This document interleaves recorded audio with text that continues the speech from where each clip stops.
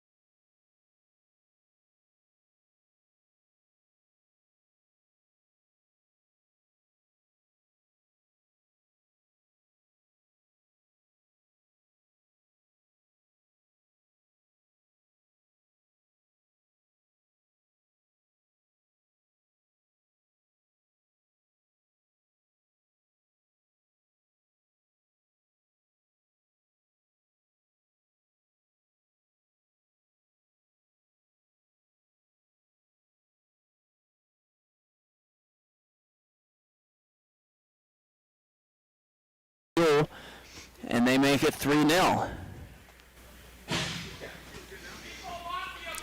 And now we'll have a face-off won by the Blizzard. And here goes Robbins again, winding it up. Through the neutral zone he goes, trying to make a move. Defended well, gets a stick on it and puts it over the net. And now it's cleared up the boards. The Blizzard settle it down. It's G with it again. He plays it up, it's off a stick. Intercepted by Justin Hage. Hage cuts through and shoots one that goes high and wide. And now we're going to have a scrap behind the play. We're going to have and a couple of players tangled up in each other's faces. I was about to say, there was number 15, he was kind of going after number 91 for a little bit. Hage just trying to skate away and get out of it. It was Nicholas Ross Kelly, who's, kind of looking for something, looking to start something, maybe spark something. He's still doing it too. Yeah, he was getting chippy yesterday and picks up right where that intensity left off.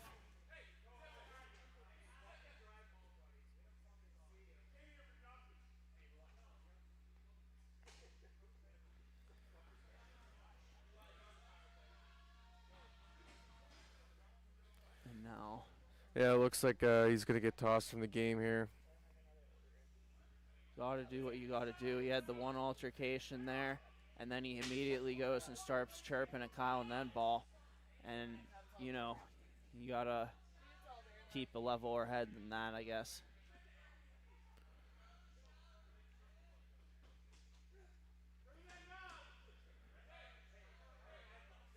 Yeah, you can hear the instruction from Nick Leon saying, hey, boys, let's keep cool here. Cooler heads need to prevail. We're going on a power play, so. Yeah, that's an important point and another opportunity to really break the game open here for the Fuel. And kind of give you an Olympic update here. Team USA with a 1-0 lead over Canada. Just about 12 minutes left to go here in the first period. Matthew Boldy with the goal. We appreciate you tuning in, watching us here, but we know obviously everybody's going to have their eyes turned to that game, so we appreciate you staying with us. He's a good young player for them, Matt Boldy. Good to see him get rewarded.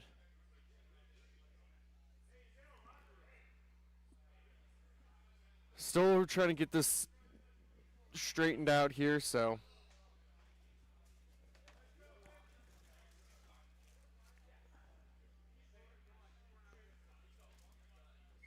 Unsure what the holdup is at this moment in time.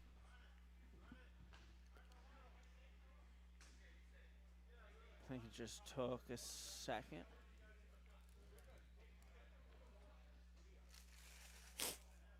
And we still have teams lining up here as they get it sorted out. Well, it's a 5-minute penalty, so it's a 5-minute power play here for the Fuel. And a shot attempt on goal was saved up high by Venata. And now it's going to be the Fuel picking it back up. A huge advantage, especially now on this opportunity, because they could score as many times as they'd like. And, yeah, that really gives them an opportunity to break the game open. And now it's going to be played. They're going to play catch with it. It's Schroeder. Schroeder looks up, moves it across. A shot, they score! With a guy in front was Brockett. I don't know if he got a piece of it or not, but the shot from the point gets through, and that'll make it 4-0 Fuel. And they scored that within the first minute of this power play, so they're going to get way more opportunities here moving forward. There's a bad penalty by Ross Kelly. And now it's Stankiewicz. Skates forward, drops it on back. Chafin has it. He looks up, brings it slowly, sends it to Stankiewicz. Stankiewicz shot pass attempt, save made by Patnod. And now it's going to be Robbins with it. Robbins trying to lead the charge here. Some kind of counter attack. A shot on goal goes off a stick and up into the mesh. Well defended there by the Fuel.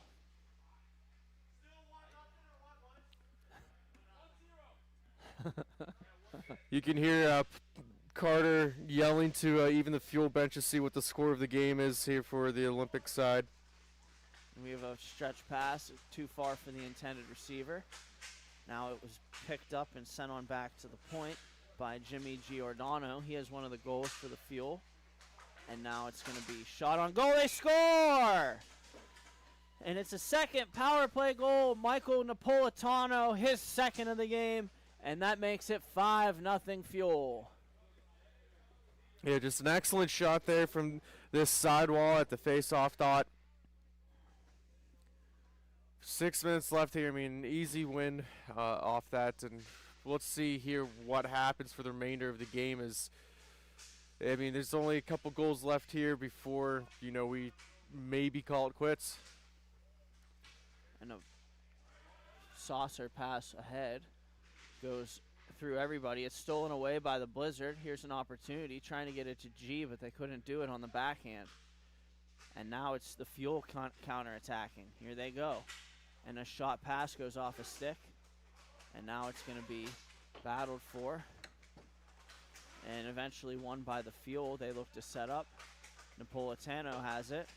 He works it on back. Stankiewicz plays it. Stankiewicz looks up and tries a pass. Can't be taken off the wall by Napolitano. He sends it back. And now it's going to be, they're going to set up on the power play. Stankiewicz has it, walks in, shot pass, they score. Hat trick, Napolitano. And that'll make it 6-0 with still 1:40 on the power play, or 6-0 Fuel. Yeah, just excellent tic-tac-toe passing there. You wouldn't expect anything different from Stankiewicz and Napolitano. I mean, they've been together in here the entirety of the season, and that chemistry's starting to click. And the Fuel win the face-off again. Here goes Nedball. Nedball moves it across. A shot attempt. It's blocked by Patnod, being Dylan Patnod. And it's passed ahead off the boards. It hits the outside of the back of the cage. It's taken there by the Fuel. Now they move it on up.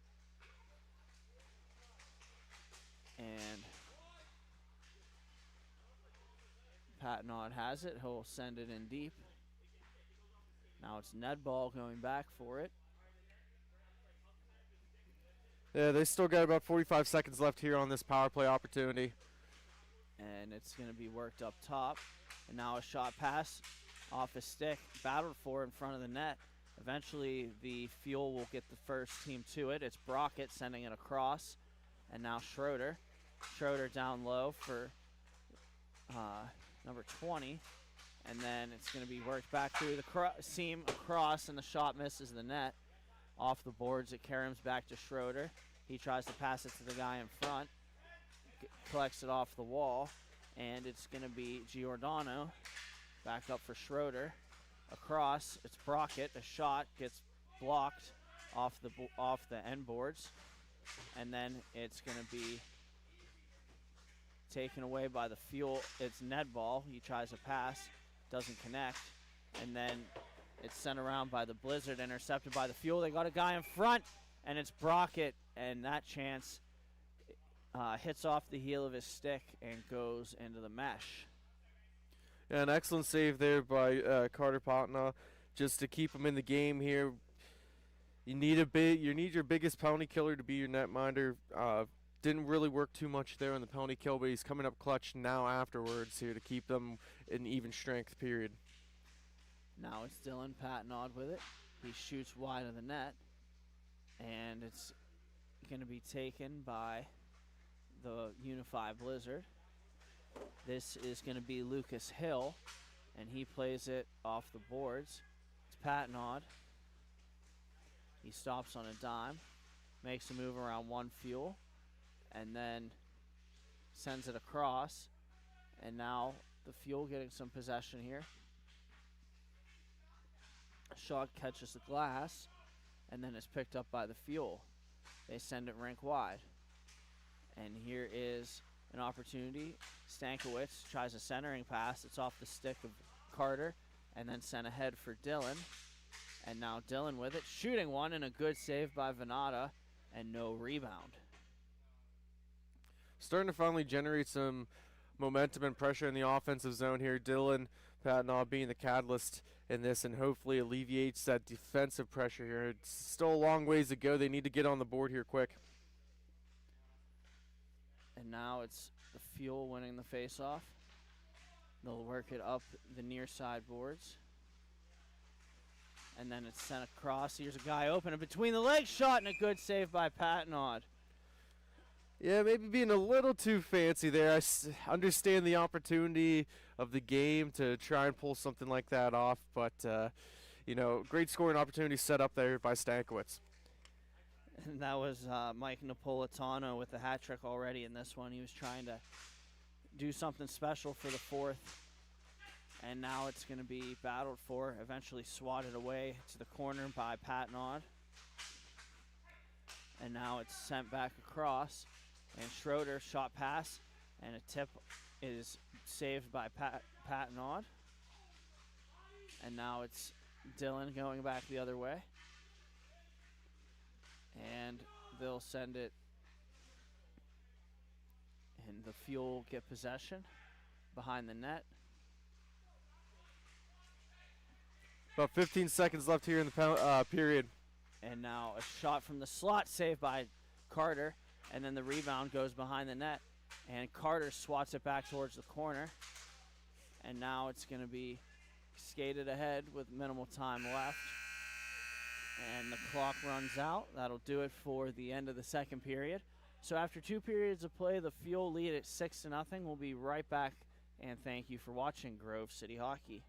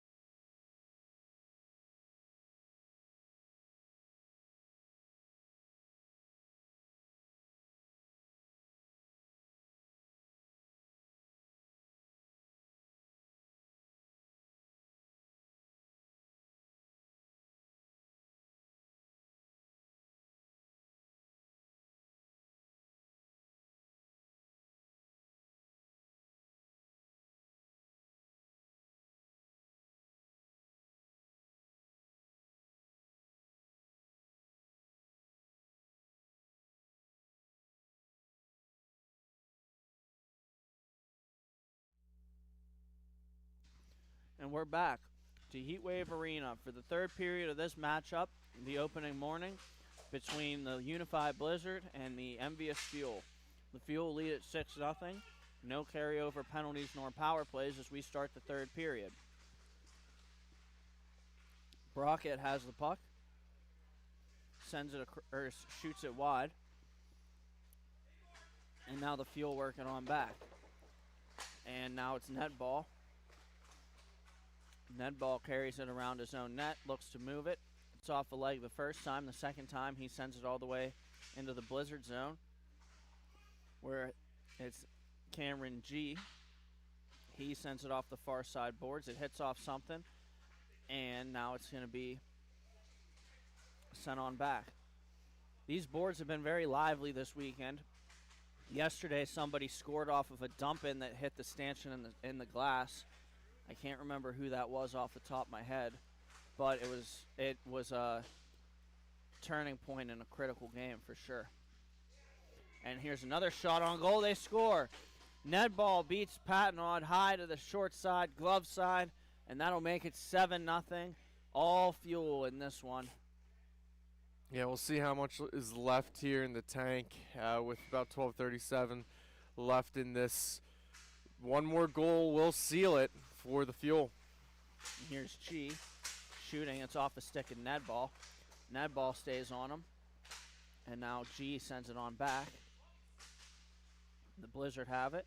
It's G again. They look up. Now here goes an opportunity and a good save by Venata on the shot from Johnny Paul. And now it's going to be Stankiewicz bringing it up. He one-hands it forward.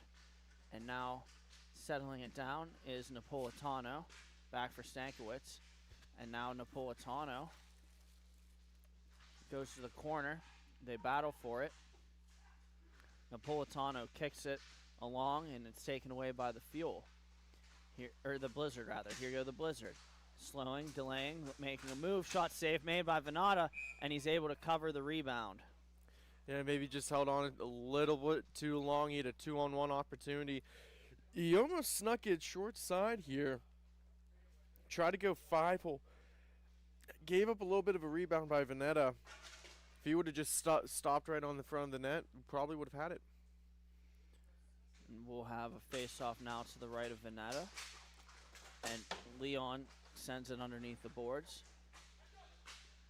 and eventually it'll be chipped out as far as center by Stankiewicz. Now it's Robbins with it on the far side for the Blizzard.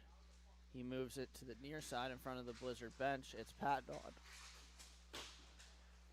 And now here goes Napolitano after Patnod shoots it wide off the corner boards. Now it's for Stankiewicz. Stankiewicz in front. It's Chafin. And a shot save made. The rebound. And they score! And that'll do it for the Fuel. They were all gas, no brakes in this one. They'll move on to play the Heat later today. That game is slated at 11:20, so stay with us.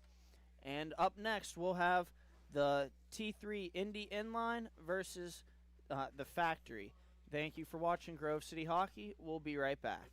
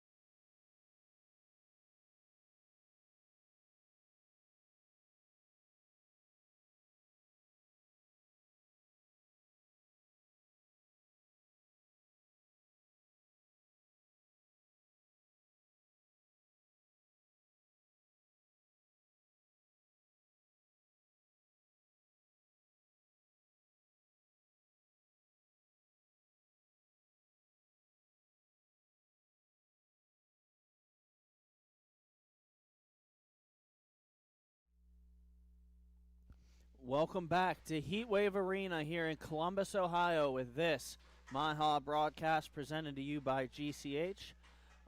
We have the Factory in yellow, the Indy Inline in the pinstripes in this T3 MIHA matchup.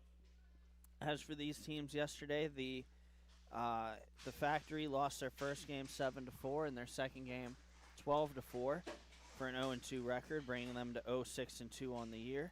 And as for for Indy Inline, they won their first game 11-4 and lost their second game 10-5, bringing them to 2-4 and 0 on the season. We have an early goal right off the hop, and in Indy Inline will take a 1-0 lead. Yeah, definitely just a easy, simple play there. Just stick handling was number 19, Hall, and he gets it past the netminder for an easy goal.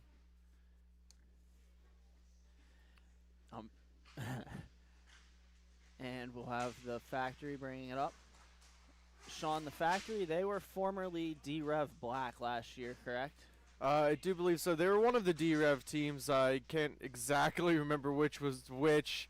I do think it was the black team because they had this quirky little thing where the black team was pretty much wearing red jerseys and the red team was wearing black jerseys. So it kind of threw us in a loop from time to time. It was a fun play-by-play call last year for sure.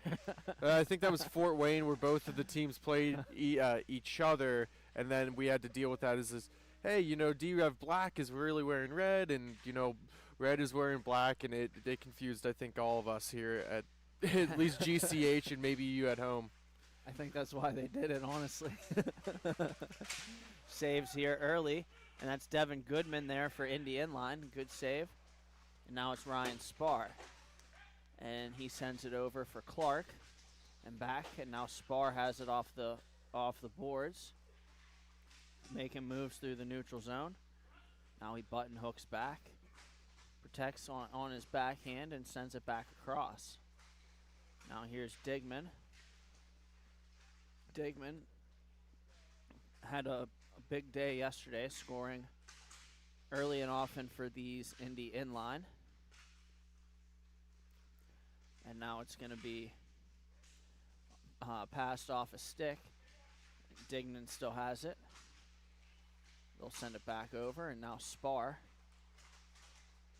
And Spar being pressured by the Factory, and a good save there by Goodman on the poke check. Now they send it back across. And a shot attempt on goal is blockered aside by the Factory. And now it's going to be a shot pass to the middle, and a shot goes into the mesh, and we'll have the face-off at center. Yeah, you can see him kind of shaking his head after that shot. He knew he didn't get as much of it as he wanted on it, and it was going in the wrong direction, just a little bit too high. And into the netting now. Play excellent defense there by Indy. And now it's going to be sent on back off the boards. One over by the Factory. They'll make a power move to the outside. Here they go. Pass across. It's loose in front of the net, and it goes through the net mouth wide.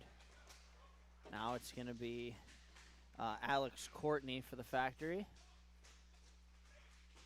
They'll turn it over. It's banked ahead. Possession changes once more.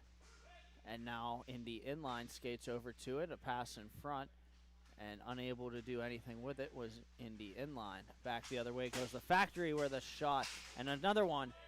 The first one off the end boards by Courtney. The second one was Chase England. England typically plays D. That was a nice way, and there's going to be an interference call. Just bodied him a little too much. That's Dean on the far side making the call. And we'll have the game's first power play go to the Factory.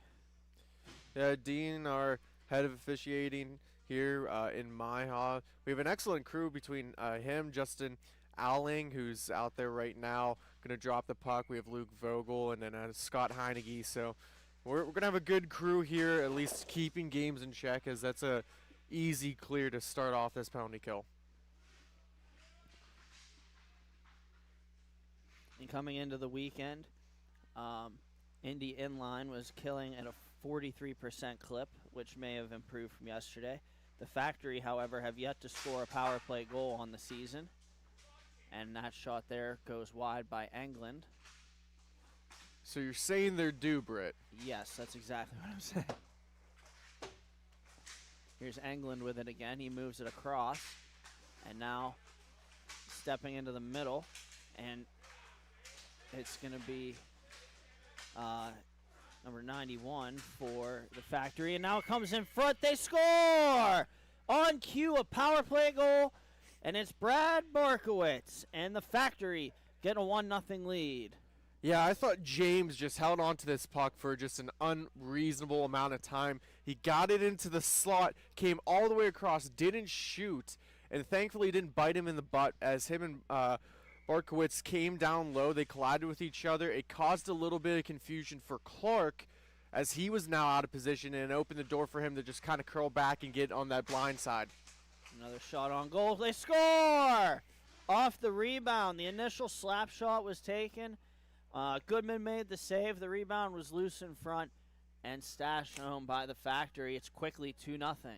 Yeah, I guess Lightning's going to strike twice here within a couple of seconds in Columbus. I know it looks like it's snowing outside, but man, just some electricity here in the arena.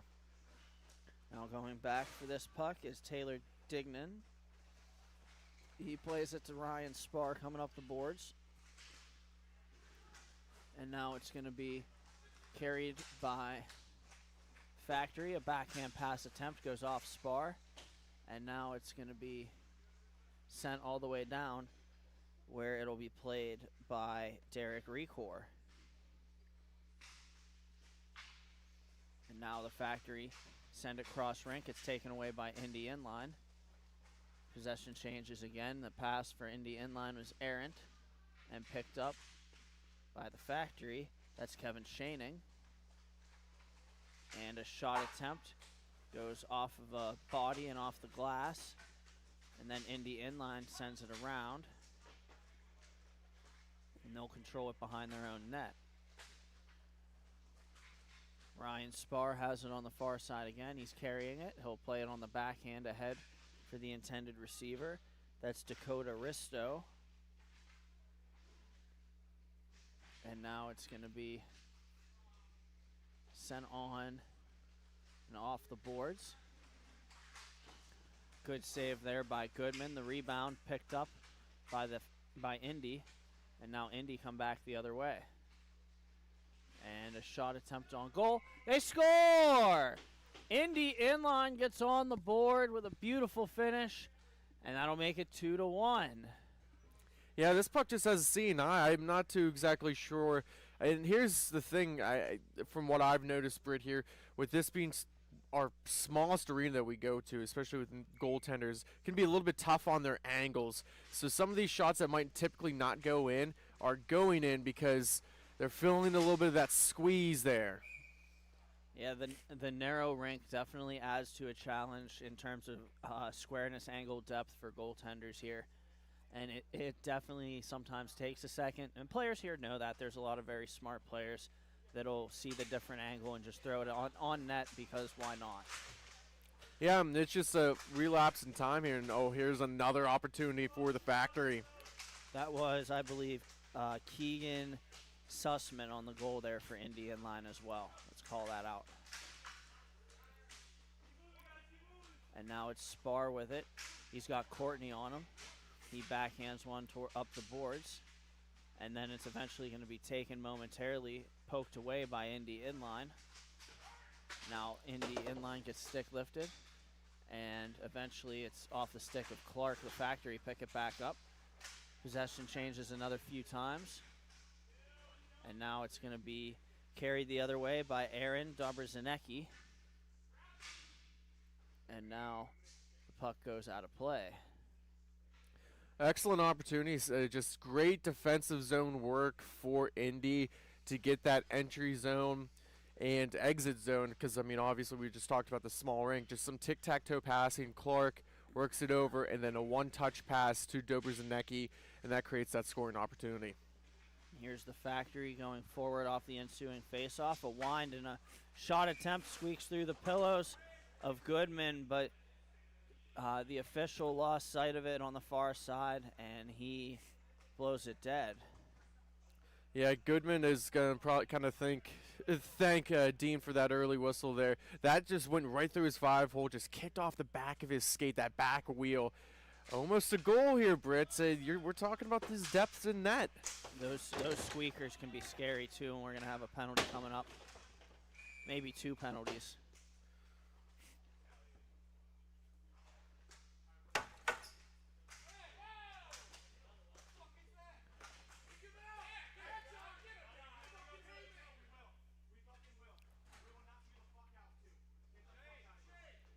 You can hear some colorful language here, so maybe we need to talk over this. A little bit of frustration from both players and teams. Yeah, Shane Wheatley was not happy with that. The initial play was called on the far side. It would have been probably a board right in front of us here, and then some chippiness and some attitudes to follow. Yeah, it's just a good call there. It's a player safety thing. It's a dangerous play. And unsure what's going on here with a stick that was in the back of the netting. Not sure whose that was.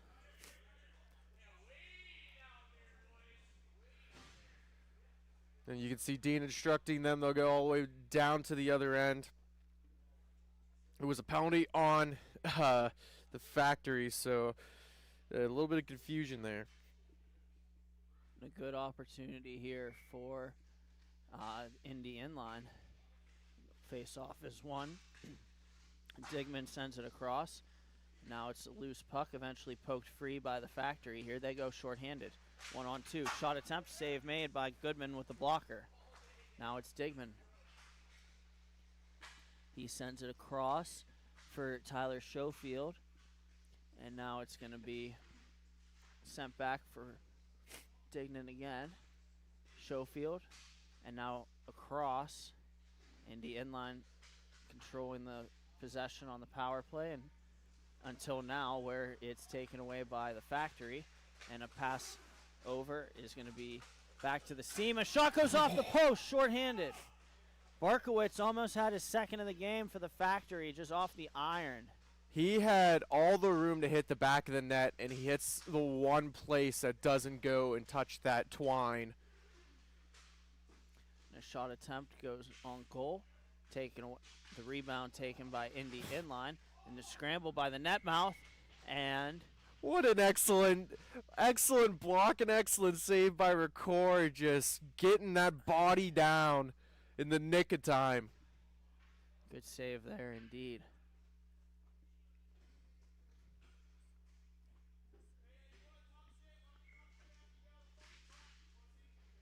And now it's going to be Indy Inline. They still got about 30 seconds on the power play.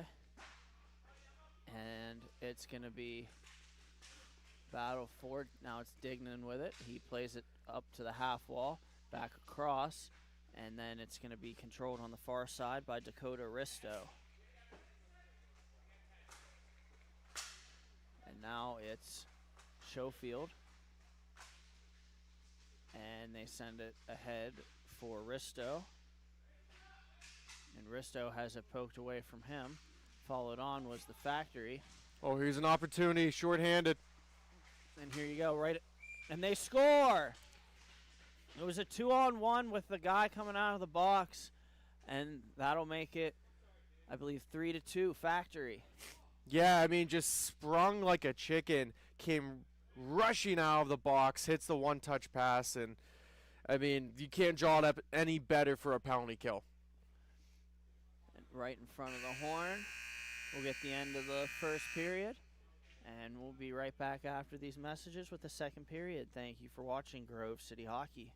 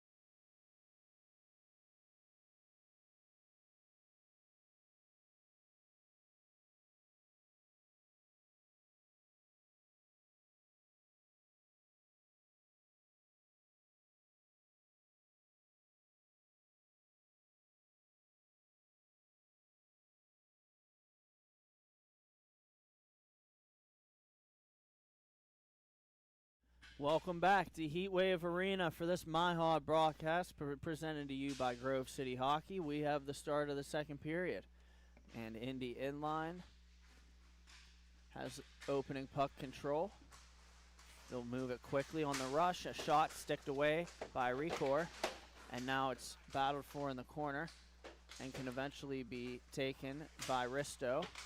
Risto sends it back to the point. Indy inline maintaining control as Taylor Dignan takes it and now sends it across, and it'll be battled for. Shot on goal goes wide and taken now by Austin Cooley. They'll play it, shot save made. And Goodman able to get a paw on it, smother his rebound.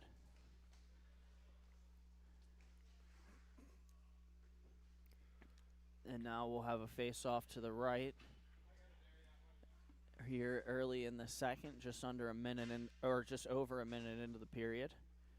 Taking the face-off now is going to be Ricky Schoenrock for the Factory, and shot on goal, save made by Goodman. Now it's going to be battled for and eventually won by Indy inline. Here they go. And a pass attempt. And now it's going to be the Factory regaining control in their own zone. Kevin Shaning. Shaning moves it up. And now it's going to be Schoenrock. Shot on goal. Save made by Goodman. Catches that one cleanly.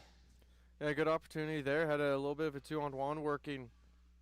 Able to get the shot off, a good heavy shot, but could have probably maybe just floated a saucer pass for a one-touch to get it on that. Be a little bit creative. Yeah, have to be in when you're in the T3 division.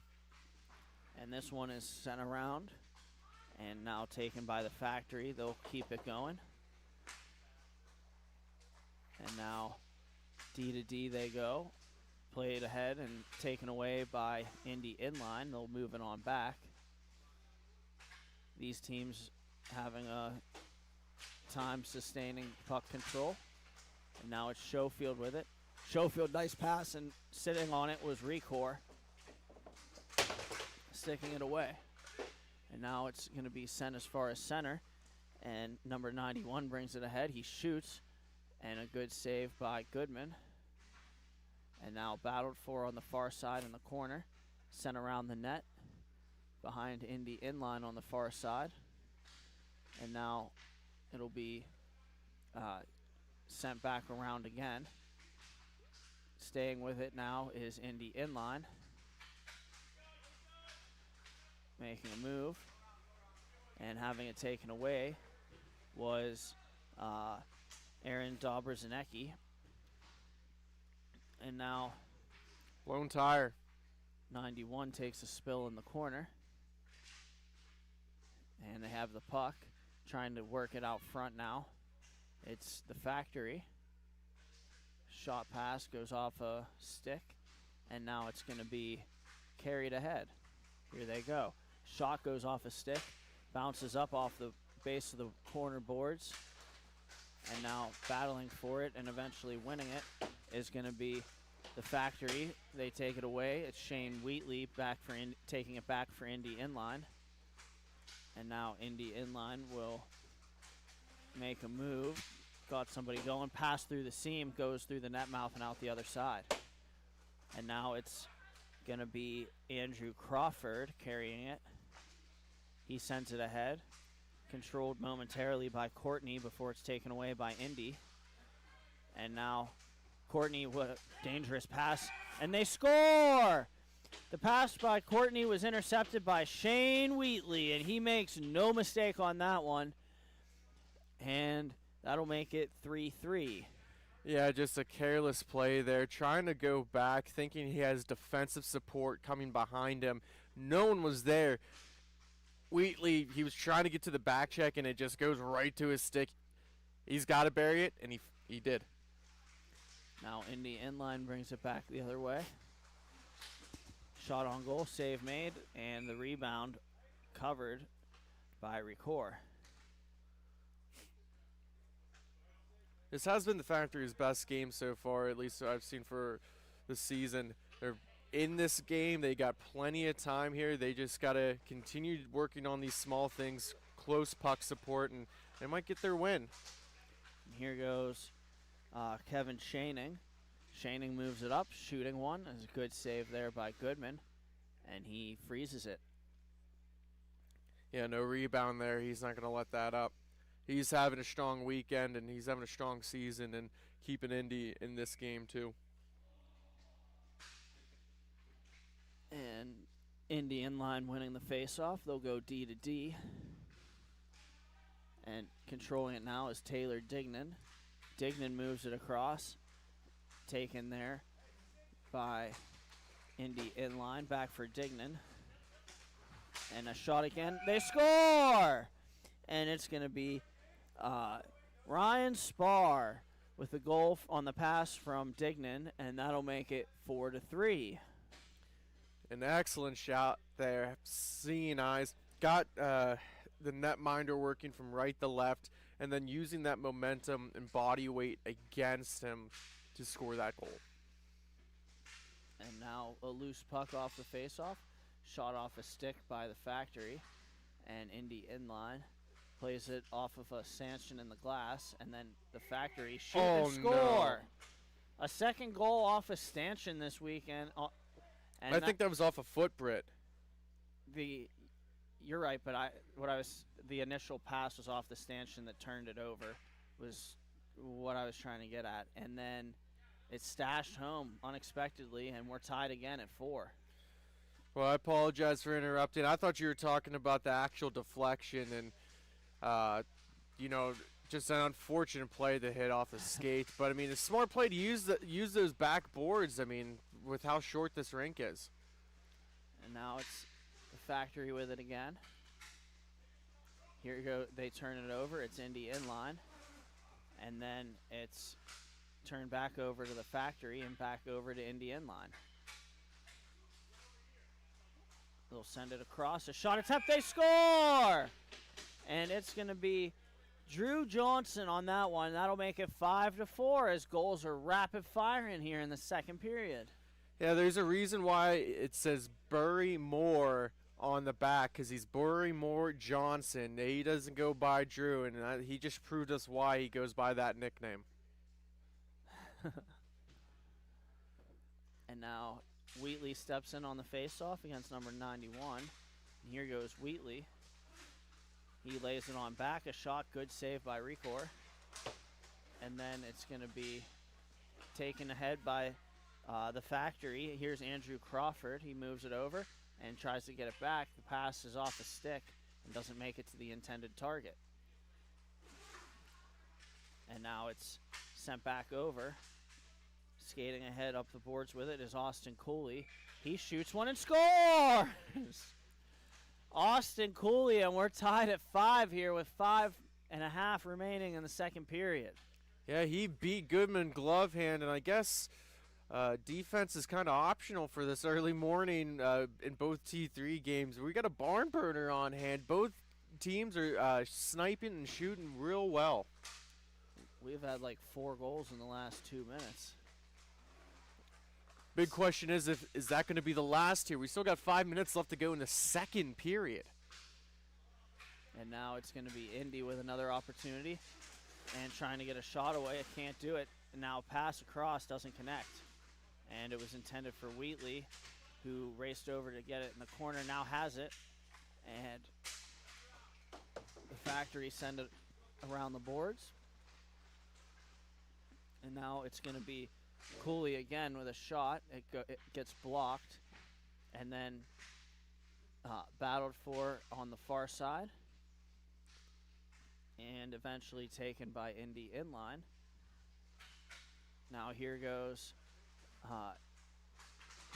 Indy trying to make a play off the rush. And a shot attempt, they score!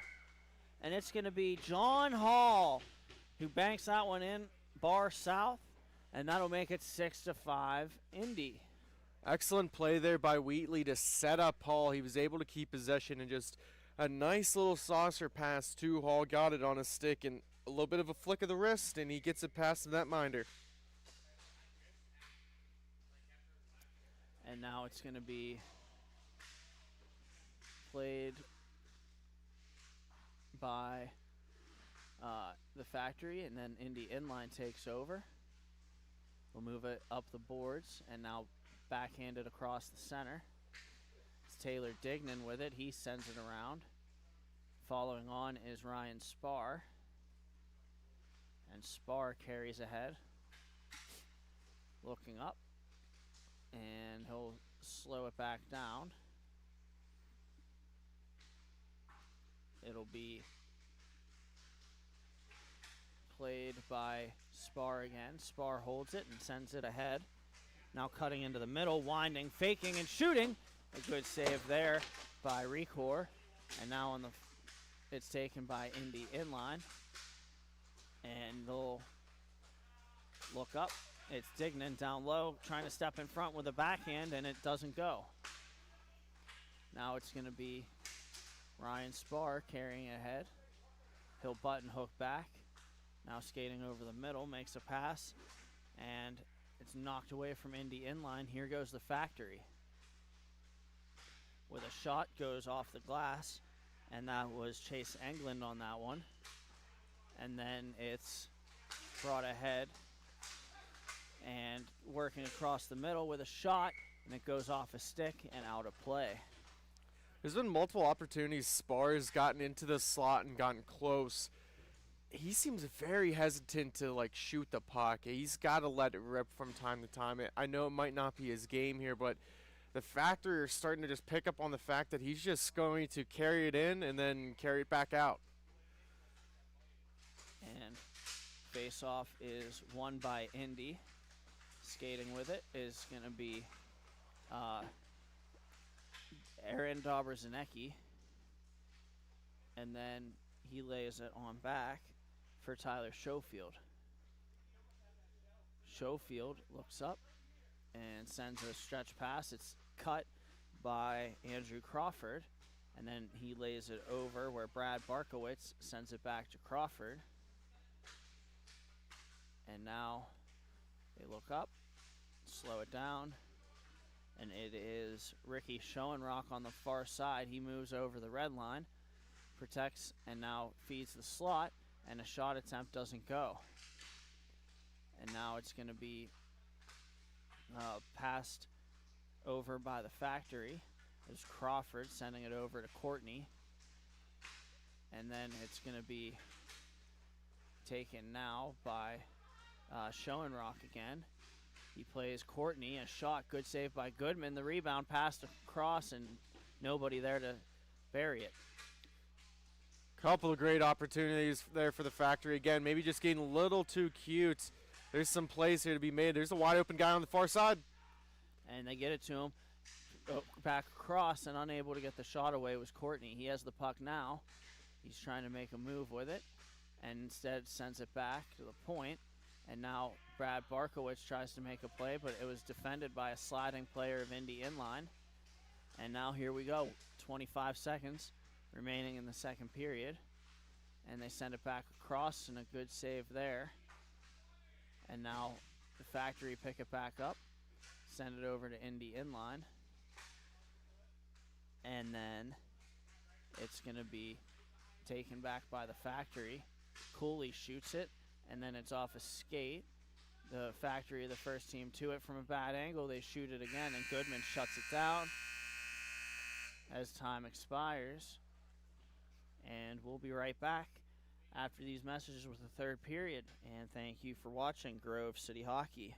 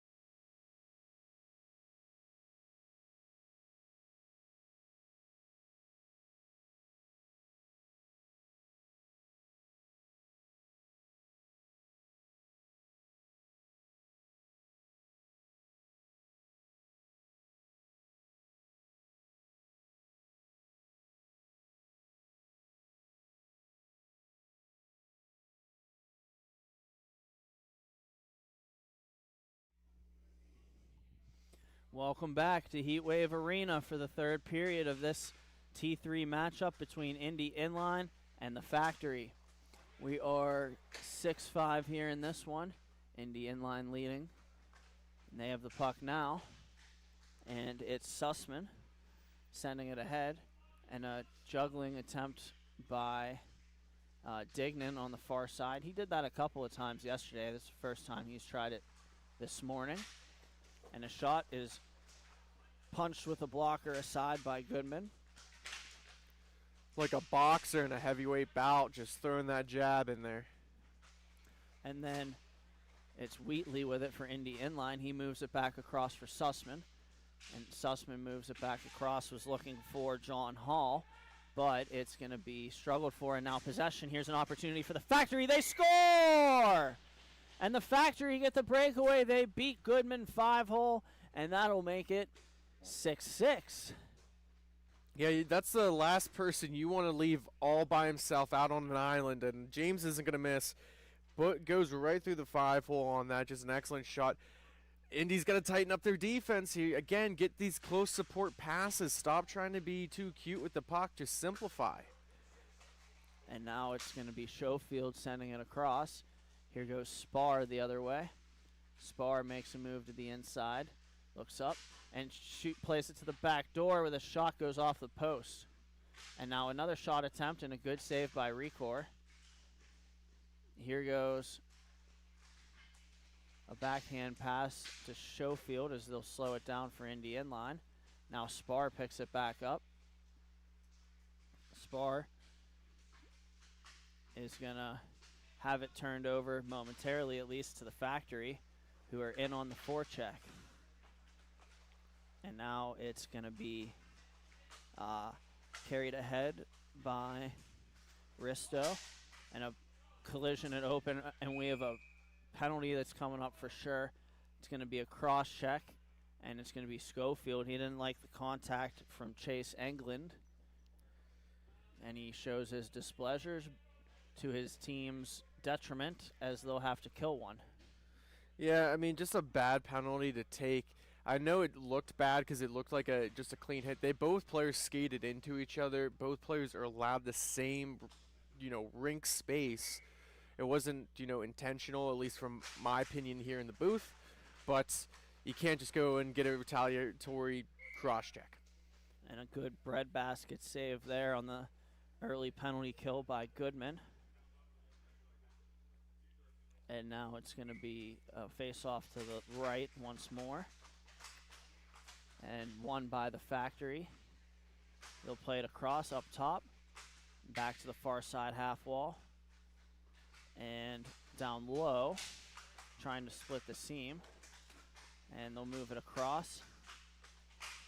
And a good save there by Goodman with the right pad sliding to his right. And now it's Schoenrock calling for the puck. He has it along the half wall. Some intensity here for this power play. He sends a saucer pass up top. Now they work down low. And now it's going to be on the far side. Shot attempt goes off a body. And now it's going to be taken away. And a pass, good opportunity there for the Factory. It just didn't connect. Now Cooley shoots it. It's blocked. Another shot's blocked. Dignan got two off of that play by itself. And now it's going to be sent ahead, but recovered by the Factory. And they'll send it to the far side half wall. Walking over the middle and overlapping, and a blast, and it hits traffic in front and goes to the far side corner. That's got to be Dignan's fifth block just on this penalty kill alone. His shins are just eating pucks like they're candy. And it's going to be England sending it around. It's Barkowitz now on the far side. And a pass and a great save. Oh, and they score. Initially, it was Ricky Schoenrock shooting that puck. It was off of the glove of Goodman. He got a piece, but not enough. It trickles through, and that'll make it 7-6, the Factory. Yeah, I mean, it's unfortunate there. You got a good majority of it. You slowed it down enough, but just had too much heat on there. And you said 7-6. Our score leads a little bit different. I don't know if we want to do that, but yeah, we'll leave that to the young kids at home. Tell the kids the higher number always comes first. That is correct.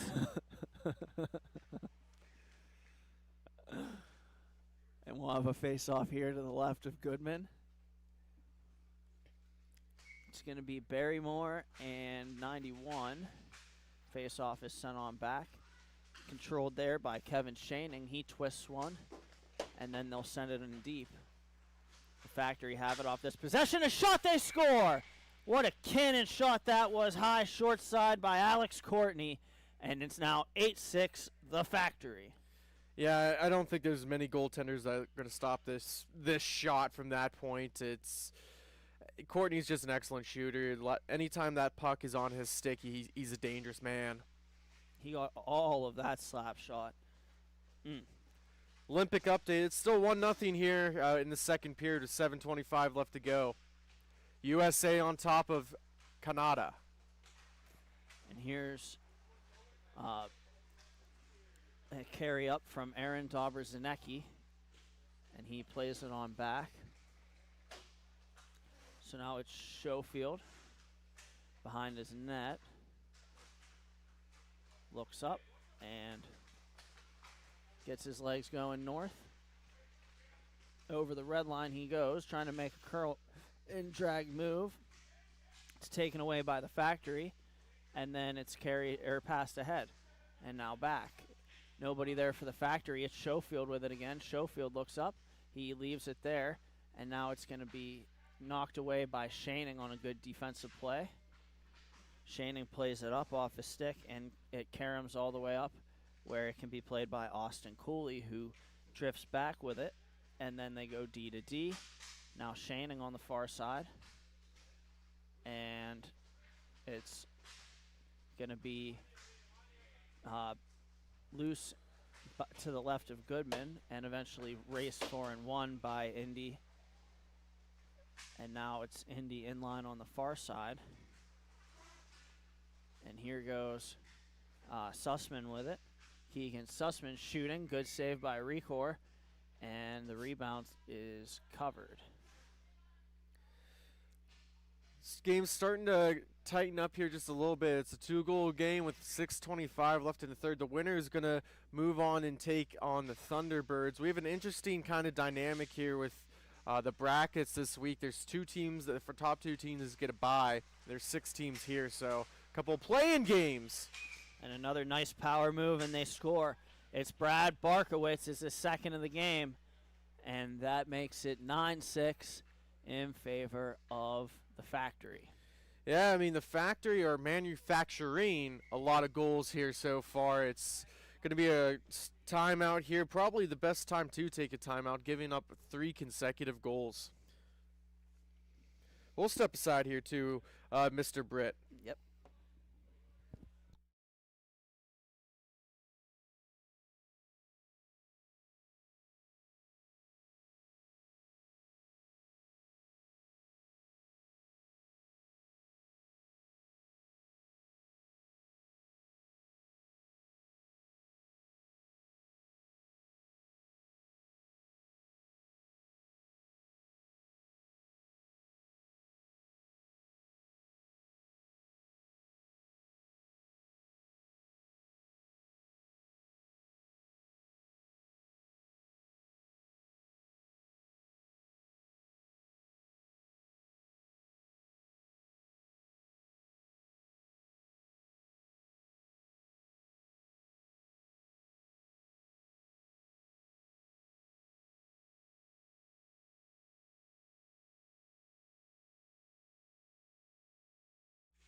And welcome back to Heatwave Arena for the concluding 6 minutes of this matchup.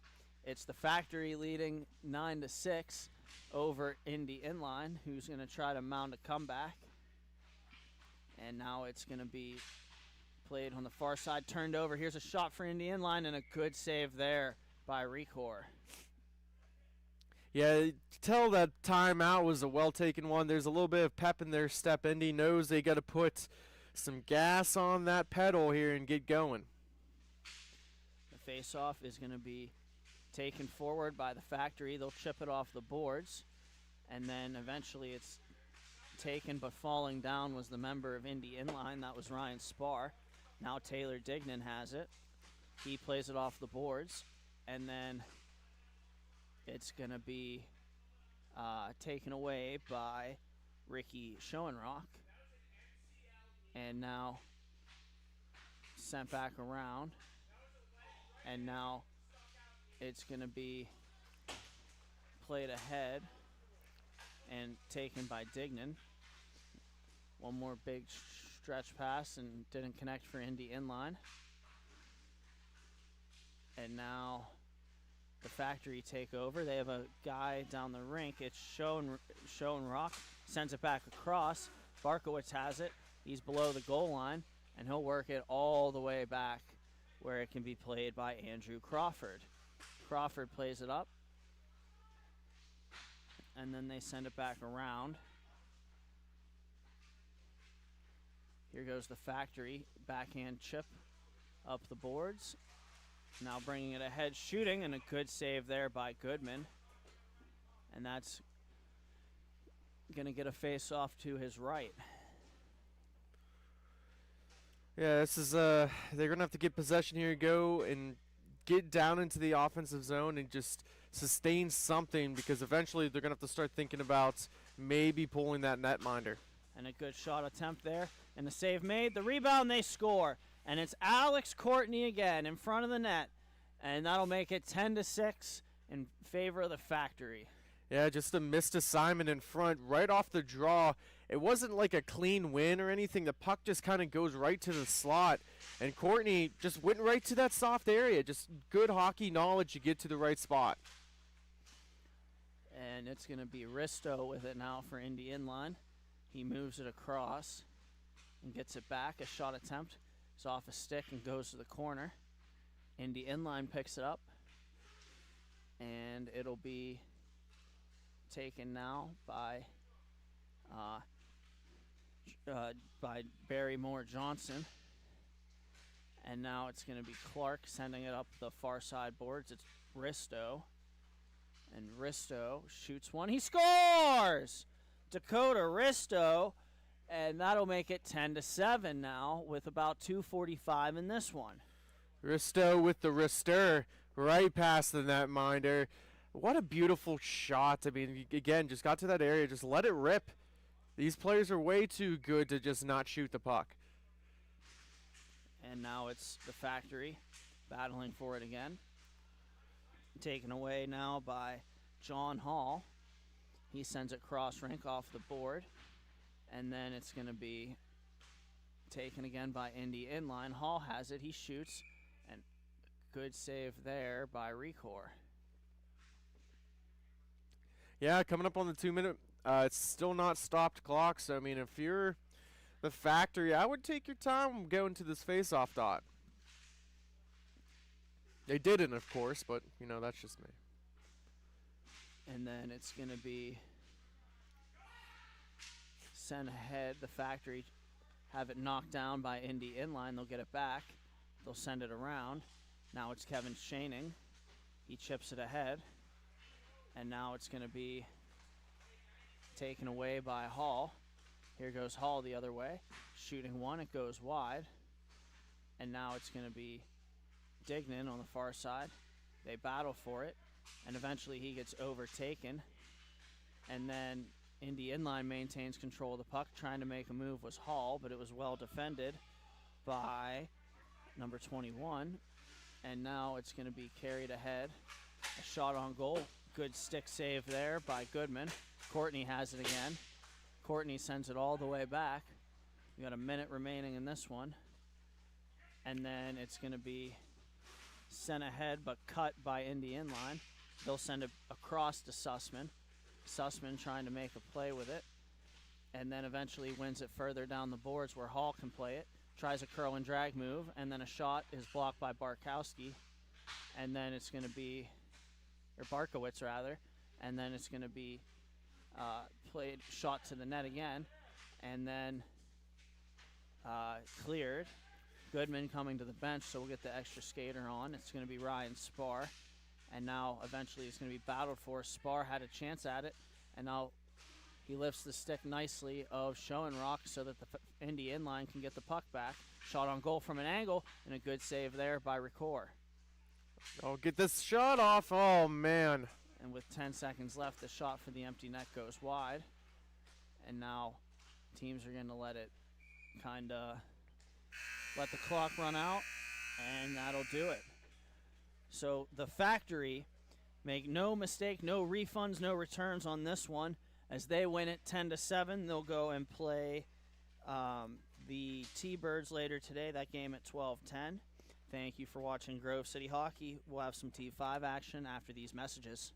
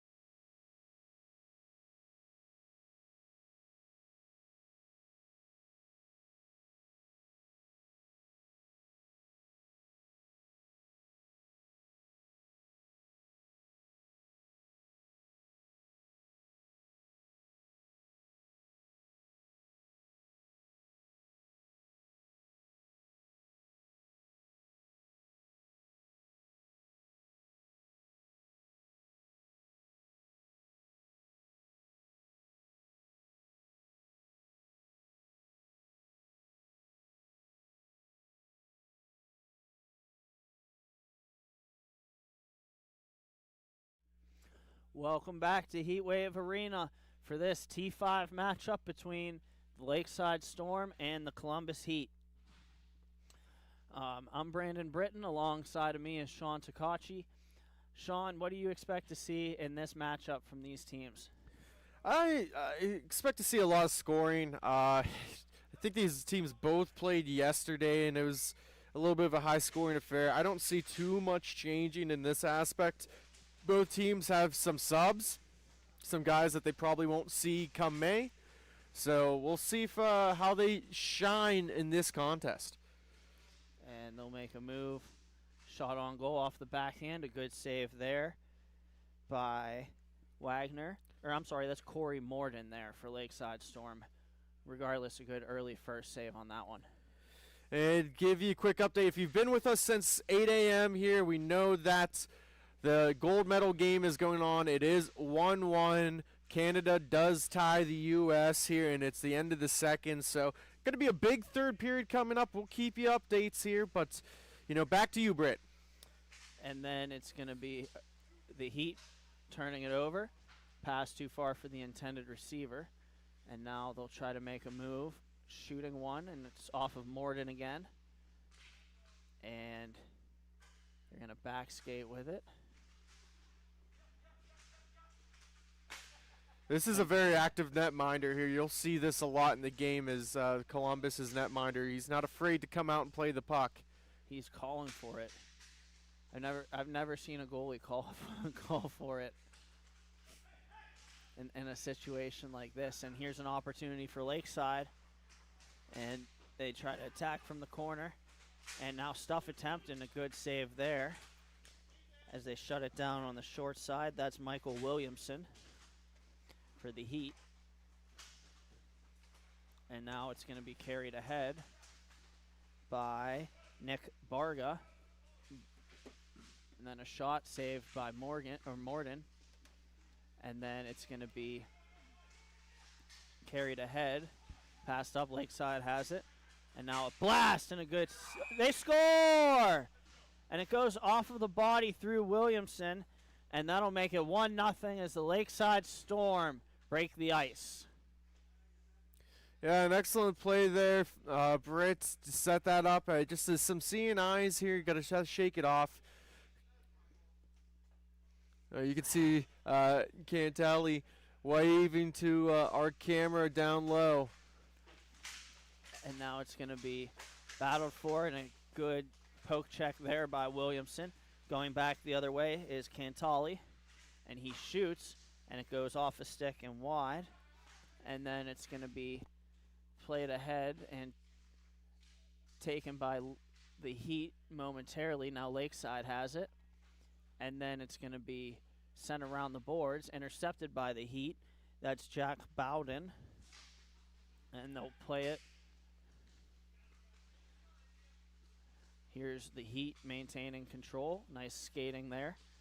And a shot attempt. They score! And the Heat get it right back. It's Jack Bowden. And it's 1-1. Yeah, I had a feeling there's going to be a lot of high scoring here in this game, and Bowden is one of those guys that's going to put the puck in the back of the net. He does so on this occasion. We could have another barn burner. We've had 2 of them so far. And this is Cantali looking up and sending it across. It's going to be played there by Ricardo Bush, and he sends it over for Cantali. And then a stretch pass ahead. Here's the Heat. Shot attempt by Cantali. Loose puck. And it's carried away by Lakeside.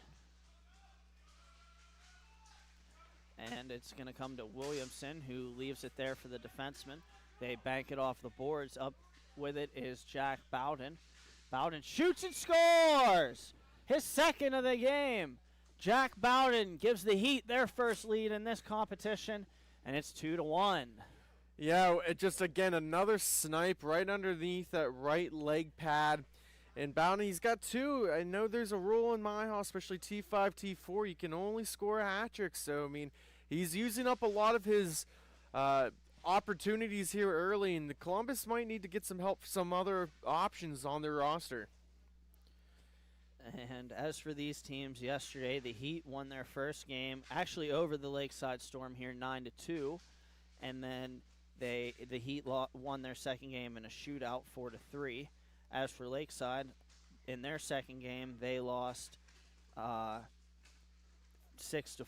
to the Damage. And now we'll see how things shake out as this one progresses. And here's Lakeside with an opportunity. And a backhand shot, they score!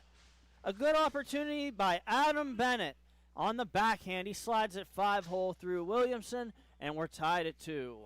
Yeah, just got to the breakaway, was able to beat the defender to the spot, gets it on the backhand, an excellent shot, and I know the goaltender's a little bit frustrated because he did get some of that puck. And it's going to be taken by Lakeside. Shot attempt doesn't happen, and it's going to be passed across. Here is Barga trying to make a play. He comes through, and then it's going to be passed across off a stick. Now here's Lakeside coming back the other way. And now Lakeside protecting nicely. It's Bennett again. Bennett plays it on back to the point, and they send it back to him. And now it's going to be sent ahead off the bank pass. Here's Skovic. Skovic looks up, and he plays a pass that goes off a stick. And now taken by Lakeside. It's going to be sent ahead, and a shot save made off the blocker of Williamson. And now it's going to be loose and recovered by the Heat. They're working on back, and waiting with it is going to be Joe Wester. And then he's going to leave it there where Jack Bowden can take it. Bowden stops up in the corner, makes a move to the inside, tries a shot save made by Morden, and the rebound goes to the near side half wall. They play it back for Joe Wester, and now for Nick Barga, who shoots it off a stick and out of play. Both teams train some opportunities here. A great shot by Colin for Lakeside down here at the far end where we're at, and then going down to the other direction. Bowden was looking to complete the hattie. I don't know how many hats would be thrown onto the rink, but he's going to have to save it for another time and place in this contest. And skating ahead with it now is going to be the Lakeside Storm. They make a move around one defender. Pass in front, save made by Williamson. And the rebound, a couple of guys for Lakeside collide over in front of the broadcast booth. The Heat take the puck. Pass is too far for the intended receiver. And then it's Lakeside bringing it up. Lakeside does look a lot better than they did yesterday when they played the Columbus Heat. You mentioned a 9-2 loss here. They're keeping it close here. It's 2-2, and I don't know. They're getting better as the game progresses. We'll get the face-off here at center.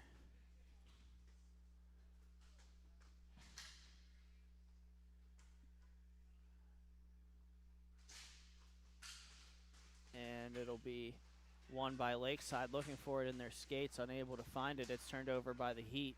Here's Cantali, and he sends it down low for Joe Wester.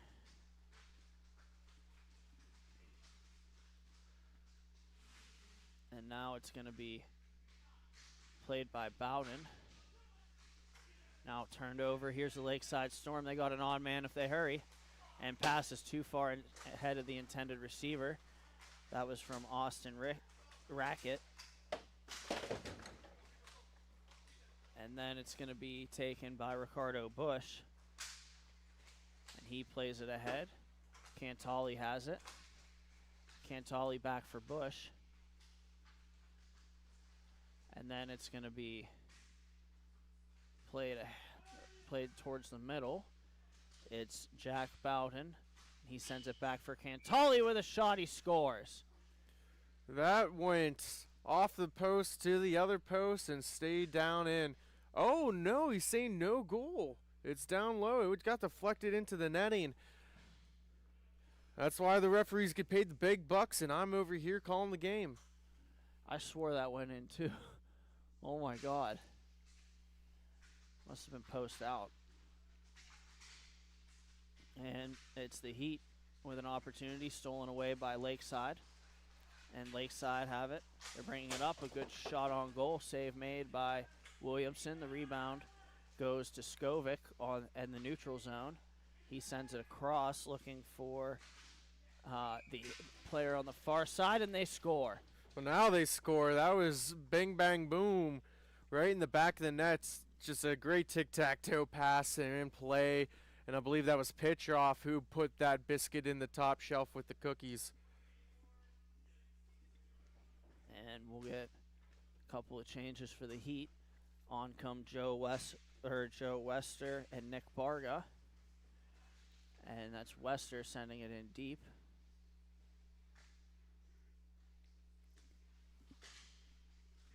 And now it's going to be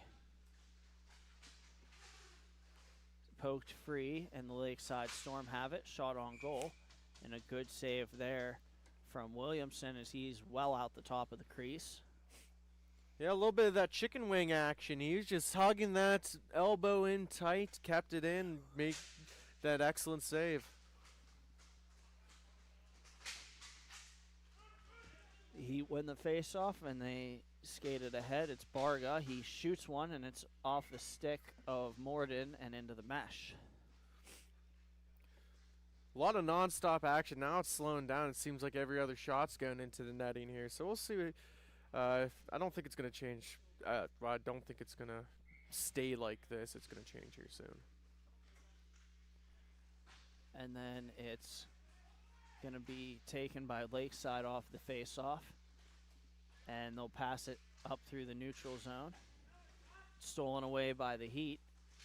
And Petrov comes in and shoots one. A good save by Morden. Yeah, just getting that left toe on it. Very flexible play there by Morden. Great opportunity here. The Heat are buzzing this morning. And it's going to be sent on back. Wester has it. And it's going to be played now on the far side. Now it's going to be it's going to come all the way down to Williamson. He plays it halfway down the rink. What a pass. And that was looking for Petrov, who collected and then turned it over to the Lakeside Storm. Petrov gets it back. He looks up. And now he plays Joe Wester. And now it's skated ahead. And a shot attempt. Oh, there it is. And they score. And that's going to be number 30 on that goal. And the Lakeside Storm have tied this one at 3 with about a minute left in the first period. Yeah, Williamson had it partially, just didn't have all of it. Unfortunate there. I mean, it's a 2-on-1. You can't give up those and expect to not give up a goal. So, I mean, Williamson did all he could on that play. Wester plays it over. Here goes Bowden with it. He's already got 2 goals in this one. Looking for the hat trick. Shot goes off a stick and off the end boards. And then Lakeside picks it up. And they'll carry it through the neutral zone. Here they go with a pass, and a good pass ahead, chipped on net, and a good save by Williamson. The rebound is sent between the defensemen all the way back with 10 seconds here. And now they'll pass it ahead and across. They have a guy open in front, but they can't get him the puck. And that'll do it for the first period. So after 1 period of play, we go to the intermission, tied at 3. And thank you for watching Grove City Hockey.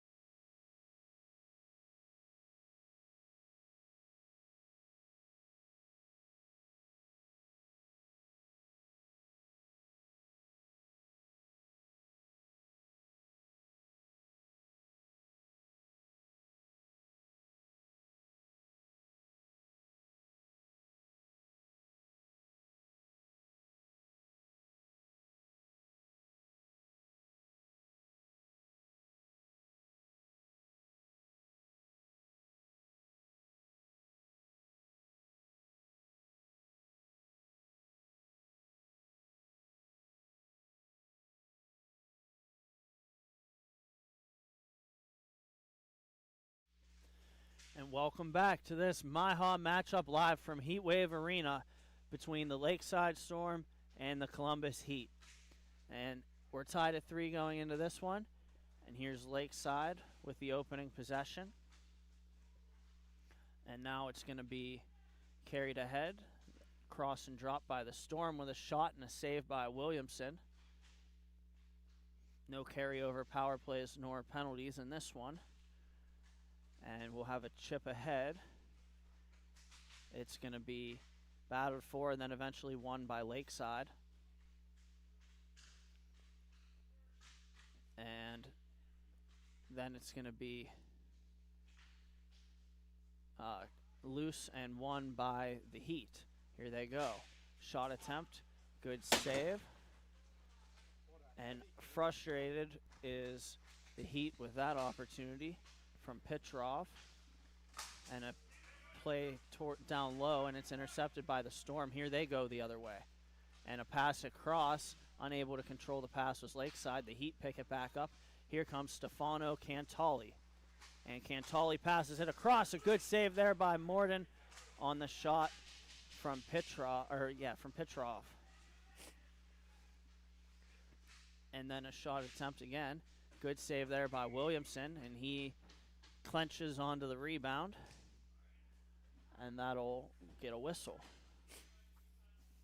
Yeah, Petrov went going right into the boards like a bull in a china shop, shaking the glass here. And we got to be careful. You never know how that could shake up the foundation of a game or an arena. Never know when that pane of glass ain't sturdy and it breaks. Yeah, I mean, we've seen it here already in this particular arena. So hopefully Cody Wheeler's got some glass panels on standby. And then it's going to be battled for and won by Lakeside. Momentarily now it's going to be Jack Bowden following on.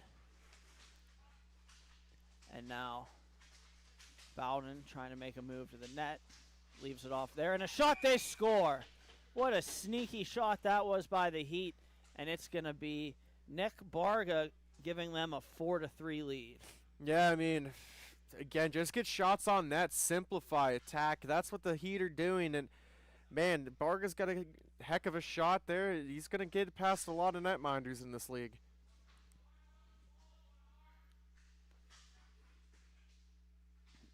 And now it's going to be brought ahead by the Heat again. And they're going to carry around to the corner with speed on the perimeter. Looking for a play in the middle is Bowden. He had Wester, but the pass was intercepted by the Lakeside Storm. Now taken away by Skovic, and a good play there as he leaves it ahead for the Heat to counterattack. And it's Barga sending it back for Skovic. Skovic throws one through the crease and out the other side, and then Barga follows on. Barga has it knocked away from him by the Lakeside Storm, and now they battle for it. And eventually it's stolen down low, trying to work it in front. And then it's going to be taken by the Storm again. And there goes Barga taking it back for the Heat. He skates it over the middle, trying to make a move to the inside. It's knocked away by Alex Kahn. Kahn throws it towards the net, and it's sent to the corner by Williamson, and then sent back through and swatted at up top. They have it, and a shot on goal, tip, score. What a bounce. What a tip that was in front, and that'll tie this game back up at 4.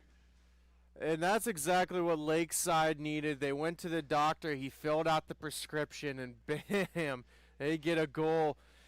Yeah, again, just what an excellent play there on that tip.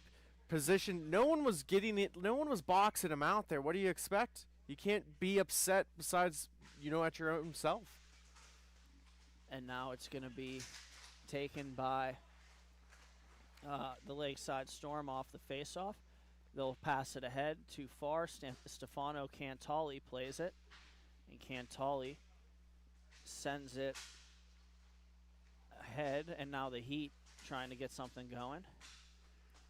Cantali has it, shoots it, and it's a good save there through traffic by Morden. And back up to Cantali with a blast, and they score. It hits something in front of the net, and Cantali has given the Heat the lead right back. I mean, there's just the man has a cannon on his stick. What an excellent shot there. He can score from anywhere on this rink. And again, we're in for another high-scoring contest. Defense is optional. We're the new age NFL, apparently. And another good shot there. And it's going to be saved by Morden as he smothers the shot from Petrov.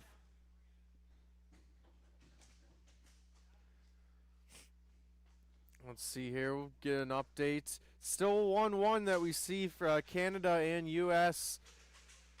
18 minutes left in the third period. It's coming down to the wire. And it's going to be battled for by the Heat. Save made by Morden. The rebound off the post. Loose puck in front of the net. Scramble for it. And we're going to have a penalty. And it's Jack Bowden. Call is coming from Dean Hindley. Yeah, just an unfortunate penalty to take there. And it's a trip.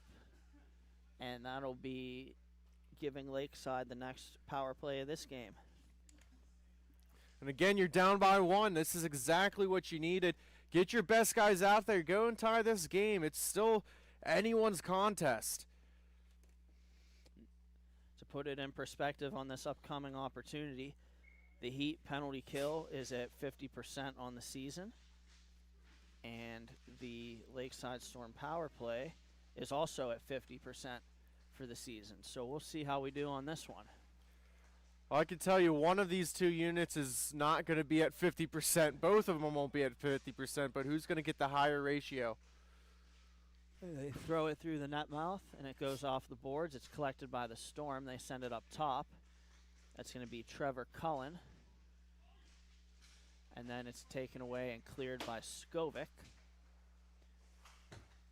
And now it's Austin Rackett bringing it up for Lakeside. Here goes Rackett. And he'll send it across. And that's going to be Trevor Cullen sending it back up top. And then it's going to be carried forward by Adam Bennett. And he scores! Another deflection in front. And the Lakeside Storm get the game tied again. Again, that play's been open now twice, and they've connected on it both times. If I'm the Columbus Heat, you're going to have to make that adjustment. You're going to have to get one of your defenders down low and just push and box out because they keep on scoring. And then Lakeside trying to emerge with this one. Now it's Skovic has it. He sends it back, and going back to get it is Barga.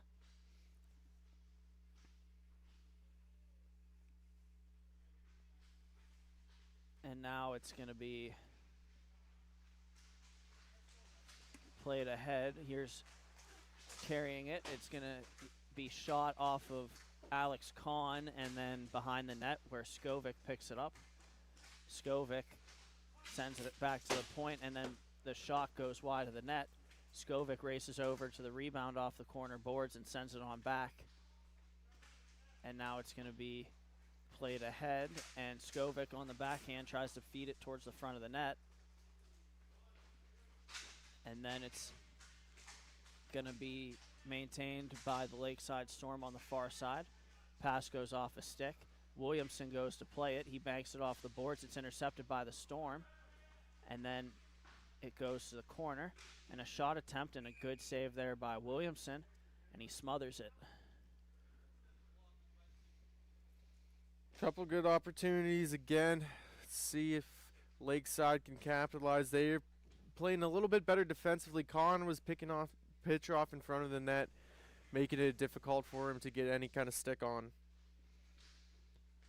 And then it's going to be brought back ahead here by the Heat. They carry it, and a pass across to the front, it's going to be sent on back and then taken by Barga. Here's Barga looking up. And now trying to carry it forward. Oh, if he was able And to get to it, it would have been 2-on-1. Shot attempt gets deflected wide. And then sent ahead and knocked down. It's going to be the Lakeside Storm bringing it up slowly, trying to make a move. Nice move to the inside, and a shot is saved by Williamson. And he holds on. Yeah, Williamson's rebounded from a couple of shaky goals at the beginning here, getting his, either blocker on it, stick on it, getting a portion of the puck, but not all of it. He's starting to settle and lock in. And they send it around. Here goes the Heat through the neutral zone. Looking up, making a pass, and a backhand shot. They score! And that's going to be Josh Krenock. And that's going to give the Heat the lead back. A backhand beauty there, Britt. Yeah, what a shot that was from the slot. He very calmly took that puck from his forehand to his backhand and then deposited it into the net. Yeah, he didn't feel any pressure whatsoever, and it allowed him to be cool, calm, and collected. And he's going to give the Heat a lead again. Let's see if they can keep it this time. And here's a battle on the near side. Wester gets puck control. He shoots one, save made by Morton. The rebound goes to the corner. Wester sends it around, and unable to stop it was Bowden. And now he's in a race for it. It's turned over by the Heat to the Storm. Falling on the far side was a player for the Storm. And now Wester comes in and battles for the puck. Poked free by Skovic. The Storm have it right back. And they look to the far side, and a good shot there is shrugged down by Williamson. That's a sign of a good goaltender there. Those who don't give up the rebounds, and Williamson just kind of lunging forward and using his body momentum to prevent that puck from bouncing out to, who knows where. And then it's going to be the face-off one to the outside. Skovic has it for the Heat. He sends it on back. And now it's going to be Quintali. Quintali looks up and plays it to the near side. And then it's going to be Adam Bennett taking it away for the Storm. Bennett cuts to the middle, and a shot attempt, and it's a good save there. And now it'll be poked free by the Heat. That's Ricardo Bush on the far side battling. And then it's sent in deep. Williamson goes to play it and then leaves it there. The Heat send it around into the neutral zone. It's going to be collected by the Storm. Little saucer pass ahead for Adam Bennett. Bennett skates down the wing and then lays it off, and a pass is picked up on the other side, and now it's Bennett with it again. Bennett's galloping on this. He looks up and he sends it on back up top. Shot on goal. They score! From downtown, the Lakeside Storm beat Williamson, and we're tied at 6. What a heck of a goal, just bar down. Just a little flick of the wrist. It's 6-6, and we're going to the third period, Britt. We got a good one on contest. Keep seeing shots like that. Who knows? Anyone's game. Yes, sir. We'll take a quick step aside, and we'll be right back with the third period. Thank you for watching Grove City Hockey.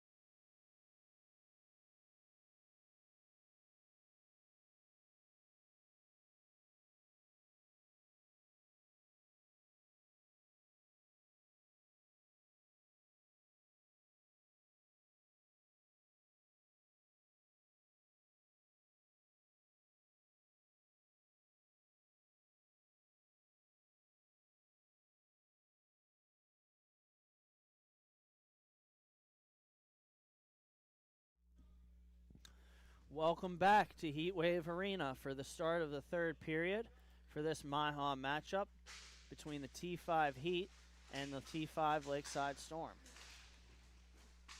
And now it's going to be won by the Lakeside Storm. They'll send it off the boards. And then Ricardo Bush had it momentarily. Here's Lakeside battling for it. They get it. And a good save there by Williamson.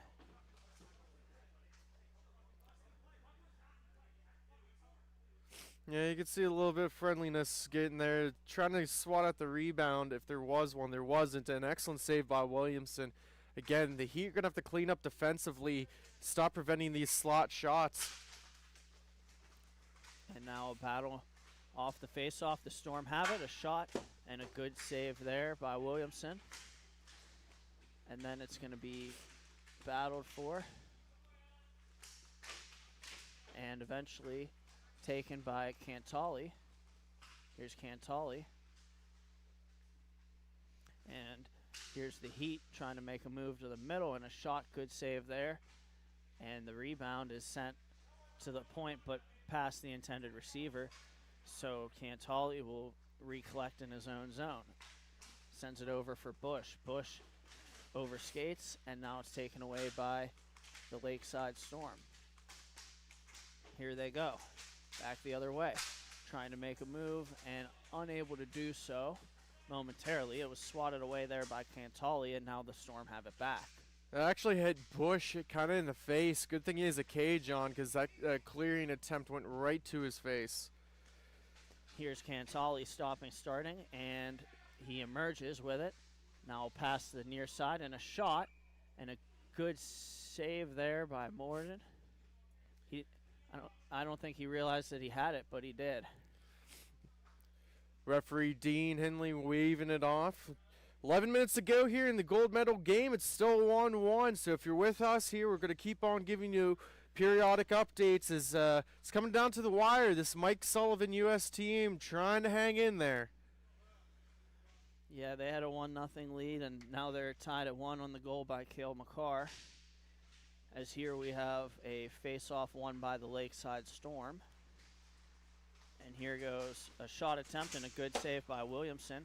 The rebound stashed to the corner where the Storm can't play it until it goes back into their own zone. Oh, dangerous play to skate right in front of your own netminder, but he got away with it. And now it's going to be the Heat with it. And here goes Wester. Wester plays it to the near side, or to the far side rather. And emerging with it is going to be Barga. And he shoots one, and it's going to be wide of the net.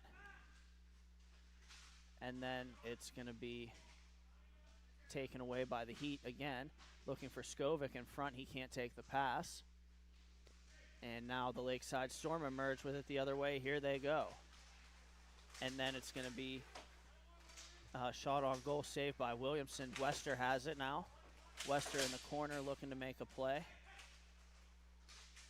And it's sent on back. And a shot attempt on goal. A good save there by Williamson. And he'll hold on. Yeah, Blow's already scored right and tight in front of the net. He almost gets it again. Didn't get the actual deflection, just stopped it enough, but was able to get a shot off again. Just leaving a wide open man in front of their netminder. The Heat are going to have to box out. And it's going to be kicked ahead by the Heat, and the Lakeside Storm race over to the puck. And now they'll stop up and move it up the near side in front of the benches. As the next goal looms largely for both of these teams. And now sent back, here's Wester. Wester plays it over. And a shot attempt on goal. And it's going to be played again. And now eventually sent on back.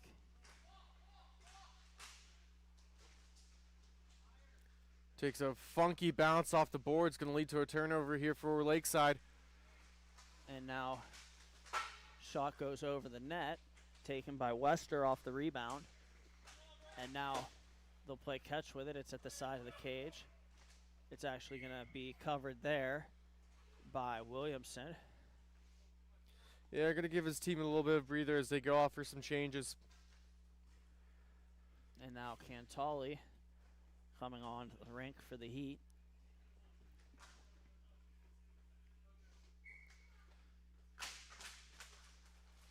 Here's Bowden bringing it ahead. And he's taken down at center. Nothing called there. And then it's going to be brought back the other way by the Storm. And now the Heat move it ahead. Another collision there. Nothing called. And then it's going to be battled for and eventually sent towards the net. The Heat have it. And Cantali with it. He shoots. And it goes wide. And then it's going to be worked on back. Cantali with a shot, and it hits traffic in front of the net. And sprawling out to cover it is going to be Corey Morden. Yeah, a lot of some body shoves, checks, reverse checks. They're trying to get any kind of inch that they can in front of the net. So we'll see how this progresses for the remainder of the game, because there's still about 7 minutes and 40-some seconds left here, and it's a tied game. So I mean, every inch matters. And now it's going to be Cantali at the point again. He tries for Skovic. He shanks a shot and then goes to the corner where eventually Lakeside wins the puck battle. Now here goes the Lakeside Storm.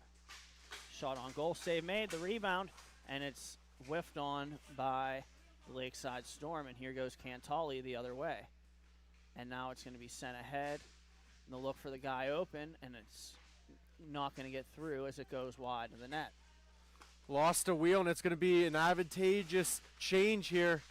And now a shot attempt on goal goes wide. Cantali pokes it free. Skovic races up to it. Skovic looks up, and he'll send it across. Now it's going to be the Lakeside Storm taking over. And now they have a guy open, and a good save there by Williamson as he was sliding and shut down the 5-hole. An excellent save. Barnett has gotten a couple of those goals already here. He couldn't get that one because Williamson denied it. And right back they score. And the Columbus Heat, it's going to be Brock Petrov. We see the save at one end, the goal at the other, and the Heat have earned a 7-6 lead. That's why momentum matters so much. They call it the Big Mo. And, man, one save leads to another scoring opportunity as timeout is called.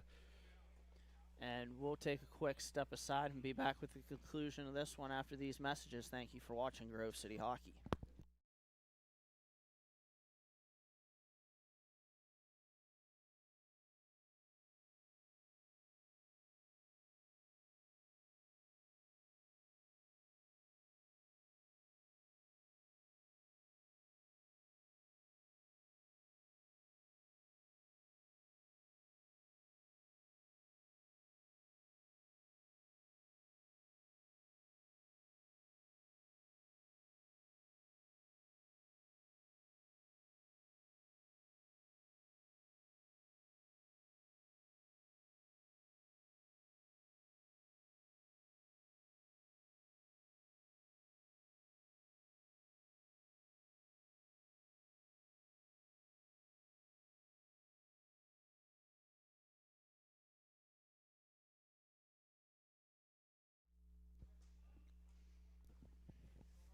And welcome back to Heatwave Arena for the conclusion of this matchup.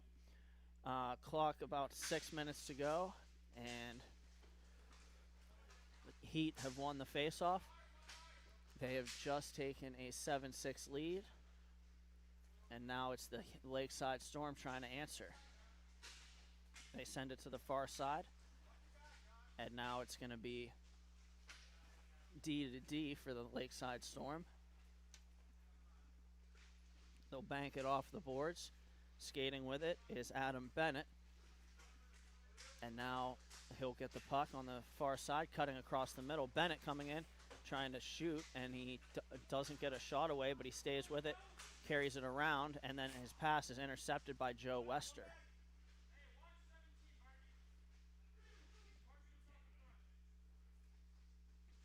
And now it's going to be skated ahead again. Here goes the Lakeside Storm with it. Turnover here, 3-on-2. And a drop pass and a shot is blocked by Austin Rackett. Rackett picks it back up. He has a guy open, cherry picking in the distance. And he tries to carry it through a couple of guys and eventually loses the puck. Then the pass is sent diagonally, and Bennett is able to knock it down. Here's an opportunity and a good save by Williamson. Way to settle that down by Barnett. Trying to create an opportunity here. He did. Couple of guys in front, it just, again, leaving that back door open.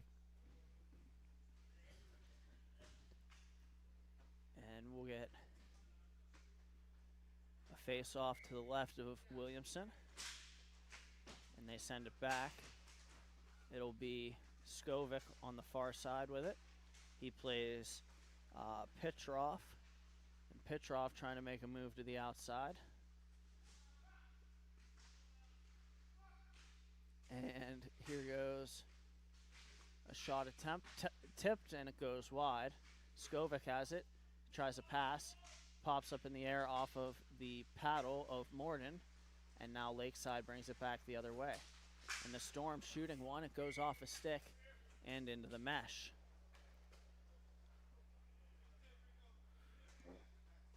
.340 remaining here. Let's see if they can get this offensive zone draw back, get it to the D, work it across up top. And it's battled for. Cantali has it. Cantali trying to make a move out of the corner. He gets it back, and then he sends it across, and now it's Ricardo Bush. And Ricardo gets going, and he looks for a shot. He scores! And a huge insurance goal by Ricardo Bush. And that'll give the Heat an 8-6 lead. Yeah, he let it fly from the top of the face-off dots. I think there's a screen in front. Morden, I don't think, had a clear line of sight by his own defender. And Bush, he was able to go down low. And big goal there, like you said, gives them a 2-goal cushion. And now it's going to be a shot off the outside of the cage for the Storm. And now taken by Barga. He's going to bring it back the other way with speed. A shot is patted aside by Morden.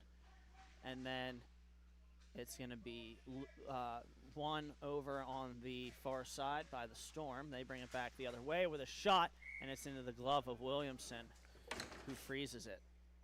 3 minutes left in the gold medal game, still 1-1. A 4-minute penalty by Sam Bennett on the high stick, and it seems like the U.S. is not going to be able to convert here.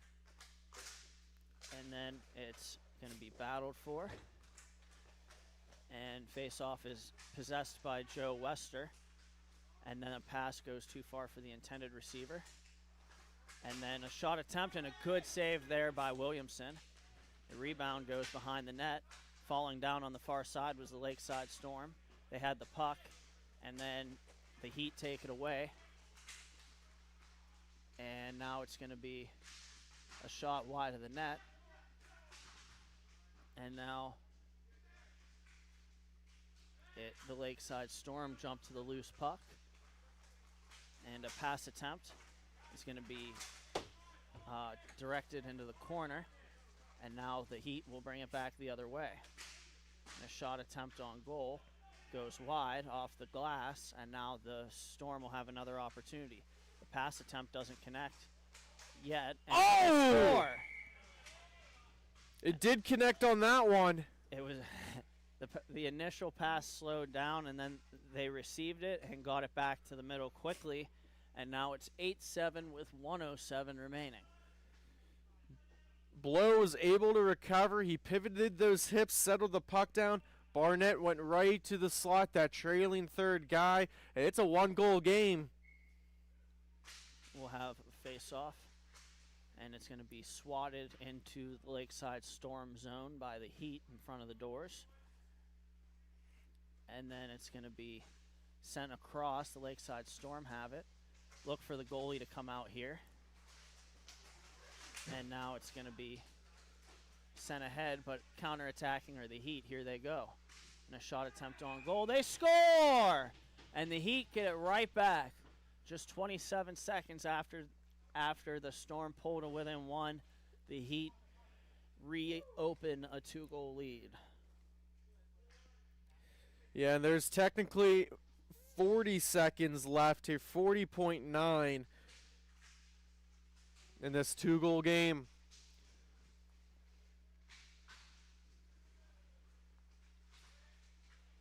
And then Cantali's pass is intercepted.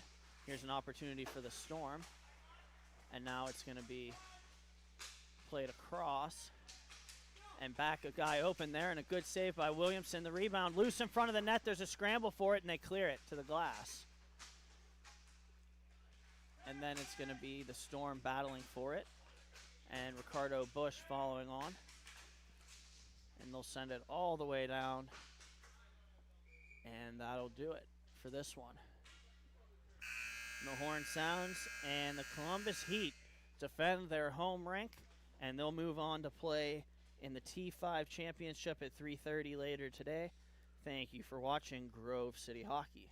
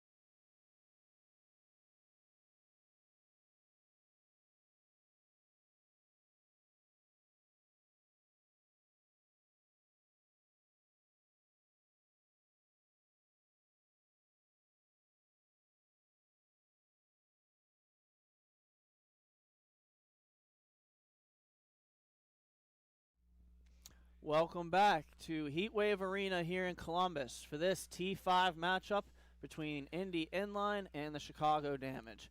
The Damage in black, Indy Inline in white, as we look to begin this first period. I'm Brandon Britton. Alongside of me is Sean Takachi. Sean, we have a physical team by the here in the Damage. What can Indy Inline do to stay composed and get the lead in this one? Well, I mean, they're going to have to just match that physicality. They can't get suckered into, taking dumb penalties, but you can give it back. And, I mean, they're physical, too, as well. And we'll see it here early on. And it's really it's going to come to that technical aspect of it. Who's able to, just play smart, make simple passes, because at the end of the day, the physicality will and should go both ways. And we have a shot there off the glass from the Damage. And this possession here, another pass attempt, is now taken by Singhas, and a shot by Singhas is saved by Germroth. And now here goes Indy Inline the other way, looking to shoot one, and it goes wide of Begtel on the far side. And now it's Singhas bringing it back up. He spins a pass ahead. And then it's going to be taken away. Here goes Indy Inline with a shot, and a good save there by Begtel. And now it's going to be battled for in front of the net, loose, and then cleared away by the Damage. And here is Indy Inline sending a pass and a shot attempt to the net, saved by Begtel, the rebound. And now they score! The rebound hit off the glass and bounced back in front. It's swatted at, and it's 1-0 on a goal by Tyler Caprio.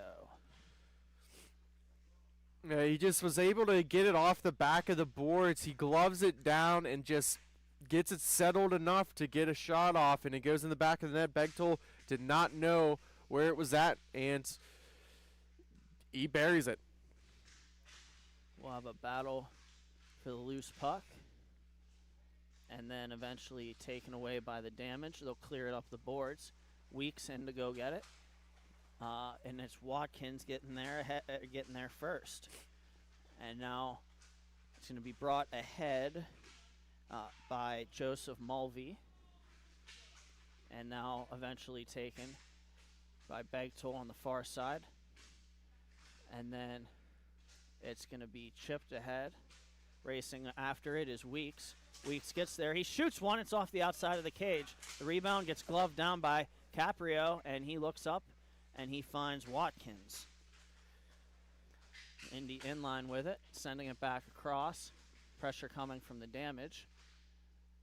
And now it's going to be sent in deep by Indy Inline. And we'll have a whistle. Puck will stay in the zone, just got deflected out of play.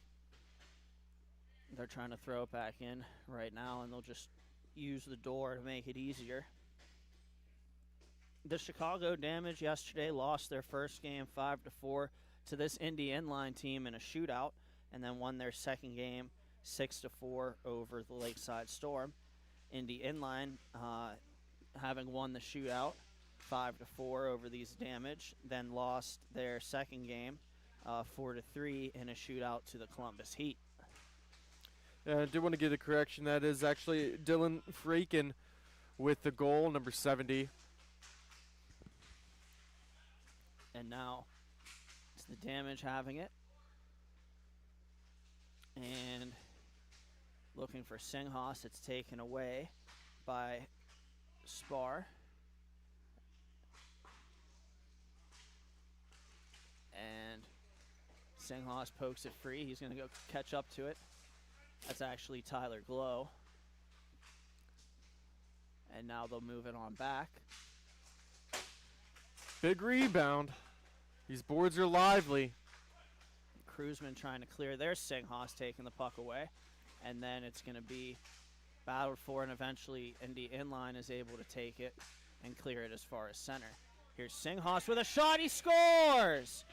From the blue line, Singhas is wristed one, and it gets through Gemroth, and that'll make it 1-1. Yeah, that puck had some seeing eyes there, some traffic in front. I don't know if he saw that cleanly in nets. Singhas, I mean, he is the catalyst on the back end here for the damage to get a lot of offense. He just showed it again right there.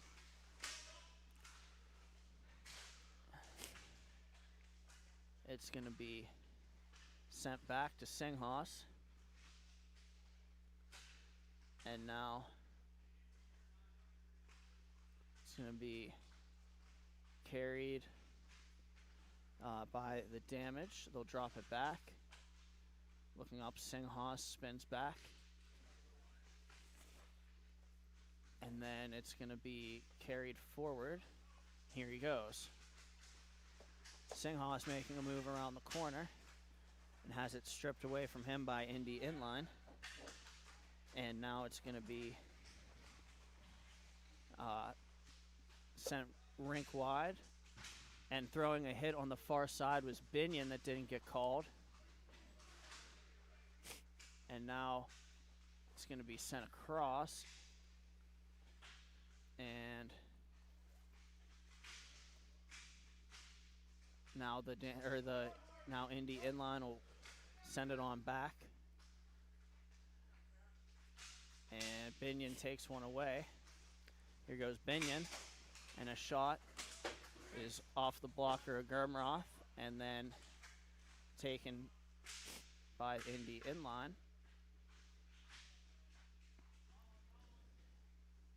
And now it's going to be sent ahead. Here's the damage, trying a shot, and it's blocked by Caprio. And this game's starting to get physical early. Yeah, I think we'll start to see some, probably some penalties here coming soon. And Caprio sends it ahead. And a shot on goal, saved by Bechtel. And now it's going to be the damage controlling. Now it's taken away by Indy inline. And now it's going to be battled for. And they shove somebody out of the front of the crease. And there goes the arm of the officials. And Indy inline will have the first power play of this one. Yeah, I think it was a matter of time there. People were starting to get a little chippy, taking some penalties. Not taking some penalties, but taking some liberties, and it was going to get called for a penalty eventually. We'll get the face-off to the right of Bechtel. And he has the task at hand. It'll be battled for on the far side. And skating to it now is Indy inline. And it's going to be sent over and back. And there you go. Now it's going to be a shot on goal. They score! Second of the game for Dylan Frenchin. And that's going to make it 2-1 in favor of Indy. Yeah, power play goal, almost a pass off the pads. They took a shot. Rebound goes right into the slot. That extra guy isn't picked up. Easy wide open net there for Frenchin, and it's a 2-1 lead. And it's a battle on the in front of the booth, and then eventually it's going to be taken by the damage. Here they go. And trying a pass, it's cut by Frenchin, and then it's sent wide off the boards. They get it back, they try a pass, it hits Weeks, and now making a play on it is the damage. It's Glow, and it's off the post. And then it's taken away now.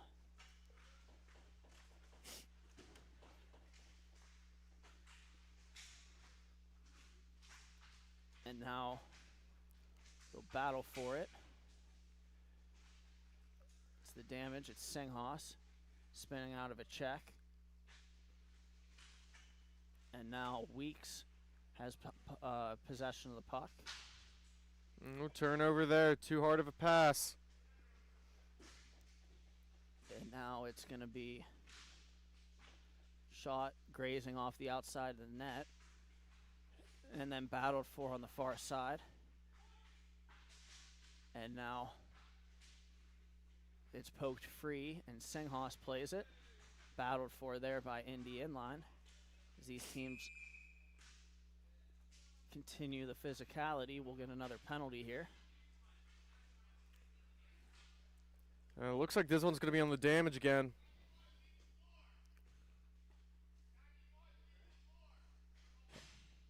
Oh, he's getting kicked out.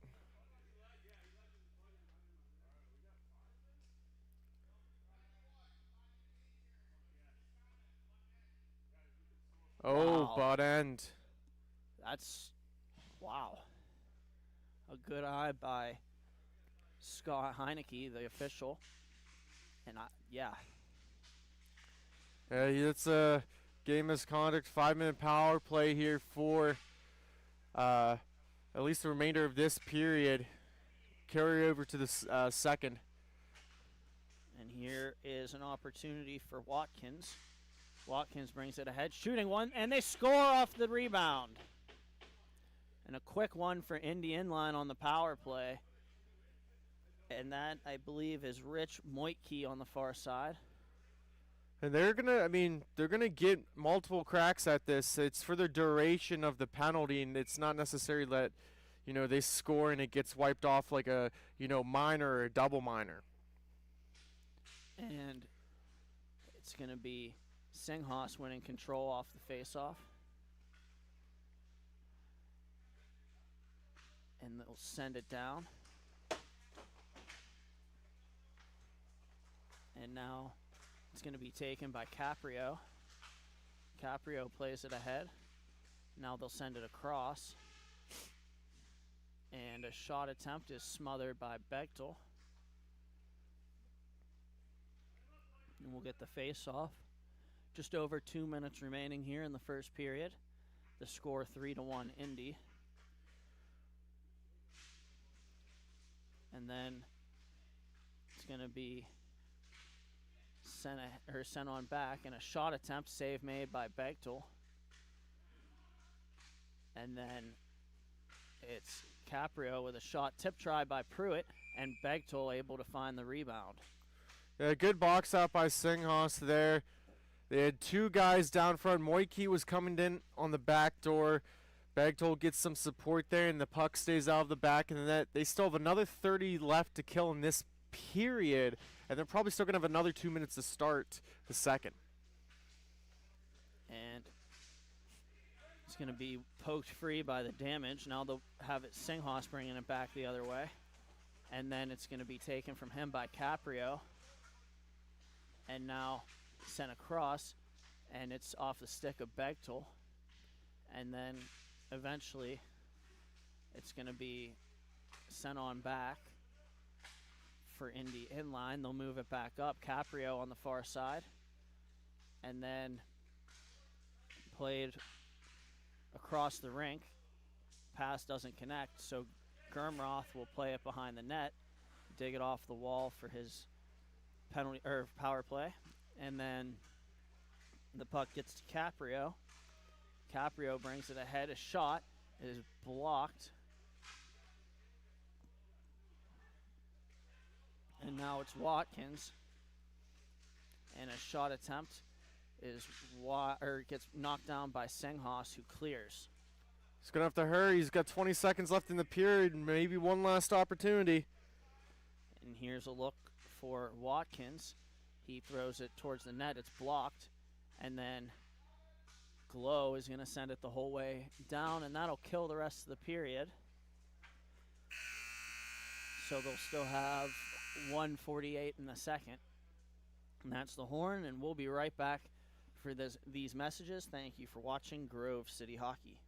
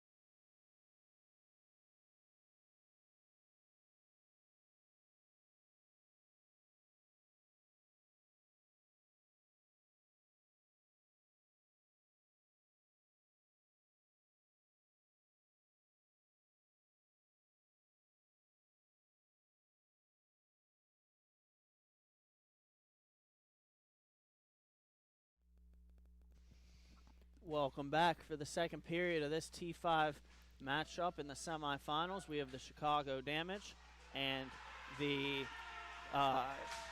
U.S. just scored, and so did You Indy can see Inline. everybody stopped playing because the U.S. captures their first gold since 1980 over Team Canada.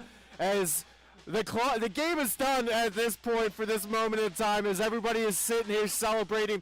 The Damage players, some of them have left the rink and they're celebrating with their fans over behind the Indy bench. Bechtel, high five the ref. Yeah, it's just you can hear Bechtel yelling at us. I mean, it's just it's a great moment here for U.S. hockey. I don't know about you, Brits. I love it. Good for the U.S. Good to see them win. And hilarious that Bechtel looked at us and said, "It's worth it. I don't care." And the shot on goal, Bechtel gets the save, and then the rebound was stashed in, but it was waved off because the net was dislodged. As U.S. captures their first gold medal since 1980, and there's about 20 seconds left here. We got to try and corral ourselves in here, as it's a 3-1 game. Very cool moments indeed. And now it's going to be played by Binion, and now poked free. Here is Indy Inline, bringing it ahead. Indy Inline, skating it over the middle. And that is 70, Frenchin. And then pass goes wide of the intended receiver. They'll battle for it on the near side. And now it's Henley. He sends it over for Binion. Goes off of Binion. Here's Noah Bechtel bringing it back the other way. And Bechtel shooting one, and a good save there by Gurmroth. Now Binion is back to the rebound. He spins back over for Singhas up the boards. And then it's going to be battled for on the far side. Eventually Indy Inline takes over. And then it's going to be brought ahead. Indy Inline with a shot, saved by Bechtel. And that's a good save there by Joel. Noah picks up the rebound. He's going back the other way. And Got a shot off, but I think it was blocked.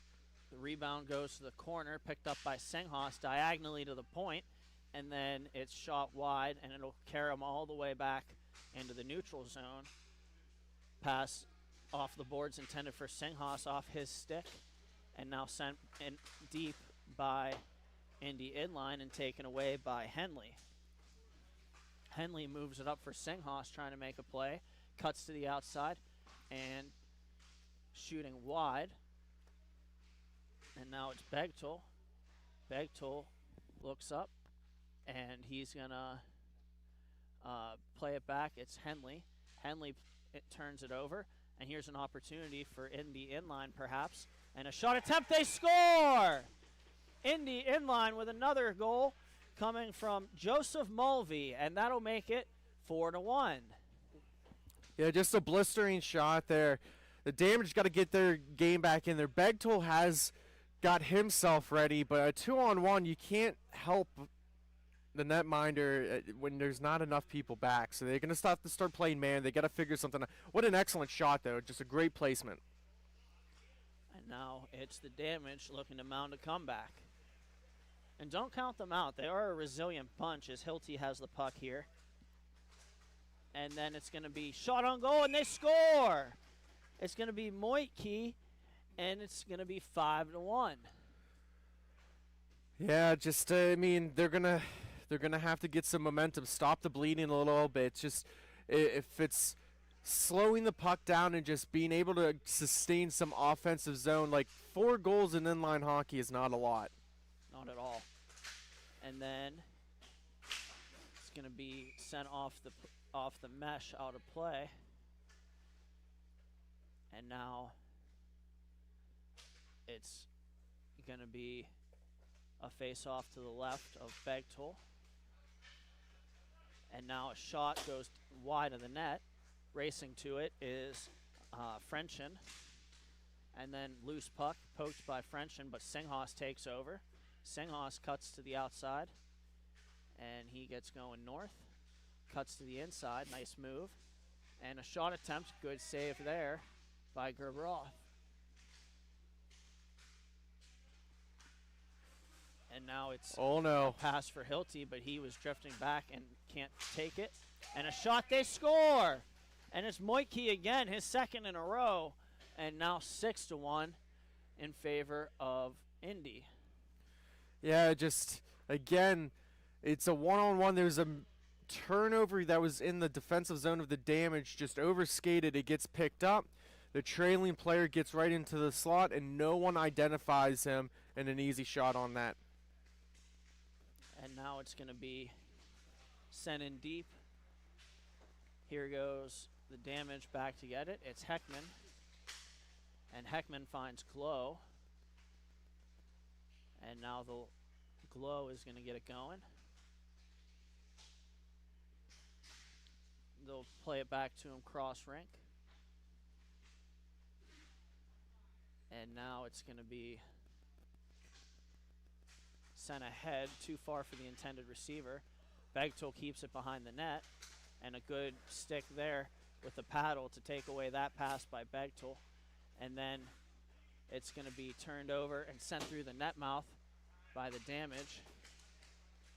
And then it's going to be raced in. Here's Weeks with a shot, and it goes high and wide. And now it's Glow. Glow with a shot, or with a pass in front, and the shot goes wide. They're looking for the rebound. And then it's going to be sent ahead and off of the blocker of Begtol and out of play.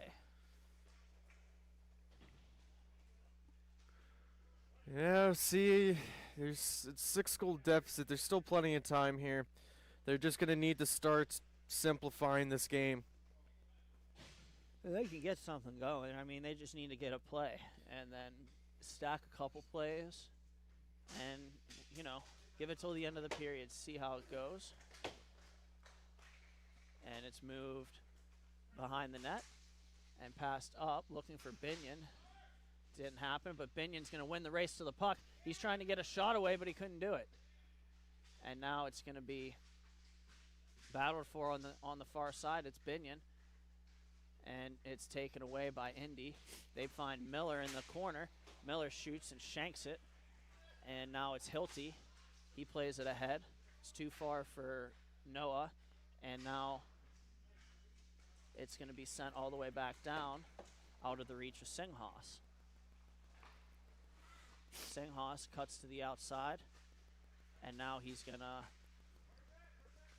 cut to the middle, skating with it. He'll leave it outside for Begtol. And that's Noah Begtol feeding it in front, loose in front. The scramble for it, and Indy inline is able to skate it out of danger. And now they had a guy open, but the pass goes off a stick and doesn't get to him. And now it's going to be sent ahead. And a pass in front, they score. Oh, wow. Yeah, it's starting to pile it on now. And it's, go ahead. I was going to say it's 1 goal until the game is going to be done. And it's Michael Pruitt on that one. And a good finish.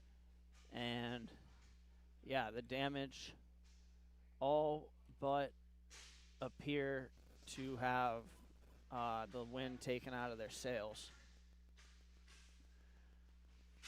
And here's a turnover, and a shot goes off the stick of Germroth and out into play.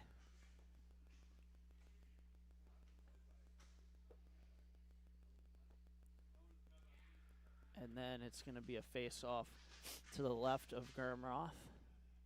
Yeah, sorry, I was wondering what the holdup was. I guess they threw the puck back in from the netting to Scott. And Singhas races in for the puck in his own zone. And now he sends it ahead, looking for a tip from Binion, but it was off an Indy inline stick first. And then loose in front of the net, Indy inline cleaning it up. And then They send it rink wide. And up. Here they go. They have a guy in the middle, and they're shooting one, and it goes off a stick. And then the net was knocked off again. That's a correct call. You can be upset at all you want, but I think no team's going to really, at the end of the day, fight too much for it. It was moved by about half a foot to a foot off the mooring. And then it's going to be taken by Begtool trying to make a move. And then a shot attempt. And now here goes stoppage of play. We have an injury. And it's Binion limping off the rink.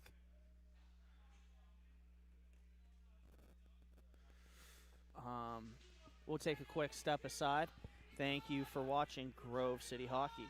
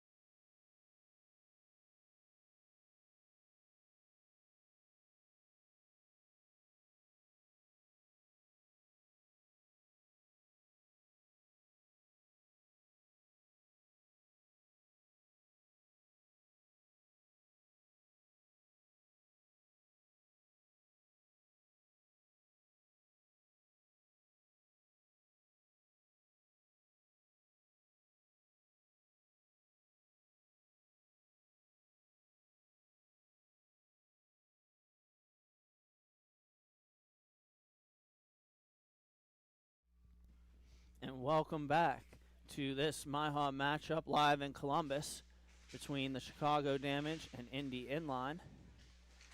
And it's going to be brought on goal, covered by Begtool. And thank you for staying with us through the injury. We wish Binion a healthy recovery. Some type of leg and or foot injury there. And off the face-off here, it's going to be Noah Begtool. He cuts to the outside. He tries a shot. It goes high and wide. Now it's a loose puck. Singhas races over for it. He collects it.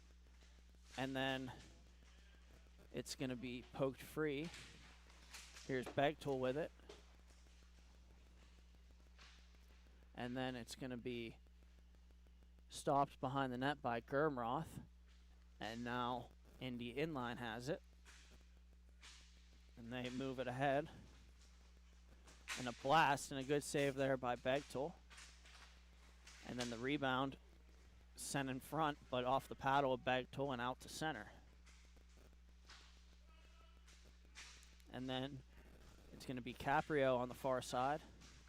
Caprio cuts to the middle, sends a pass, and it's cut off by Singhas.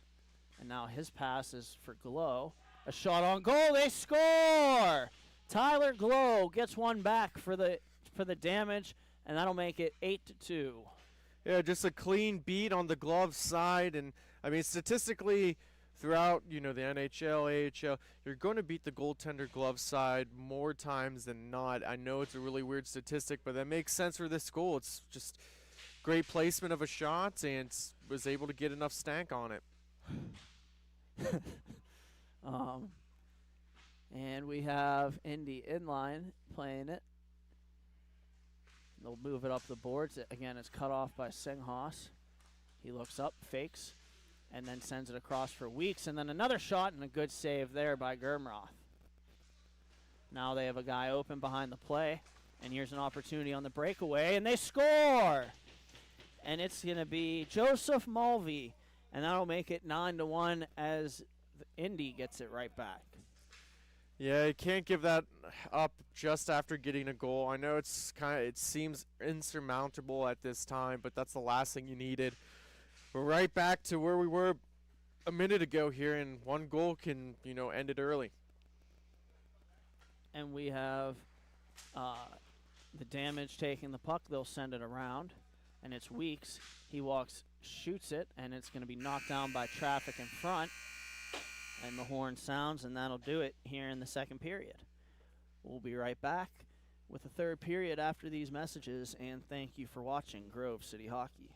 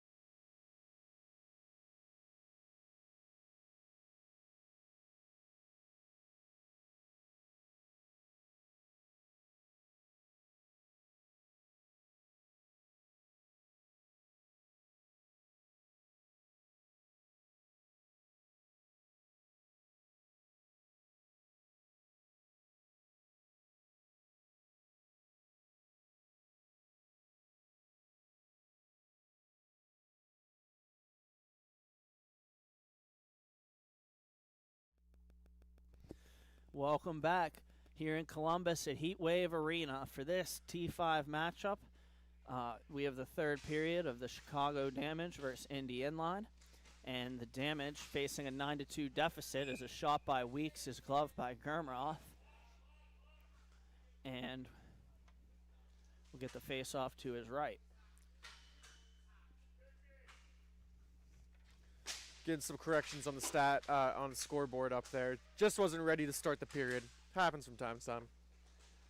We have a play by Indy Inline chipping it off the boards, and it's Mulvey. Mulvey trying to poke it free.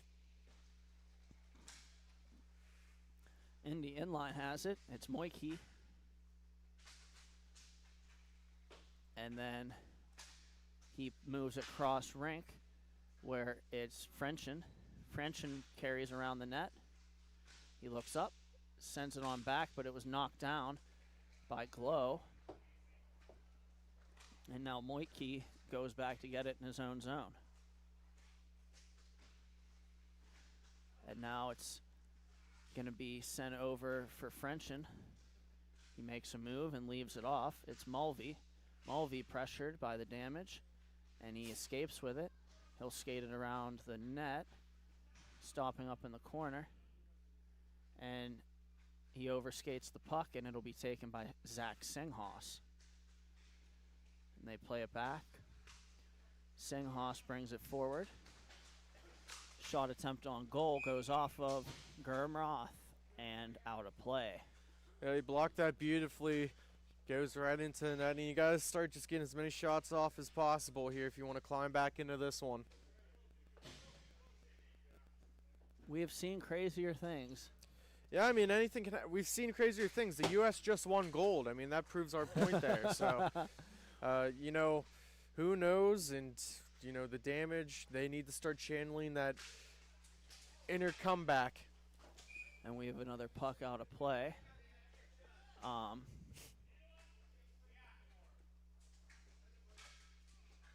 And get the face off to the right of Germroth.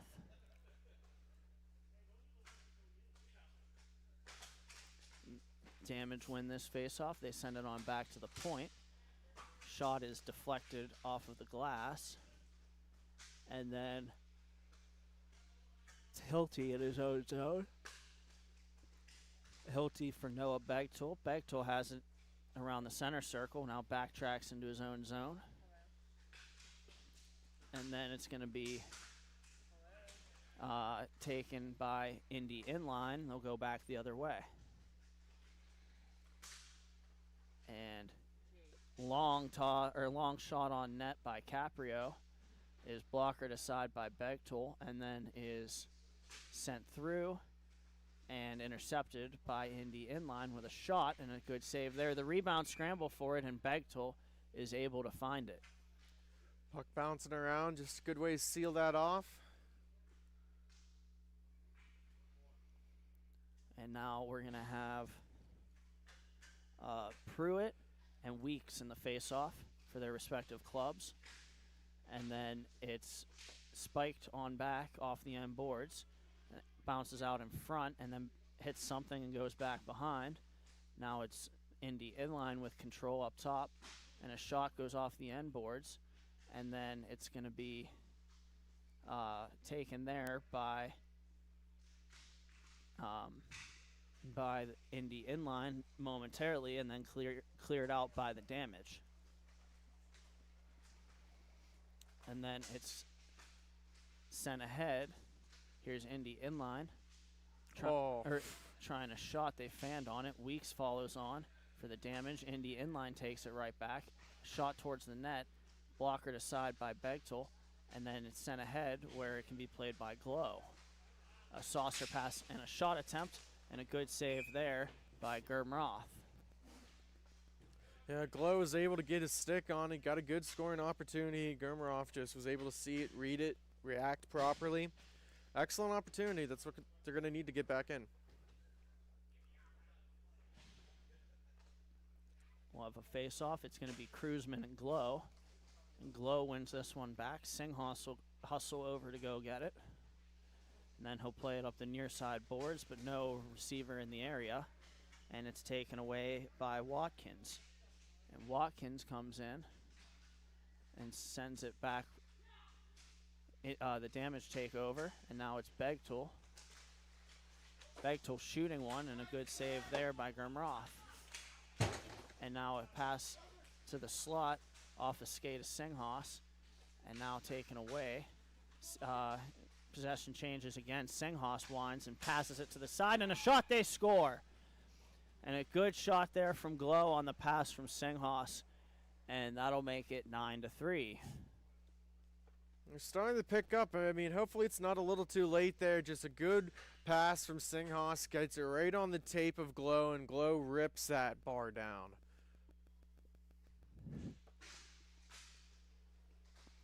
And Indy inline has it. They'll play catch with it in their own zone. And they send it all the way down. It'll be Indy inline controlling by the bench door, or by the rink door. And then Singhos emerges with it. Singhos protects nicely and then sends it across. Now it's Begtul. Begtul comes in and scores! And that'll make it 9-4 off a breakaway from the stretch pass. And still 7:45 remaining in this. Yeah, it beats him up high. Begtul finally gets on the board. He's been one of the hardest workers for the damage, and it finally pays off. He gets rewarded for all of his hard skating there. You're going to have to connect on some of these stretch passes to get in. They're starting to cook. And here's Weeks going in to get the puck first. He sends it back to the point. And now it's sent back up for Weeks. He has it, and now he's going to shoot one, and a good save by Germroth. Now it's Caprio bringing it the other way. Stick checked by Singhos. And now it's going to be taken away by the damage. Here they go. It's Begtul again. Begtul shooting, score! And Begtul gets one through the 5-hole of Germroth, and now it's 9-5 all of a sudden. Yeah, back to back. This time he goes low. I don't know if Germroth was cheating, just paying attention to some of Begtul's tendencies, but he beats him down low. And yeah, I mean, it's a 4-goal game now. 6 minutes left. Crazier things have happened. Hold your breath. Here's Singhos. They have a 3-on-1 and a shot attempt. The rebound. Save made. The scramble forward in front of the net. Weeks trying to get there. He fans on the shot, and now here go Indy inline the other way. And a shot on goal. Save made by Joel Begtol. You could say they're putting on some damage here to Indy. They still got, what, till 2 minutes to score 2? I was about to say, if you get 2 goals here in the next 4 minutes, then it's a 2-goal game within 2, and then it's kind of like that stop clock in the NBA basketball. I mean, you can buy so much time and drag this game out to get those next 2 goals. And now it's going to be brought ahead by Glow. Looks up, shooting, saved by Gurmroth. And now tried to send it back in front. It was well defended by Indy inline. And here they go the other way. It's going to be Mike Miller. And then scramble and the Damage pick it back up. They're going to come back the other way. Here they go. It's Glow to the outside, passing one. It goes up through to the point. And now it's going to be sent on net and a tip by Hilty and a save made by Gurmroth. And Glow sends it back through. And Singhos turning and shooting, a save made. The rebound and another good save by Gurmroth. And it's collected now by Indy inline. And then they'll send it cross rink. And now it's going to be Pruitt skating onto it. Singhos plays it away from him around the glass. And it's the Damage with it in their own zone. Here they go. And falling on the boards was a member of the Damage. It's taken away by Indy inline. And here's the Damage moving it across. There they go. Indy inline races in. Beats the Damage to the puck. And now it's going to be tried to shot towards the net, but unable to get it through was Indy inline.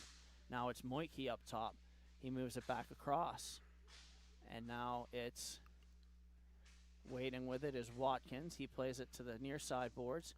And a shot, they score! And a big answer goal. That's going to be Michael Kruzman. And he was cruising on that one. That'll make it 10-5.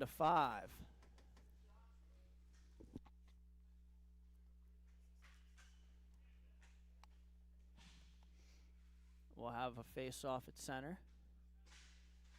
And Weeks wins it on back. And then it's going to be taken by Indy inline and sent back by the Damage. Here's the Damage with it again. It's Weeks. Weeks shooting one, goes high off the glass. He gets it back. And then it's going to be taken away by the Indy inline. Here's Moike with it in his own zone. And now sent over. Chipped off the boards by the Damage. And now it's going to be reached in for and eventually taken away. Battled for it and now won ahead by the Damage. Gurmroth turns to as if to play it, but decides better of it. And then it's going to be Moike. Here's Moike with it. He looks up. And then it's taken by Caprio. Back across. And a shot, they score. And Indy inline with another one. And that'll reopen a 6-goal lead, 11-5.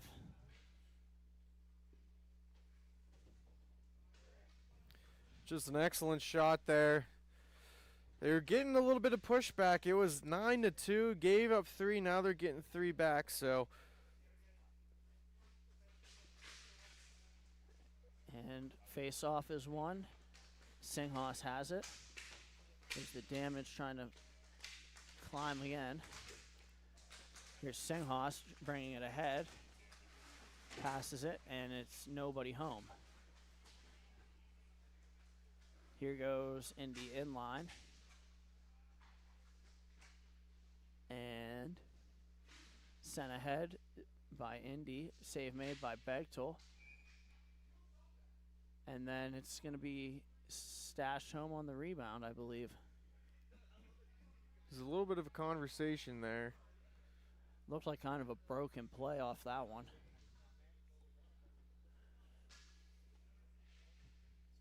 And it'll make it 12-5, so we'll get a face-off again at center. And now Indy has it. Just over a minute remaining in this one.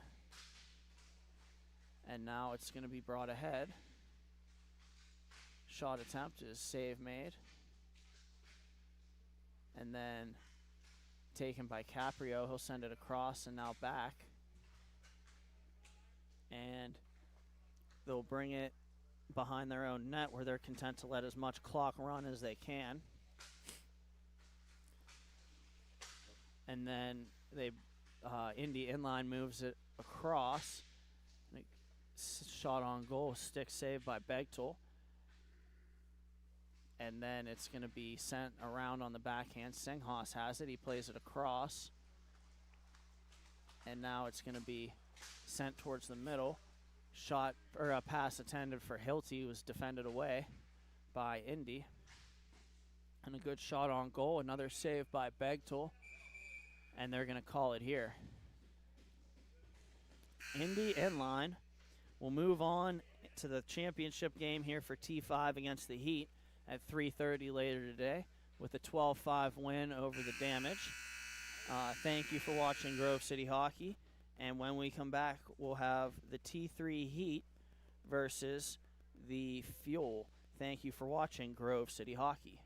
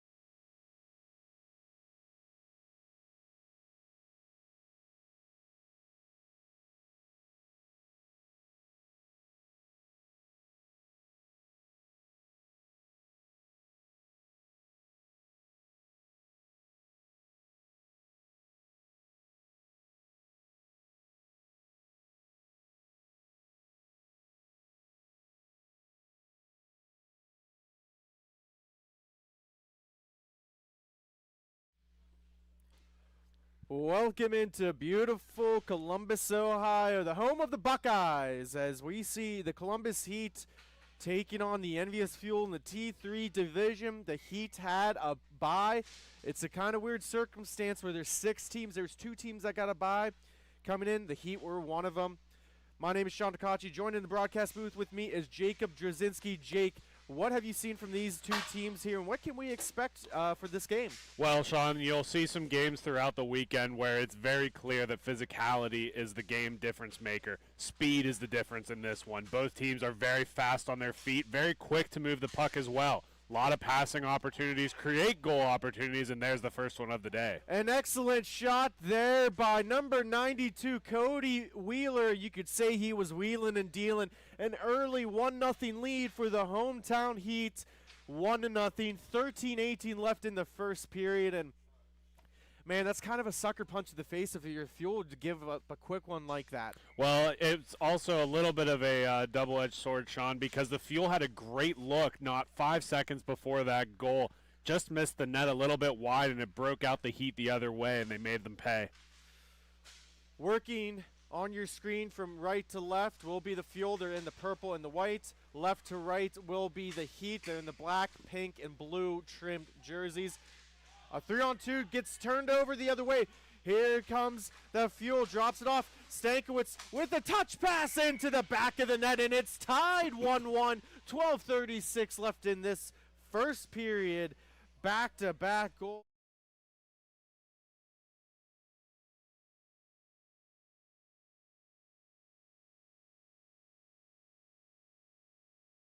Yeah, we just had a look there at the replay, Sean. Nedball was just being patient as ever on that back door. Wasn't screaming or tapping for the puck, but he was ready for it when it came, and it was probably the easiest goal he'll score in this contest. Yeah, it's you can't draw it up any better than that, and we'll see a lot of that. I think precision might be the best word that you said. You talk about the speed and how the physicality comes with it too, but both teams are just precise when they pass the puck, and we'll see that on hand.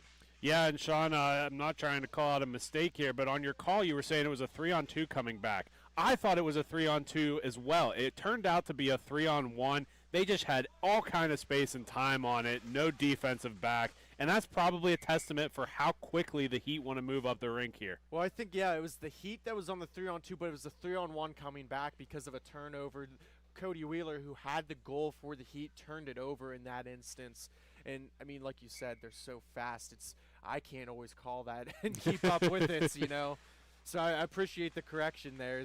Telfer is going to carry it on his forehand, backhand. Gets cleared out of the zone by Nick Leon.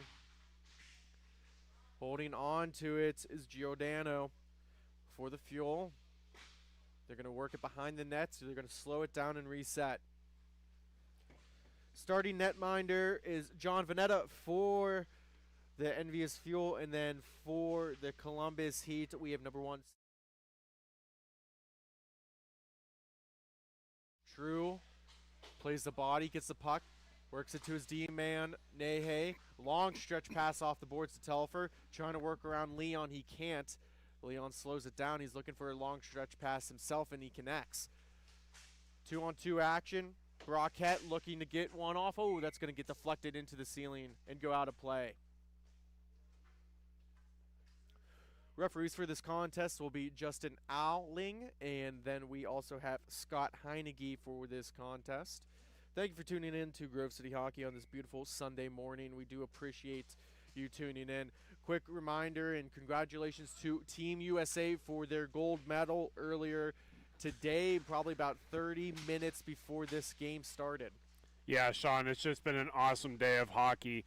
A lot of the things that, we kind of take for granted is that this is an inline hockey game league. Everybody is a USA Hockey, NHL fan, ice hockey fan. It's a total community out here, and it's just a great thing to be a part of.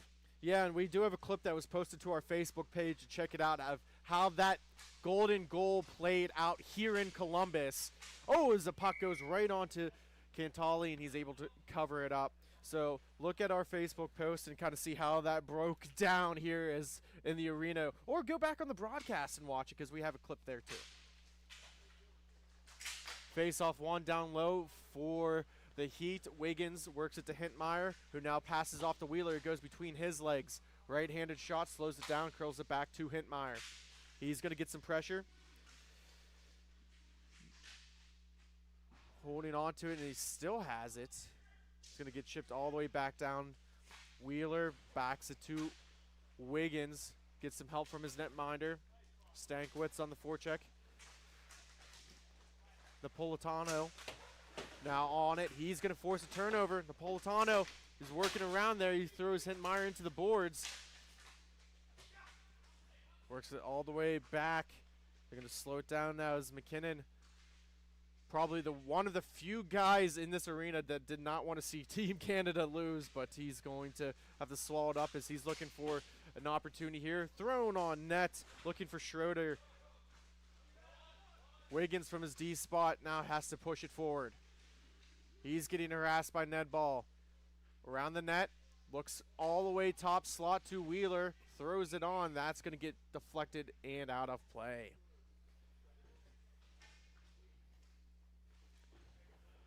Both teams making changes here. So this is the first semifinal in this massive T3 bracket. We have the next semifinal after this contest, which will be the Grove City Gold Thunderbirds taking on the Factory. The Factory won at, I believe, it was 8:50 a.m. this morning over Indian Line. Yeah, Sean, this T3 division has been a lot of fun. And again, going back to kind of the strategies, they match up well against each other. Each team has, that sting that they can apply pressure and get some quick goals. Everybody has a chance in this division in this weekend in particular. Yeah, I mean, the Thunderbirds, they've been undefeated here. They got a couple of wins, but the Factory pushed them back a little bit yesterday. Factory haven't won a game. They won their first one this morning here, and that shows you, Indian Line, they've been kind of middle of the pack. Columbus Heat have been middle of the pack. But you watch these games, and they're just so close and so competitive. And again, like the Factory's goals earlier today, they had that pedigree to them. They were quick. They were aggressive on the scoring sheet. And that's what it takes to win in this league. Any team's able to do it, and it just makes watching the game so exciting. As Nehe plays it behind his net, we have 6:46 remaining here in the first period. Game is tied at 1. Telfer's going to carry it in. Left-handed shot. He overskates. Leon trying to slow it down. He kicks it forward. Bruni now. Toe drag maneuver. One touch pass. 2-on-2 option here. Here comes Telfer with a goal. The big snipe by number 61, Andrew Telfer. You might know him as Nasher. He gives it Heat a 2-1 advantage in this semifinal contest. Great strip of the puck by Brulings on the wall and just finds Telfer on the short side. Just a great space, Sean, to be able to stretch out the goaltending and create that space in the upper corner. Face off down. Looking to get possession of it is the Fuel. They're going to just miss. Wheeler's not going to slow it down. Gets a shot off, and Netta pokes it to the corner. Ned Ball works it up top. Now carrying it in. Is the Fuel, looks one touch pass, and he couldn't. Oh, and goes crashing in and trying to stop up. That was number 91, Hag. Everybody's very friendly with it. Just a couple sticks tied up. Face-off will be to the right of Cantali. Hintmeyer drops it all the way back for Wiggins. Wiggins slows it down. 1-4 checker, that's Brockett. Just looking to get it out. They finally do. Hintmeyer, right-handed shot. It's going to work up top. He's one of the big playmakers here for the Heat. Gives it to Wheeler. Still Brockett forward-checking. Looking for a long stretch pass. They connect. Wheeler has to stop up because he's defended by McKinnon very well. Now taken for the Fuel. Brockett walks into the slot. That gets deflected. Hits a shin pad and goes into the netting and out of play. Sean, earlier today, you and Brandon Britton were talking a lot about defense not really being a priority for some of these teams. 10-5, 8-9, some of these higher scoring games. it is a priority right now for these two teams. Both teams are trying their best to back check, especially after the early game or goals today. Yeah, I think, that early morning blues maybe, and I think in, some of those other instances too as well, with the T5. Just nothing against those guys, just a little bit of a different competition here. These guys are well rested and they're playing at a high level, so great analysis there by yourself there, Jacob, as we're coming on to the last 4 minutes of this first period. Holding on to it is Wiggins. Napolitano sitting right in front of the net, using that big body of his. Carrying it up is Hintmeyer. Defended away. One touch pass to Wiggins, looking to get down low. Oh, he whiffs on it. That's going to stay at the top of the dot. Feeds it down low to Wheeler. Wheeler looks across to Hintmeyer, and a shot and a save by Vanetta. Both teams goes off for some changes.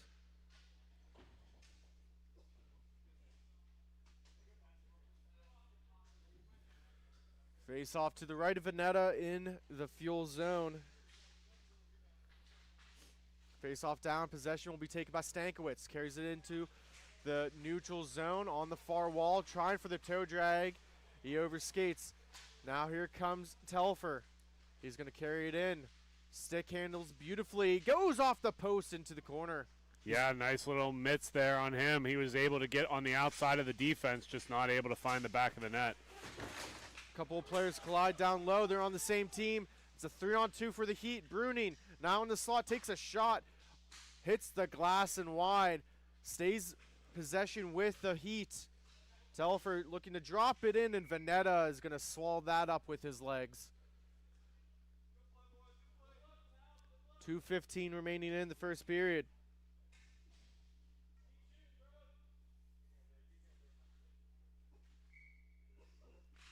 Face off down.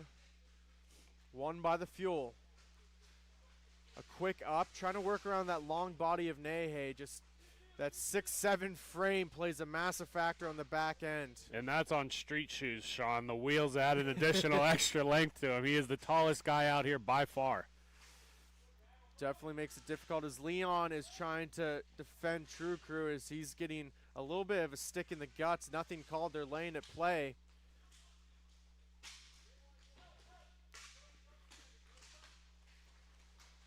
Trying to play it forward, gets taken away by the Heat. Nehe pushes it to Bruning. Bruning stick handle shot. Vanetta pushes it to the corner, now going the opposite direction. Stick down on the ground, broken possibly, or just not getting it. I believe it's one of the Heat players. I believe that was True's stick that fell out of his hands. It looks like it's still intact there, Sean. Cantelli blocks it into the corner, into the netting, out of play. Yeah, I wasn't too sure. It was in Leon's kind of the gut. I don't know if it was a hold, a hook, whatever. That's why we pay the refs what we pay them. They make the tough calls. He drops it, though. You never know if it's broken in that instance. Right. He went off for a change immediately after. So Mendelssohn looking to get it to Hintmeyer. That gets swatted down by McKinnon. Little curl pass, gets it to Brockett. He's going to wind it up. Getting some help from Nedball. He's stick handling now. Power move, just gets it on net and going to go for a cover and a whistle.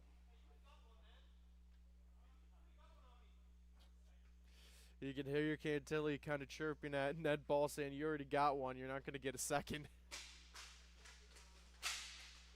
Oh, puck's in front, trying to stuff it home was Hag. Yeah, it looked like Hag was waiting for the puck to quit rolling and just ran out of time as the defense collapsed on him. He was wide open in front. That'll do it for the first period. After one, it is 2-1 Columbus Heat with the early advantage. We'll be right back after this quick commercial break. Thank you for watching Grove City Hockey.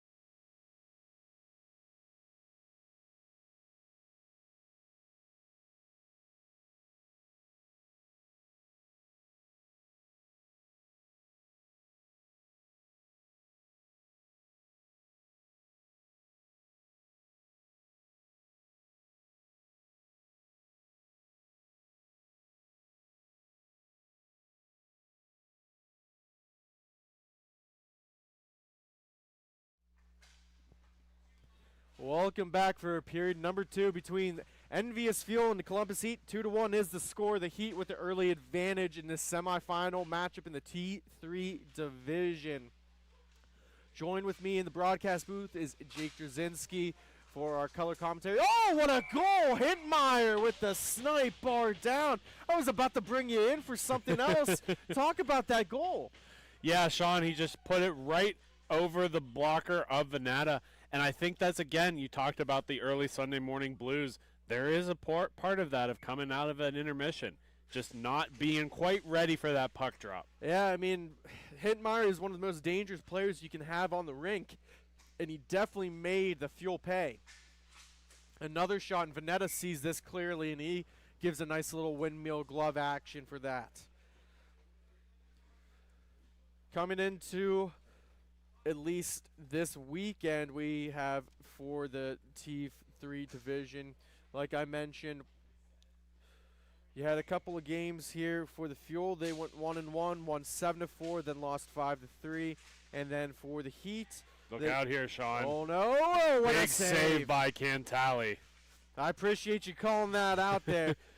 As the Heat, they were 2-0. They won 10-5 and 5-2. Had a plus goal differential of 8 and earned a bye in this tournament here. Is now they're looking to add on in this contest. Telfer with a shot gets blocked by Nedball into the corner. Someone loses the wheel. That's McKinnon.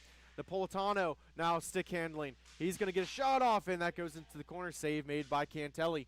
One of the things I've been noticing as this game has progressed, Sean, is that the Fuel have been running into each other, falling a lot. I wonder if they're starting to struggle with this flooring a little bit. Columbus obviously having the home field advantage. I wonder if it's dipping into the Fuel's advantage here a little bit themselves. We've kind of talked about this is the smallest rink in MIHA. It's a very, I wouldn't say very small rink, but it is quite noticeable from the other rinks that we go to.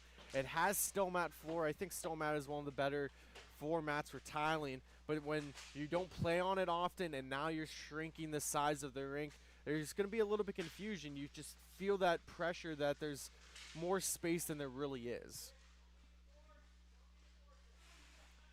As True carries it in, he's going to drop it off for Telfer. He's going to leave it there for True. True wins the puck race, gets it all the way back to Bruning.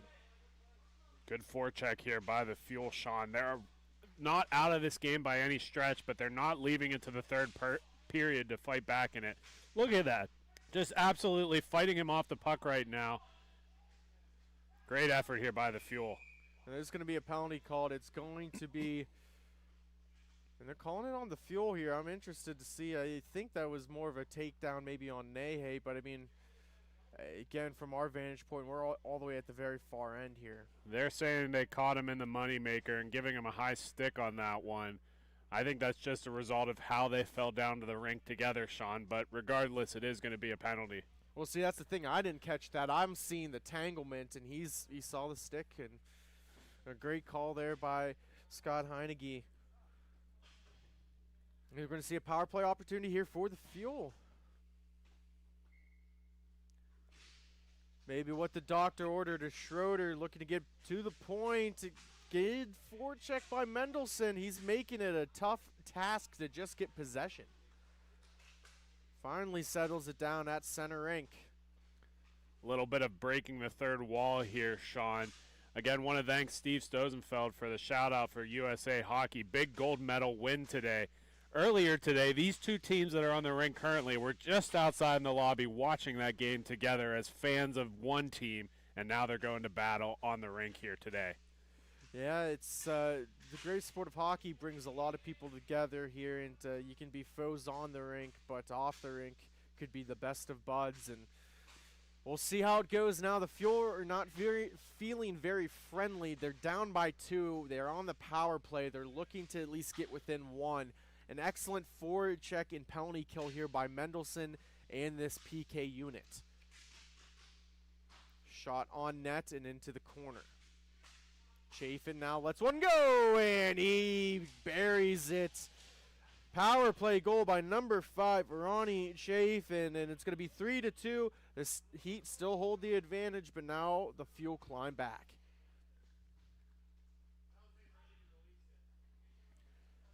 9. Oh, go ahead. I was just going to say 1-goal games are always the pedigree for Sunday. It's win or go home at this point. You mentioned, Sean, earlier today we had a T3 event. We're going to have a couple of more. We will have some T4 games today and also T5. So, again, all 3 divisions this weekend. It just shows right now, 1-goal games on Sunday. It's getting close. We're getting close to playoffs here, Sean, just a couple of weeks away. Yeah, we're ramping up. That's going to be, I believe, May 16th and 17th. That's going to be, again, in Big Boy Arena, as we always go back there in May. We do have some upcoming tournaments. In about 2 weeks, we'll be in Indianapolis. Following that, we'll have a dual weekend. We'll be in Pittsburgh. We'll bring you the broadcast there. There will be another tournament that's in Detroit at Taylor specifically. And then we get in April, and it's something that we call, we'll use friendly version here, Hectic Month, as we got 3 broadcasts, 2 Fort Wayne and 1 Buffalo. Yeah, and one of those, Fort Wayne, being the MIHA Ice event, the second of this year. There is still time to sign up. Any of you that are interested in signing up for the MIHA Ice event, make sure you register on the website. Again, that's MIHAhockey.com. Yeah, and if you have any questions, also email at info@myhahockey.com as well, too, so we can answer all your questions. As there's 7:35 left in the second. Tie up on the near wall boards right in front of that glass. The Heat are going to walk away from it, but Brockett forcing the issue. Turnover. Stankiewicz with a shot, and Cantilli swallows it up. We'll get a face-off down in the Heat defensive zone.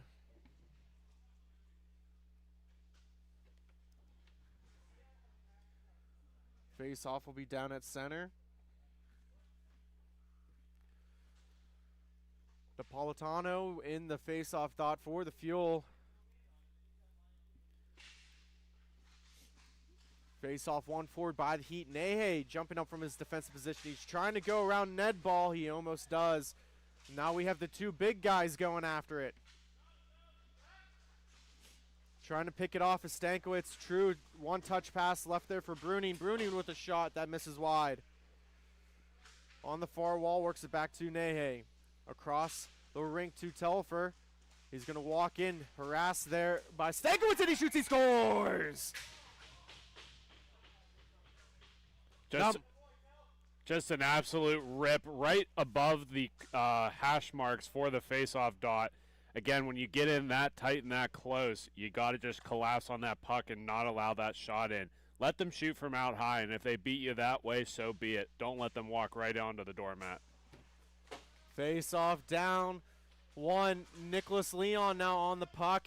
He's getting harassed there by Telfer, who just scored his 2nd goal of this contest to make it 4-2. Stankiewicz with his excellent skating drops off for Neapolitano. Leon now stops up, throws one towards the net.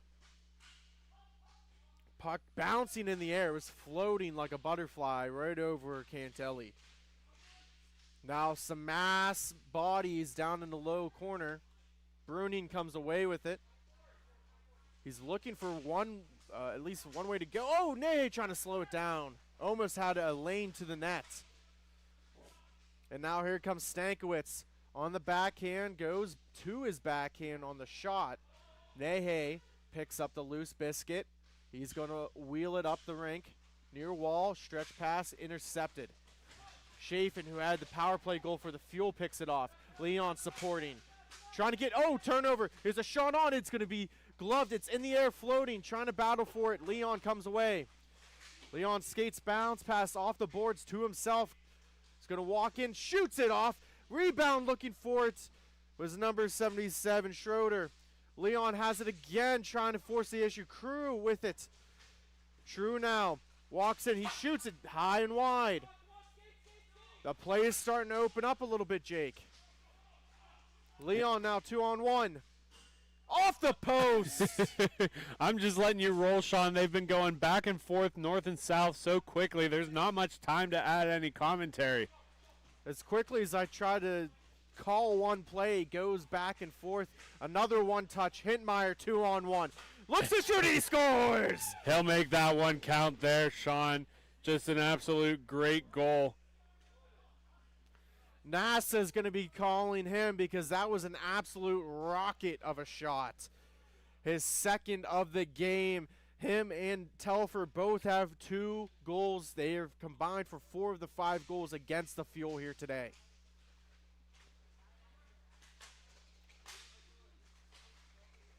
McKinnon now trying to get out of the zone. He was playing catch there with Schroeder. Ned Ball now trying to work it past Wiggins. Wiggins intercepts. He's pinching on the wall, down low. Curls back. No help there. Hintmeyer was creeping in. Wheeler now racing after it. Intercepted by Schroeder. One-touch pass on the backhand. Giordano now with a feed in front. Staying there, and Hintmeyer collects the puck.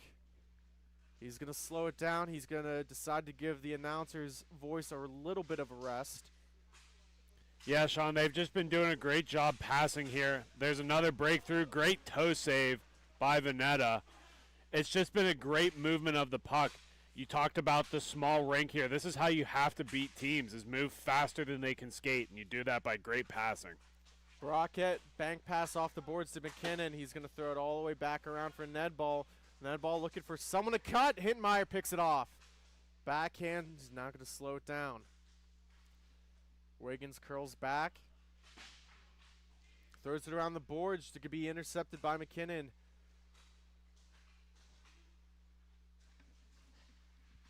Nedball with the curl in. It's going to go the other way. Here comes Hintmeyer. 1-on-0 by himself. He tries to put it between the legs, and Veneta is going to clear it out himself. 2:13 remaining here in the second.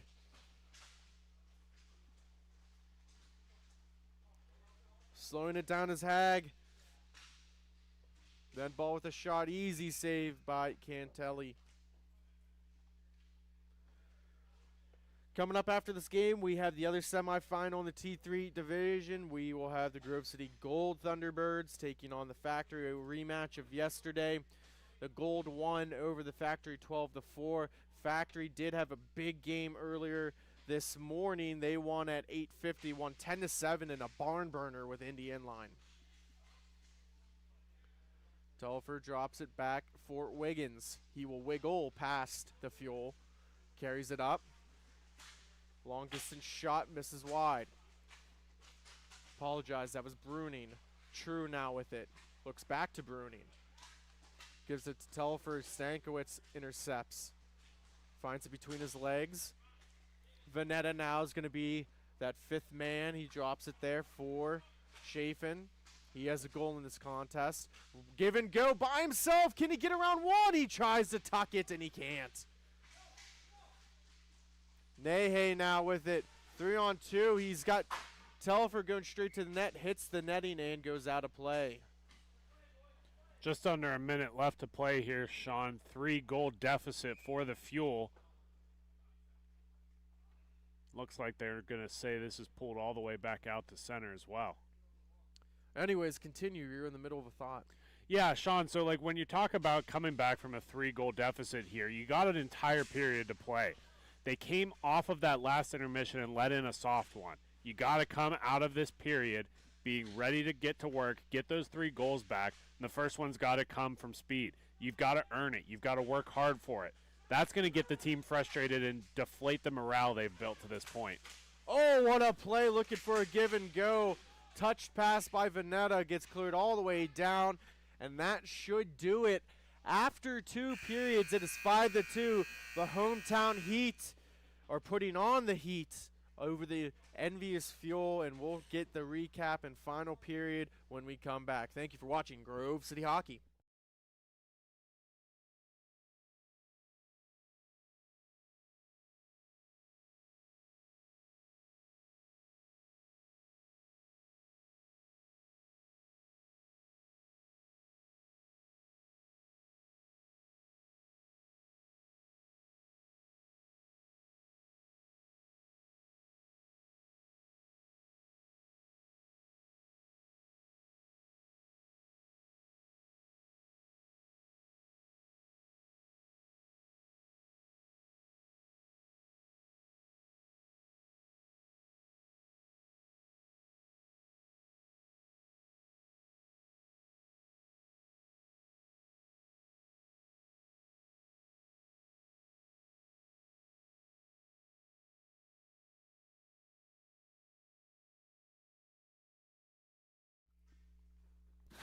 Well, welcome back. We're tuned in for the third period, possibly the final one between the Columbus Heat and the Envious Fuel. 5-2 is the score. We have a pair of goals for Hintmeyer and Telfer. They have 4 of the 5 goals. Power play goal for Chafin also as well for the Fuel. That's how a quick recap of how we got to this point of the game. And Jake, you talked about it going into the break. What have you seen now through 2 periods? You've kind of talked about scoring quick. What else do they need to do? That times 3. Again, Sean, it's just about earning it. If you get a breakaway goal, that sucks. That breaks you down a little bit. But when you've beat a team, you've worked that zone, you've set up the play, you've beaten the goalie, that's what you can build upon with momentum. And that's a great way to get the period started here for the Fuel. As it's 5-3, just an excellent shot, excellent placement. Trying to get it down to Wiggins. He's going to slow it. Going to look to reverse it to Hintmeyer. Now goes across the Wheeler. He sees him streaking through the neutral zone. Just trying to carry it in. It's going to be turned over, and then it's turned back over to the Heat. Wiggins will repeat his process that he completed about 30 seconds ago. Works it up to Hintmeyer. Hintmeyer's going to get a shot off, blocked away by Veneta into the near wall corner. McKinnon's going to carry it in for the Fuel. Gets it to Brockett. And now looking for a 2-on-1 opportunity here for the Heat. Intercepted by Brockett. Yeah, we talked a little bit about this at the second period, Sean, about how the change in possession has been so, I guess, fruitful. They are switching all the time in this neutral zone. It'll start. Here's a little bit of a look. Big save. Puck's going to go the other way. They'll get all the way down into those hash. Oh. Maybe not. I didn't expect that one, Sean. I don't think the Fuel did either. Yeah, no, I mean, we talked about maybe how small this rink is and how it's kind of affected the communication, the skating ability. That's probably been, the third, fourth time that they've kind of collided with their own teammates. It's also a testament to how hard they're skating. They are not out of this by any stretch of the imagination, and they know that they have to get down and dirty to win it. Well, Vin Diesel would be happy as it's all gas, no brakes. As Telfer carries it up to Nehe. He's going to drop it all the way back to True. Stick handles defended away by Neapolitano. As we see the 5'5" skater go against the 6'7" guy. Nehe works it up to Bruning.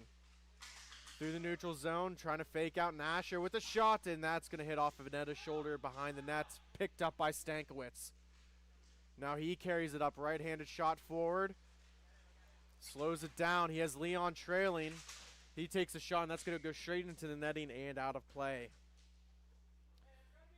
Every look's a good look right now, Sean. You got about 10.5 minutes left to play.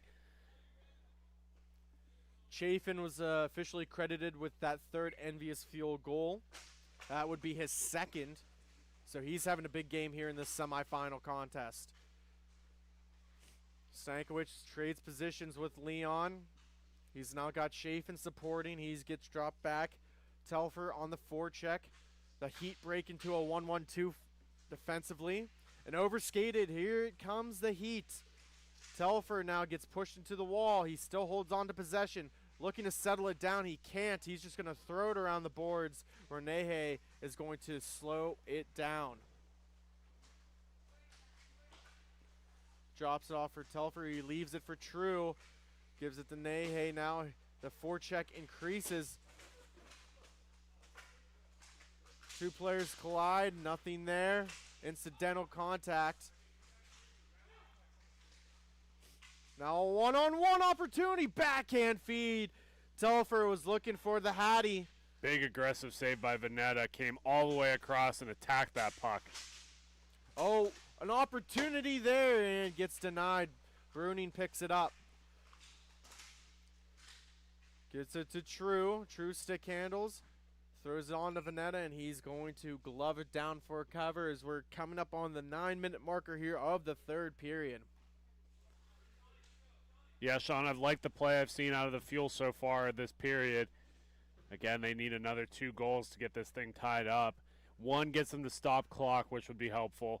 We'll see what the next couple of minutes bring. Well, they are in stop clock territory right now with the 2-goal, so they still got plenty of time.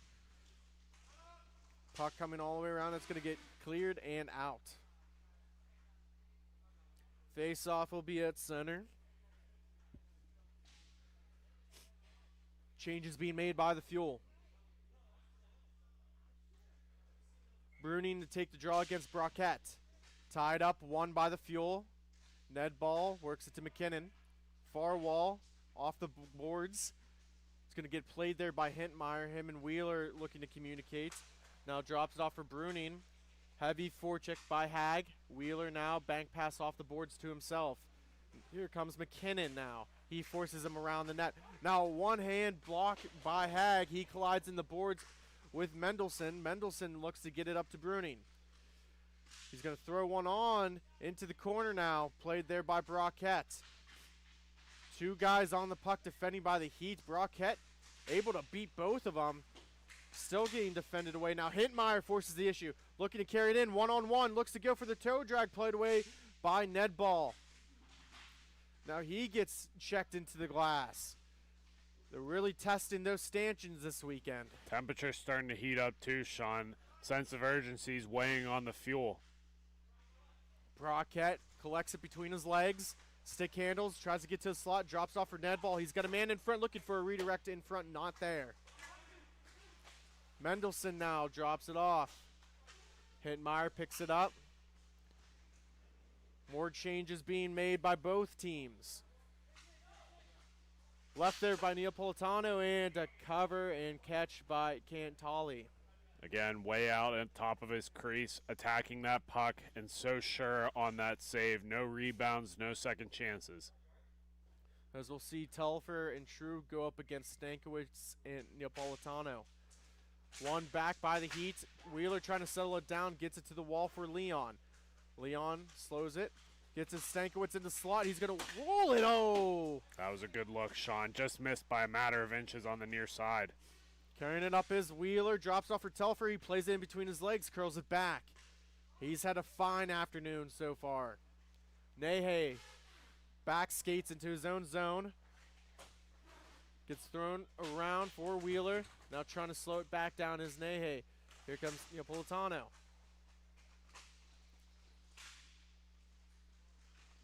On the backhand is True. He stops up. Gets it all the way back to the point. Wheeler has an opportunity. Shoots off the post. Seeing eye shot. That was through traffic as well, Sean. Just couldn't find the back of the cage. Stankiewicz by himself protects the puck well and throws it all the way back to Schroeder. Leon also going to go back. Carries the puck behind his netminder. He's going to wind it up now. He's going to leave it there for Chafin. 5:50 remaining.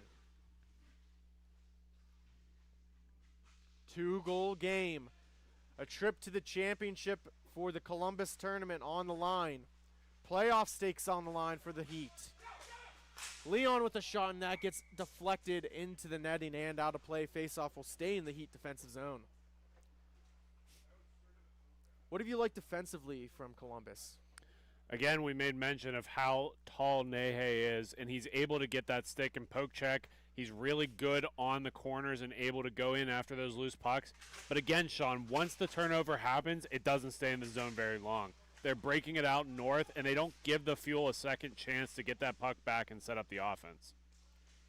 As Leon picks it up on the near wall, looking for a 3-on-2. Schroeder drops it back. He thought Leon was cutting. And now an odd man rush the other way. Wiggins with a shot. He couldn't get it on net. Up and down action they go. Stick lift, Leon trying to apply the pressure. Telfer, stick handling. Gets played off by Giordano. In the corner, pinned up. True now trying to help support. Chafin poking at it. He walks away with it. He's going to wind it up through the neutral zone. He makes a man miss.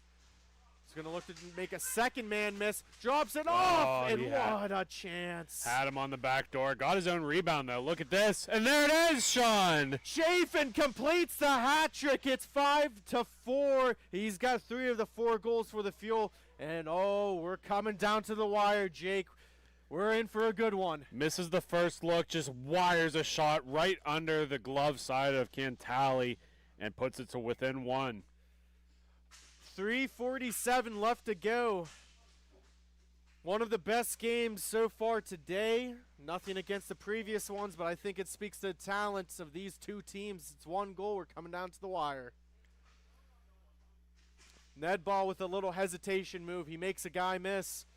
Throws it up to Brockett. Brockett's going to carry it. Nehe defending. Oh, he gets around him. Now he's going to try to find the puck in the wall. Drop down low. Pressure there by Giordano. Playing his Ned Ball. Out of midair is Hintmeyer. He's looking to get in front on a cross and couldn't get a shot off. Brockett trying to pinch off. Yeah, both teams are battling still down low, Sean. It's just a flurry of bodies. It's hard to see who has possession. Looks like the Fuel do now. Maybe looking to get some better possession here. Drops it off for Brockett. He's going to have to dump it all the way back down. Veneta plays it out. Leon's coming out. Ned Ball now trying to at least work around his guy. Gets deflected, a dangerous play. Carrying it in now, Leon on the forehand, looking to get a shot off behind the net. Still there, Neapolitano now with it. Gets a shot off that hits the shoulder. Comes to Leon, Leon gets a shot off, and he goes for a cover. You can hear the Heat bench chirping to their guys to let them know what they need to do. 2:10 left to go in the third period. Face off in the Heat defensive zone. Drop down. Played back. Telfer now holds on to it. Neapolitano works it around. Nehe now has it. Less than 2 to go. Stopped clock game. Ned Ball pinching in from his defensive zone. Gets it back to Leon. He's going to stick handle all the way back in his own zone. Regroup.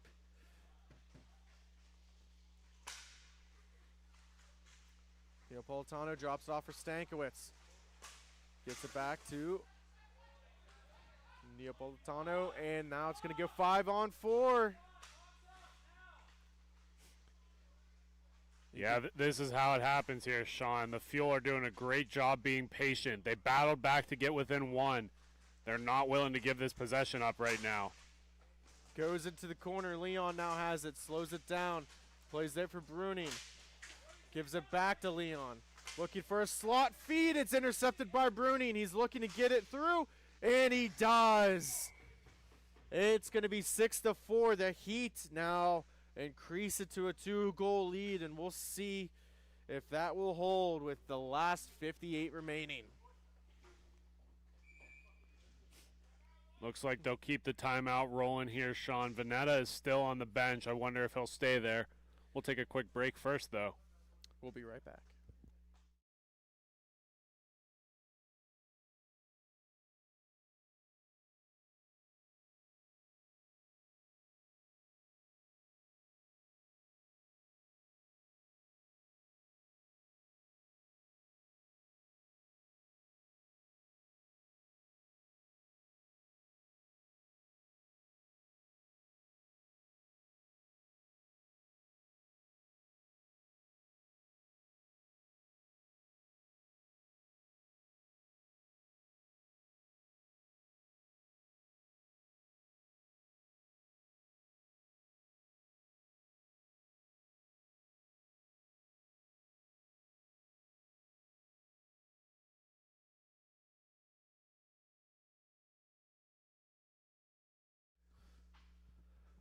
Welcome back.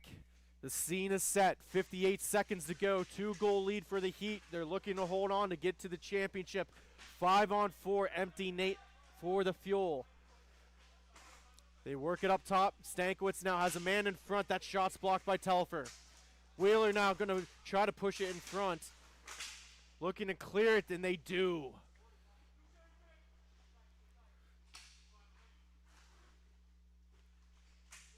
Couple of guys battling in front. Leon, oh, he thought about the pass, reconsidered, and that hesitation's going to cost him. 20 seconds left, Sean, here. 2-goal deficit. Fuel are going to go for one more rush. Shot deflected by Telfer, gets cleared all the way down. And that will probably do it.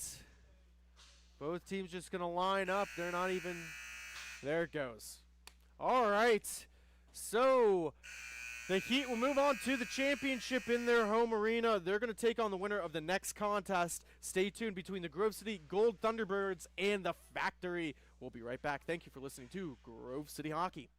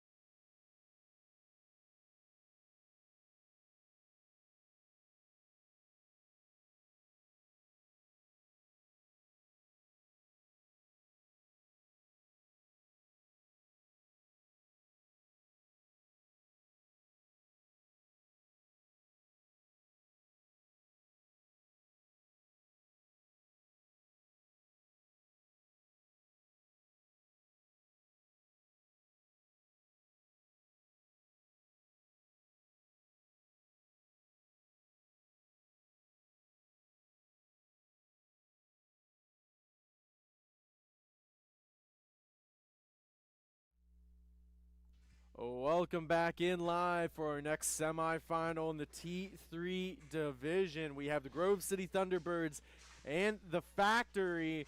Join with me in the broadcast booth is Jacob Drzezinski. And Jake, what are you expecting to see in this contest? Well, Sean, these teams have both played a lot of high-level hockey. We talked about the last one being a game of speed. The Factory do have a little bit more grit to them, a little bit more physical.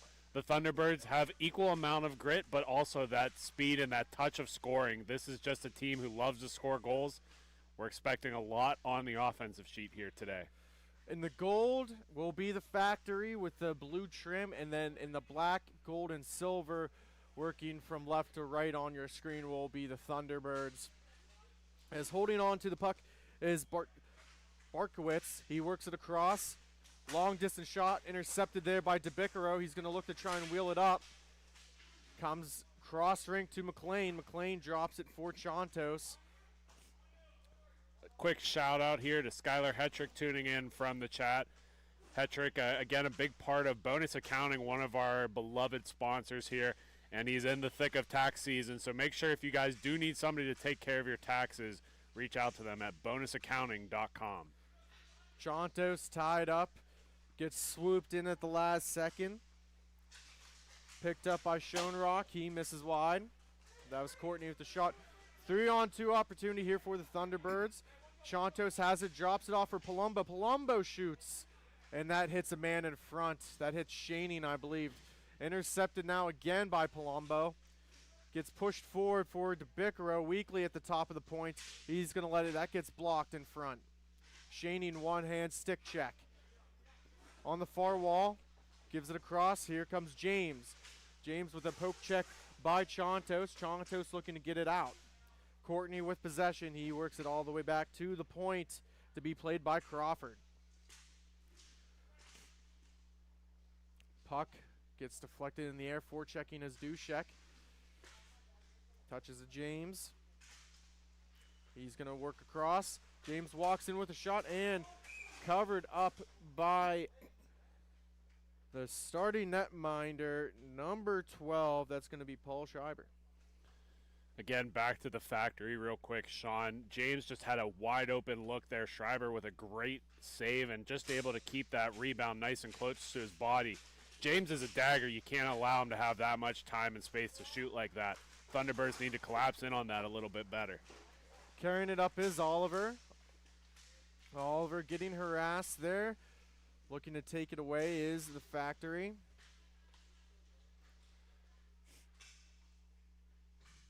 Loose stick on the floor here, Sean, in the Thunderbird zone. Player almost just tripped on it for the Factory. It's going to come all the way back out. Strobel works it all the way to Oliver. It's going to work it all the way around. Weekly slows it down.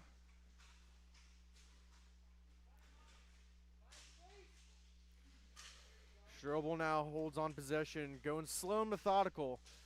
We've seen some instances where both teams kind of skate up into it. Oliver's going to walk into the slot with a shot. Stuffing at it was Strobel, and it goes in by Weekly. A couple of different whacks, and the Thunderbirds get on the board first, 1-0 with 10:25 in the first. That's just a no-quit goal there, Sean. Continuing to whack at it on the doorstep and finds the loose puck and into the back of the net.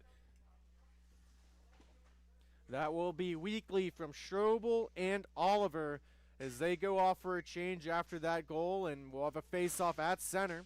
One back by McLean. Palumbo plays it between his legs, taken away by McLean. McLean with the shot that bounces all the way up high. Palumbo gloves it down. He takes another shot, and that's blocked. Comes to McLean. Works it across to Palumbo, to Chantos. He's going to drop it off for McLean in the neutral zone, looking for an odd man rush. That gets blocked. It's going to come all the way back out to Chantos.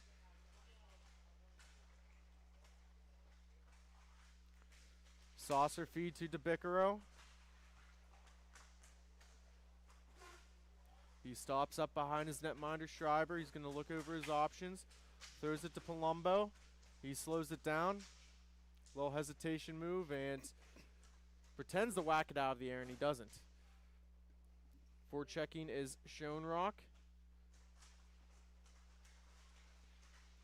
Oh, looking for McLean. It goes right past his stick.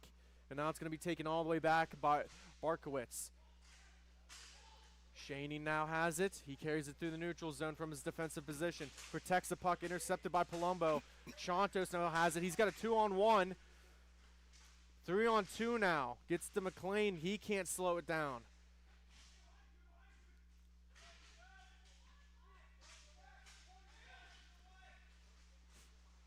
Two-on-one opportunity here for the Factory with a shot, and he misses wide. Trying to pinch in. Gets deflected, hits a stick in front. Odd man rush now. Schreiber with the save. Looking for some support. Gets it on net again. Another big save, and that time it goes in. You can only make so many saves as a goalie here, Sean. Let's take a quick look at this replay. We've got the first look in front. That's going to be kicked wide. Fed right back in front to the top. Second look is saved, and then the third one just squeaks over his leg pad and into the back of the net. An unfortunate goal there against the Thunderbirds, but just a great effort and a continued effort by the Factory to put that in the back of the net. Yeah, I mean, both of the goals we've seen so far from both teams have been manufactured by just relentlessness of just trying to stuff the puck home. And now here comes Courtney. Courtney's going to stick handle, drops it, leaves it for James. That's going to get intercepted by Weekly. Strobel now going to carry it in front of his net dangerously, gives it to Oliver. Oliver can't hold on to it. Couple of Factory players collide. That gets sticked in. It's going to go all the way out above the netting and out of play.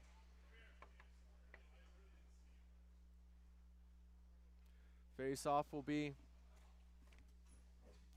right down here to the right of Schreiber in the Thunderbirds' defensive zone. One back by the Factory. It's going to go all the way back to Shaning. Shaning holding on to possession now. Works the cross.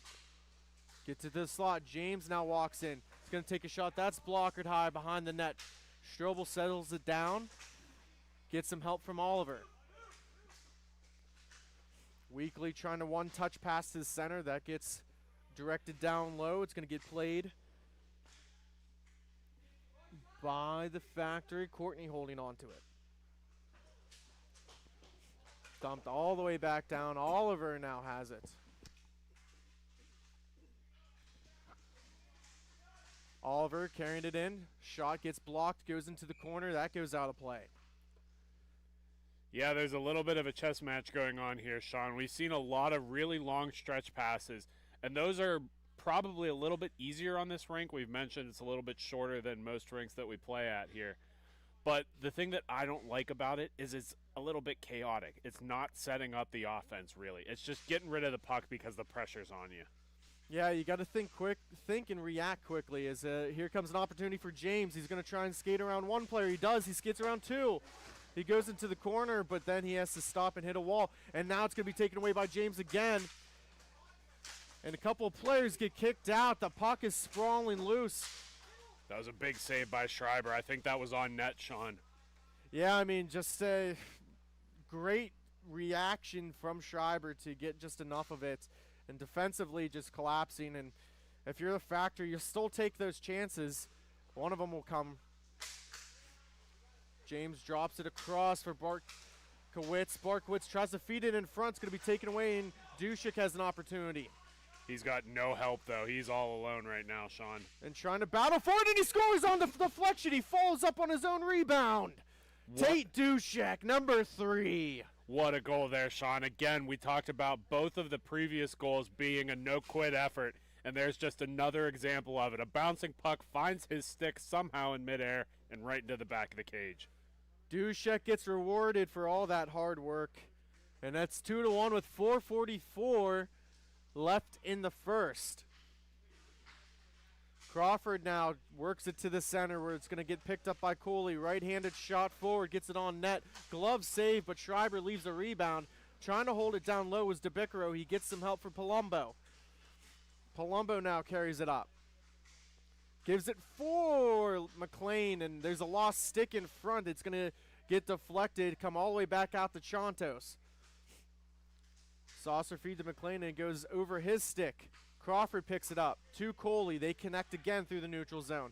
He's going to let one go. That hits a skate and gets redirected in front. Chantos reverses it behind his net for Palumbo. For checking is Schoenrock. Long stretch feed off the backboard. A stanchion takes an odd bounce.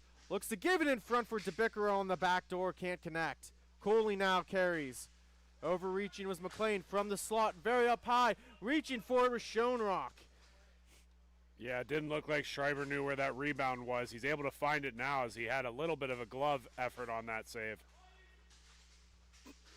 Picked off by Shaning. Shaning's not going to walk it in. He lets it go. Blocker save there. Another one touch and a third save. Schreiber playing big right now. Another one. He kicks it away with the left leg this time. And now trying to carry it through is McLean. He gets some support from DeBicaro. DeBicaro carries it to the slot. And an opportunity there goes by the wayside. Hits in front. Oh, past the reach of Schreiber. Chantos is going to carry it up. He works in. Stick handles. Couldn't get a shot off. Trying to get a slot too weakly, and he hits a post. Schoenrock now 2-on-2. He gets a shot off, but it's blocked by Chantos. He works it all the way around. Comes up top. Palumbo now blocks that shot. Looks across for Schoenrock for a one-touch pass, and Schreiber with another big save. He's on his game today. That's in the back of the net, Sean.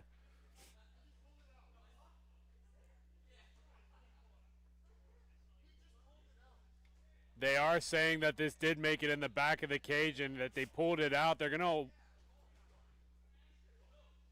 gonna award a goal here, Oh, Sean. wow. They do award the goal. It is 2-2 with 1:57 in the first period. Unfortunately, Sean, I already had a replay queued up. Let's take a quick look at this saves by Schreiber earlier. Just pelted with pucks here at the 3-minute mark. You talk about a defensive goal. That is easily a goal for the Factory, but he keeps this tight. Every goal in this game has been earned. Shot off the post. Weekly picks it up. He's going to carry it in. Long distance shot off the post himself. Yeah, an anemic shot, iron deficient, just finding the post there, couldn't find the back of the net. And works it across to Oliver. Dushek streaky towards the net, looks to get a shot off. It's in, and that's a goal. And the Thunderbirds get their own weird one as that just squeaks right along the short side and into the back of the cage for the Birds.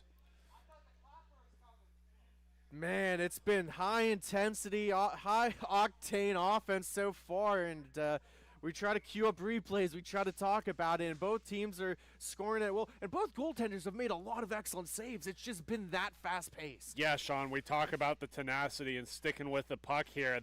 There's nothing the goaltender can do about that. When you're so relentless on the doorstep, you can only make so many saves, and the goaltenders have both made a handful of them. Schreiber's made at least a couple sequences of 3-4 in a row.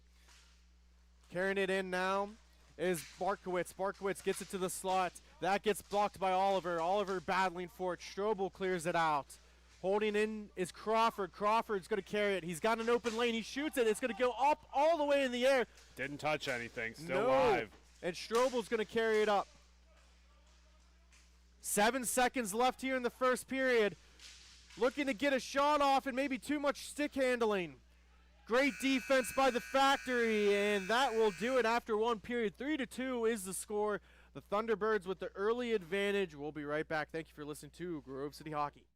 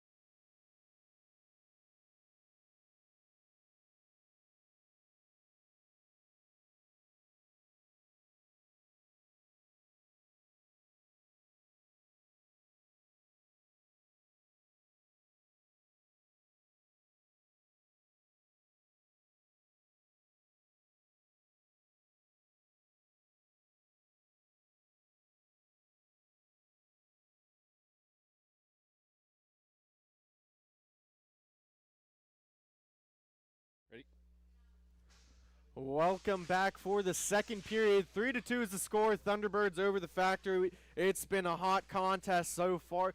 Jacob Drzezinski joined with me in the booth here. What have you seen from both teams so far? Again, Sean, we talked about it in the first period. Neither team is willing to just give up on a play. They're finding their own rebounds. They're finding second and third shot opportunities. They're getting their own missed shots. What I love and I talk about the kids with is that when you're shooting into the corner, you kind of know where that missed shot's going to end up. So skating hard to be able to pick up your own attempt and then fire it right back into the offense, that's how you get second and third looks. And both teams are actually doing a really good job of it. As Coley gets a shot off, and that's going to get taken away by DeBicaro. It's almost like an outlet pass off the post. Palumbo now works it across. And following up on the rebound, like you said, McLean holding on to it. He works it across to Palumbo. Palumbo with the shot. That's blocked. Down low. Battling for it, Shaning and DeBicaro. Gets some help there. Gets thrown into the slot and all the way across. Coley picks it up. Off a skate. One touch. Oh, and that's intercepted. Carrying it in is England. Haven't called his name too much in this contest. Shaney now picks up the rebound. He's going to reset.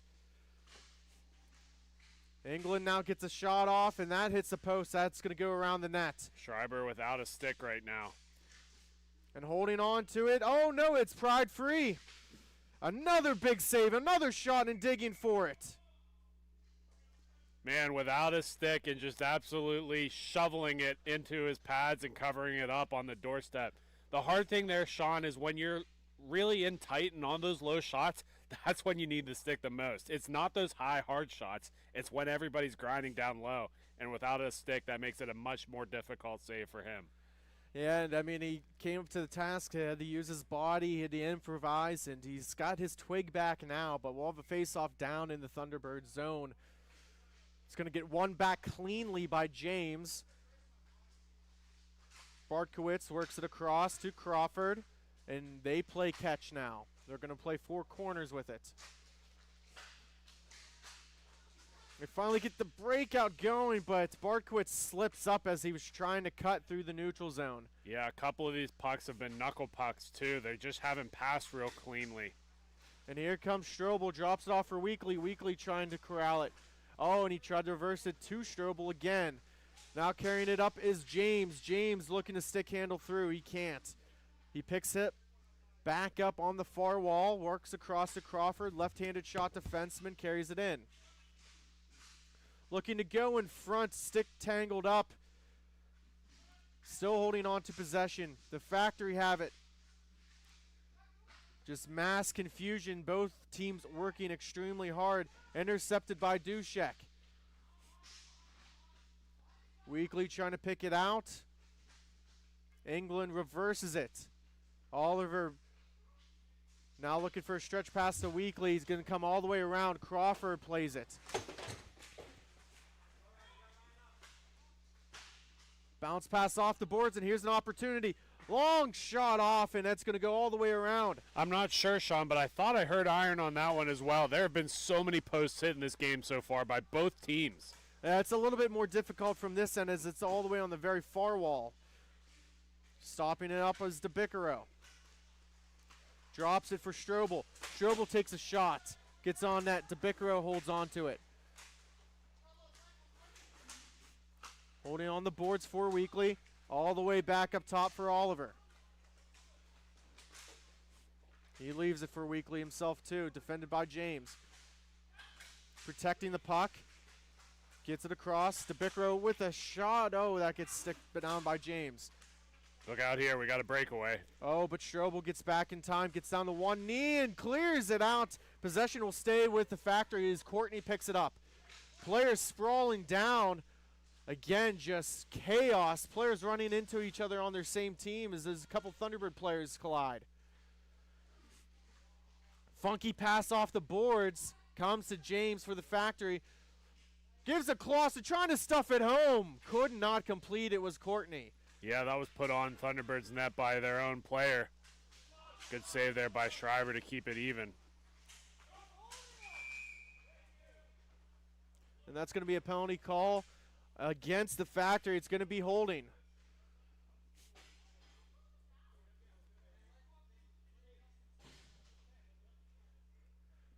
Power play opportunity here for the Thunderbirds as a holding call is called. Believe that was going to be Ryan Bartkowski, or Barkowitz. You have 0 Brad, and that was 21 Ryan.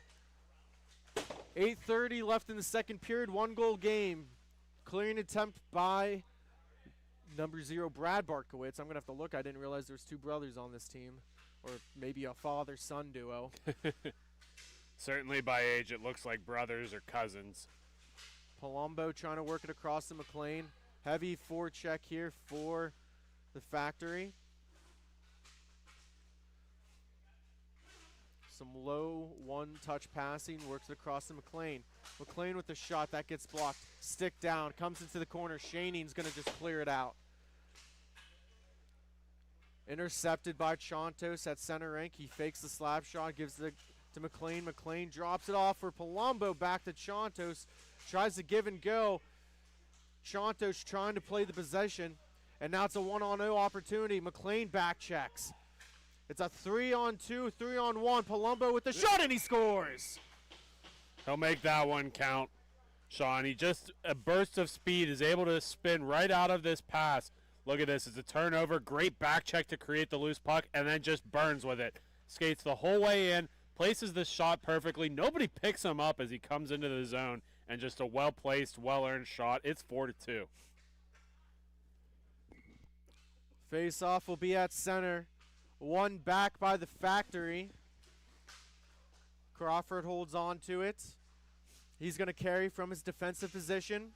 Gets it to the top of the face-off dot. Looking for a little drop pass into the slot. No one was there. Now holding it down low. Works it all the way around looking for Cooley. Cooley picks it up. Works it back up top. Drops it across. Crawford with a stick check there by Palumbo. And that's going to go for a cover by Schreiber. Yeah, he's playing with a little bit of swagger. He's confident right now, and it's showing as it's a 4-2 game still.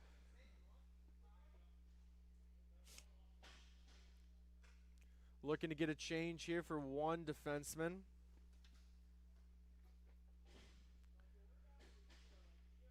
Yeah, this is what they call a slow change, Sean. Just when the referee's ready to drop the puck, they get a change going. It kills a little bit of clock. With the advantage here, that might be needed, but there's so much time left in this game. A very tactical move. Working it all the way around, looking for Chontos. It's going to get played there by Oliver. He stops up. He's going to start to skate it up, looking for some options.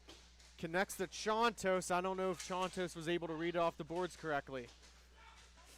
Cooley's now going to carry it up on the far wall. Pivots. Defended by Dushek. Looking to the front, and Schoenrock couldn't connect. Uh-oh. That was another one, and we've seen these yesterday, Sean, where they're just weird bounces off the board. That one looked like it was going on net. Was able to be controlled there by, looked like Oliver.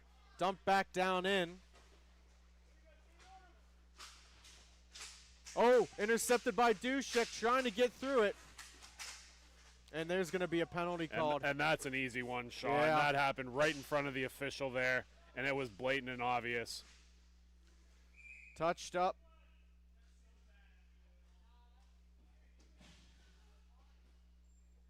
So power play opportunity here for the Factory. It's going to be a slashing call. They'll see their first power play of the day. England out there, Cooley, Schoenrock, and Brad Bartkowitz. And again, Sean, as you mentioned in the earlier game that the Factory had played, there's a lot of Revolution history here. And the Detroit Revolution have one of the best power play setups in T3. I'm going to see here if this is going to get them another goal, but I expect a good setup here. Holding on to it is Cooley at the top of the point, works it down low. Schoenrock has it.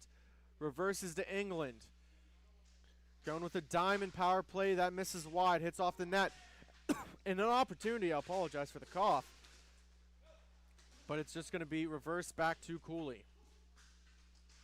30 seconds gone by on this power play opportunity for the Factory. Reverses it to Barkowitz. Finds that man up high. Kicked out to the corner. Just continuing to spray with pucks right now, Sean. Schoenrock with it. He gets a stick lift in. Schreiber holds up, pinching his arm down low. Yeah, he's been excellent so far this game, Sean. Big part of this lead is because of how Schreiber's been playing down in the crease. 3:30 remaining here in the second period. 4-2 is the score. Semi-final matchup. The winner of this game will take on the Heat for the T3 championship. Just going to get dumped all the way down by McLean. Yeah, about 40 seconds of penalty time remain here, Sean. Getting a long change out there.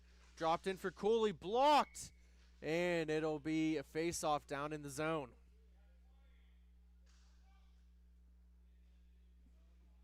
.20 seconds to go. In the power play, I should say.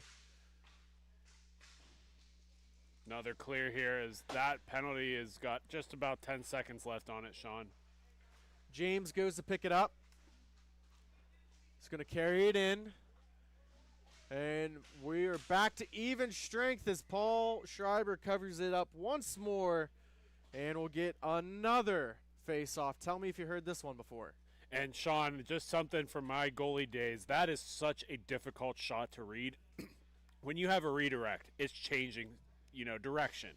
That one changes speed too. When it hits enough of that toe of the stick, it slows down all the velocity. When you're sliding over to make that save and all of a sudden something coming in at 60 miles an hour is now coming in at 30, it screws everything up, and it's really hard to track at that point. Great save by Schreiber to be able to see that. James on the far wall. Excellent inside there from one netminder to your ears at home. Courtney with it to Crawford. Holding on to possession. Trying to get it out. It's the Thunderbirds, and they'll tie up on the wall. 1:35 remaining here in this second period. Chantos will pick it up for the Thunderbirds, reverses it around for Weekly. Weekly with the stick lift. Now looking for a pass off the boards to Palumbo. That's intercepted.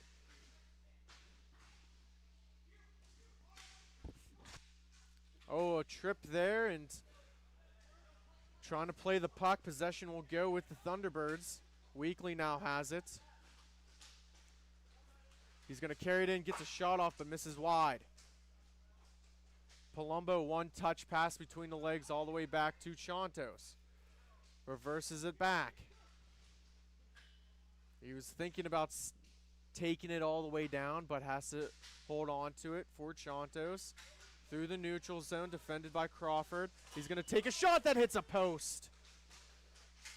And that's going to get worked all the way around the boards. Bartkowitz now holds on to it. Off of Weekly shin at center.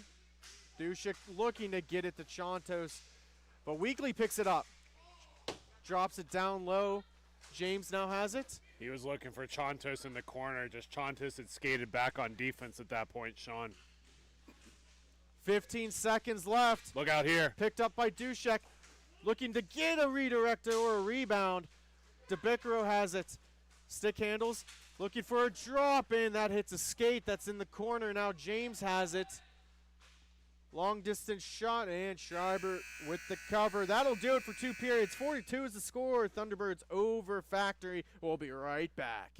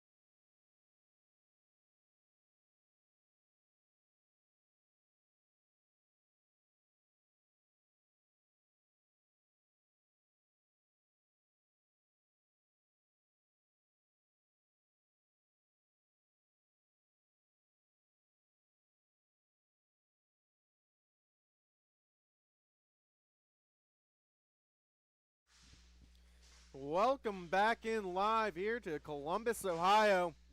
Some T3 action between the Gold Thunderbirds and the Factory. 4-2 is the score. Oh, breakaway and defended away by Schreiber. Gets cleared all the way down. And Jake, I was about to ask you, what is the keys to victory here for this third final period for both teams? Well, Sean, that was just a really good look there by the Factory. Again, get the first one. Worry about the second one later. Good rushes here have been a really big part of the offense and not really like skating off of it. We've seen a couple of opportunities here where the pass has gone to that man who's been posted up in the slot or the corner, and that man has vanished, right? He's skating to a different part of the rink. Keeping the head up whenever you're looking to make that pass, and also being able to stay in those high-pressure areas and get a stick on a puck. We've seen a lot of crazy goals here today, Sean, and I think there's still one more that's going to happen. Carrying it down in, looking to get in front.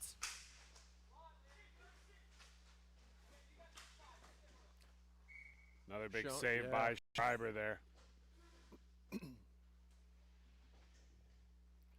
Looks like both teams are going to make some changes here, Sean, and we've seen some weekends that the benches have made a difference. Looks like both guys have full subs available to them, and it's shown with the speed, right? When you're on a 5-man lineup or a 6-man lineup, you can't skate as hard as you normally could.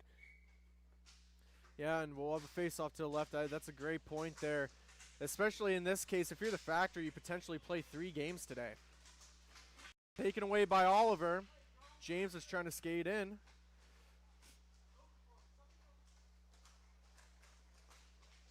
Schubel gives it to Dushek. One-touch pass to Oliver.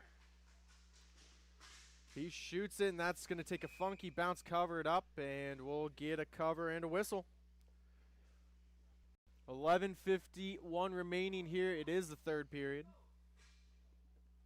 Coming up after this contest, we're going to go to the T4 division. We'll see the Revolution and the Lakeside Storm. So stay tuned with us for that. Oliver poke checking. Little pivot maneuver, and here comes Barkowitz. He's going to wind it up all the way. He's got a man going to the net, and missing wide was James. He didn't even get it on nets. Great setup play, though. Just missed by a matter of inches. The Factory doing an excellent job using all spots on the rink to create that look. It leads to a 3-on-1 opportunity the other way. Oliver with the opportunity. He still has the puck. A couple of players over skated. It's going to get worked down low for the Factories. They're able to dig it out.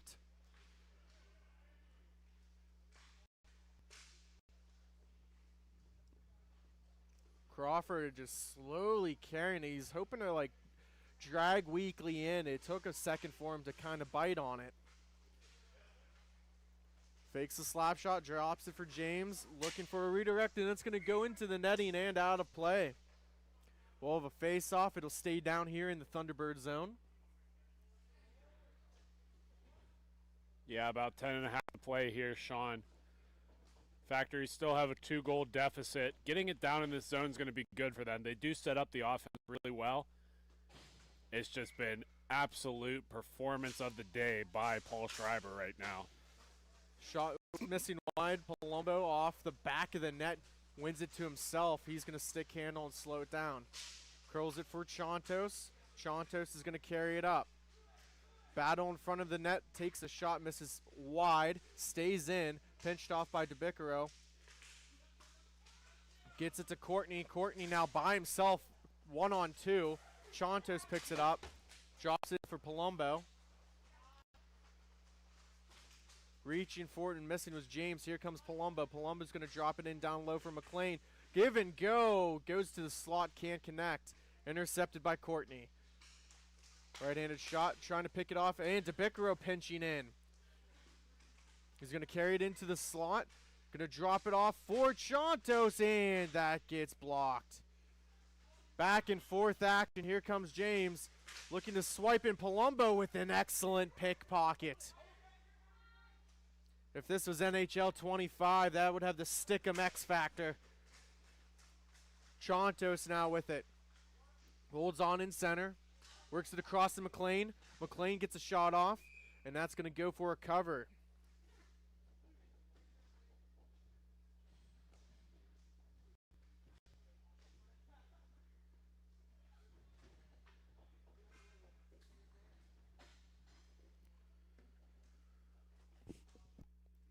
Face off down low. A couple of changes being made.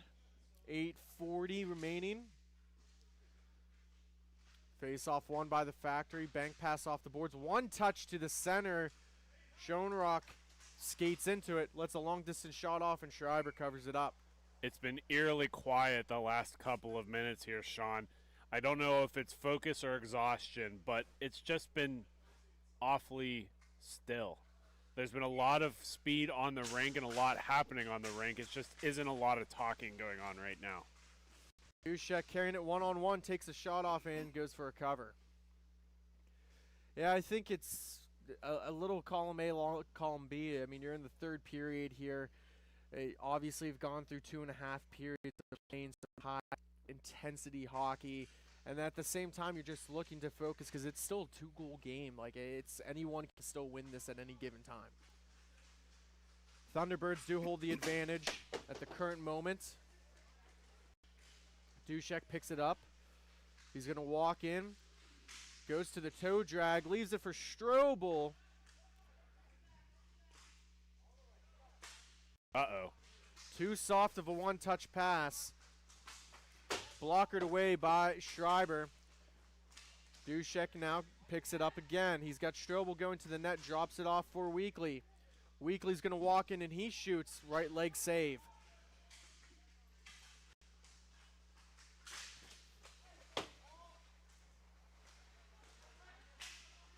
Weekly carries it up 3-on-2, drops it off for Strobel. Back to Dushek and he misses the net. He had an open lane. Strobel holding on to it. He's going to protect, pin it up on the wall. Cooley works it around. Barkowitz picks it up. Skate into the slot, defended away by Oliver. Behind the net, plays it to himself, toe drags. Looking to get to the slot, blocked by Dushek. Shaney now picks it up. He's looking to get one on, looking for a redirection. Was England. Yeah, and Dushek doing a great job defensively there. Schreiber was out of position. That might have gone into the back of the net, but just able to get a shin guard across and kick it to himself. Great defensive mind. Face off to the left in the Thunderbird zone. One forward shot misses wide. Carrying it is Barkowitz. One by DeBicro, puts it up the boards. Courtney picks it up. That hits off a skate.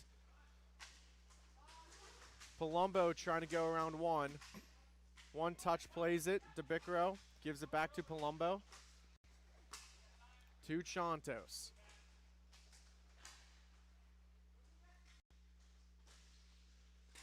Gives it to McLean. Back to Palumbo. He gets a shot opportunity off. It's bouncing behind the net. He picks it back up. McLean has it again. He shoots right into the red basket and record with the save. Yeah, and that was a good look. We've seen time and time again in pro-level hockey that third man in being absolutely lethal with that look. When all the defense and the goalie is looking below the red line and that guy just sneaks into the high slot, man, that is a killer for goalies, but a great job to keep it out of the back of the net. Courtney defending. Now it's going to get played up. Foot race. England wins it. Shot missing high and wide. Goes all the way around. Stopped up by DeBicro. Holds on to it. They will call that one. Factor, you're going to be headed to the box here, Sean. Probably an interference as he kind of took more than 2 or 3 strides all the way down.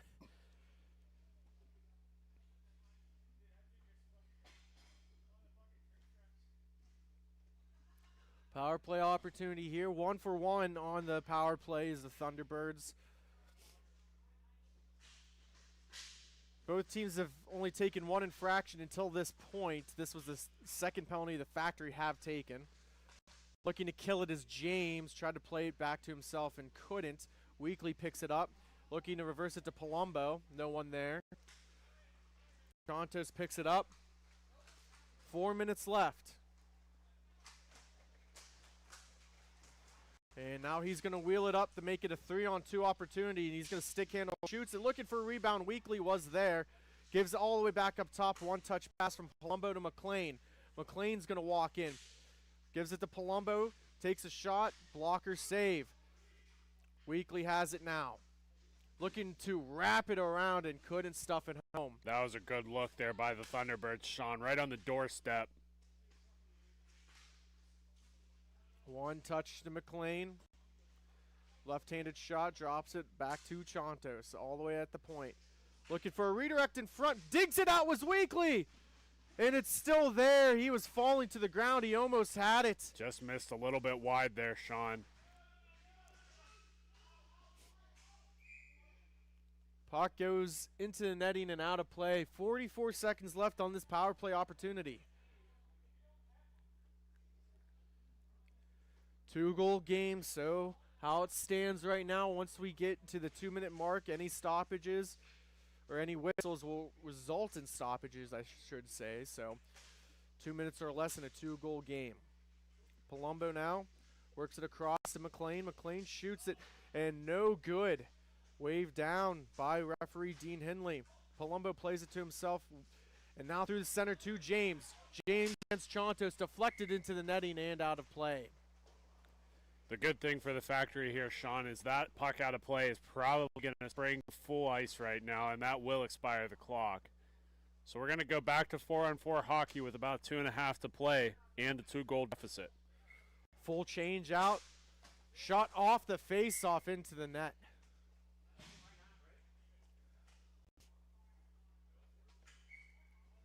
James going to look to do it again. Pinching in for Schoenrock. He gets a shot off. Quick face-off plays. They've been very successful with it. Schreiber's just been a little bit better. Looking to carry across, and another big save. Clears it all the way down. It's going to get played there.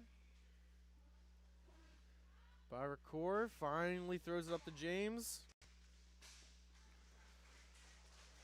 Schoenrock for a one-touch. Oh, tries to throw it between the wickets and covered up by Schreiber. Timeout for the Factory. We'll step aside. We'll be right back after this quick commercial break.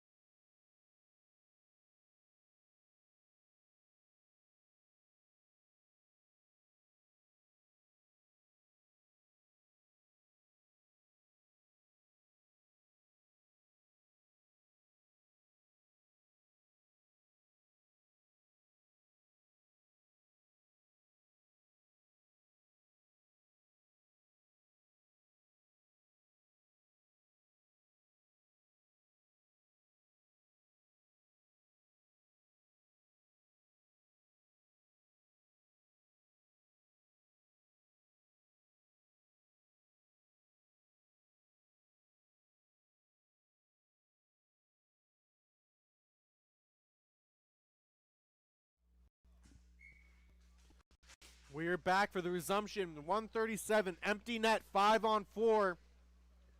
4-2 is the score. Thunderbirds over the Factory. Crawford with the puck. Works it up top to England. England drops it down low to Barkowitz. Back to England. Slap shot on. Kicked away by Schreiber. Yeah, he's going to be key this last 2 minutes, last minute almost here, Sean. Schreiber's been playing great so far. He'll need to keep playing hard for another minute. Block on as Oliver blocked it, and then it gets shot out of play. Yeah, key word is blocking it before the shot. Those will be pulled all the way back out to center. Doesn't look like they're going to return the netminder, so it'll be 5-on-4 still. Oliver trying to win it. He wins it forward, just couldn't get it one towards the net. Schoenrock on the near wing. Right-handed shot, carries it all the way down. Looking for a tough angle, couldn't stuff it home. James works it back up to England. 44 seconds remain. Another big shot block. 2 big shot blocks. Here comes Oliver. He's looking to ice the game, and he can't. They are going to call a trip on that, Sean. We got a hand down here. Can't pull a goalie, so it's still going to be block. 5-on-4 for the time being. 23 seconds left.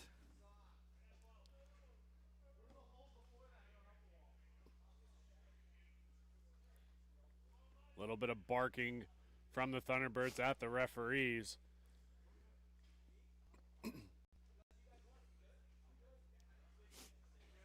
So it'll be 5-on-3 power play opportunity here for the Factory. Trying to tie it and win it up was Dushek. On net, trying to stuff it home. Couple of big saves, 18 seconds left. You talked about the gamemanships and tactics before, Sean. This is eating up valuable clock for the Factory. And cleared all the way back down. Empty net goal for Dushek, and that will ice it to make it 5-2. As the Thunderbirds will move on, they will meet the hometown Columbus Heat for the T3 championship. A hard-fought game. It went all the way down to the wire, and we'll see that game later on today. So stay tuned. That will be the 2:40 game. Coming up after this break, it'll be Lakeside Storm versus Detroit Revolution. We'll be right back.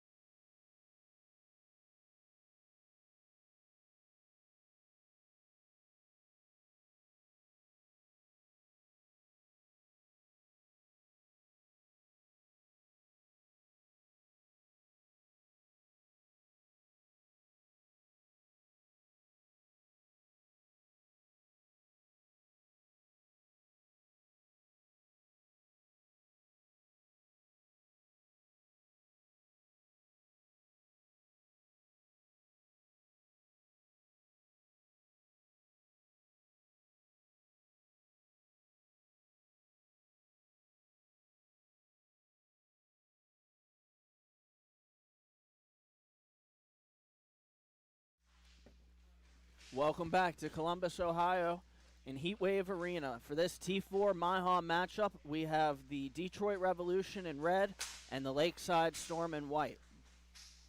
I'm Brandon Britton. Alongside me is Sean Takachi. And Sean, what is something that the Detroit Revolution have to do in this matchup to have some success early on this championship Sunday? Yeah, just stay composed. Don't shoot yourself in the foot. Don't take bad penalties. This is going to be an even contest. It's going to be who kind of blinks first. And both these teams kind of have some guys that can get a little overwhelmed at times. And that's just me putting it mildly. Whoever doesn't make those simple infractions, I think, is going to come out better. Special teams, I think, is going to play a huge factor in this game. And we have a face-off one forward by Lakeside. They'll work it on back. And they move it cross rink. It's going to be taken there by Chase Wilcox. And a shot on goal and a good save there by Jeff Buckley. Buckley's been a very solid netminder for the Revolution throughout the season so far. Kept them in a lot of games. I mean, they're a very talented team, but the backbone of your team is also your netminder. He's played well so far. The puck comes all the way down into the Lakeside Storm zone. And then it's going to be twisted with it, and falling down as a member of Lakeside Storm. Here's the Revolution trying to get puck control on the forecheck. The Storm avoid pressure for a moment, and they move it up. Inside-outside move, and the shot catches the glass by the Storm. And now the Revolution will take over. Here goes the Revolution up the wing, and it's moved across. Shot attempt gets blocked, and then it's going to be sent forward off a stick of the Lakeside Storm. The Storm have the puck now, and it's going to be battled for on the near side. And eventually it's overtaken by the Revolution. Here they go, trying to make a move, feeding in front, nobody home. And on the far side now, the Revolution have it. They go D to D. And now it's back towards the middle. It's knocked away in a race for the puck, won by the Revolution, however, momentarily. And now it's Stevens with it. And he plays it off the boards. The Storm have it.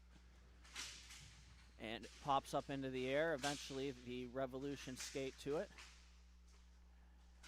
And play it again. And here go the Storm. Taken over by the Revolution in the neutral zone. They might have an opportunity if they hurry. A shot save made, and the rebound is cleared as far as center. It's going to be dumped back in, and then it's going to be moved D to D by the Revolution.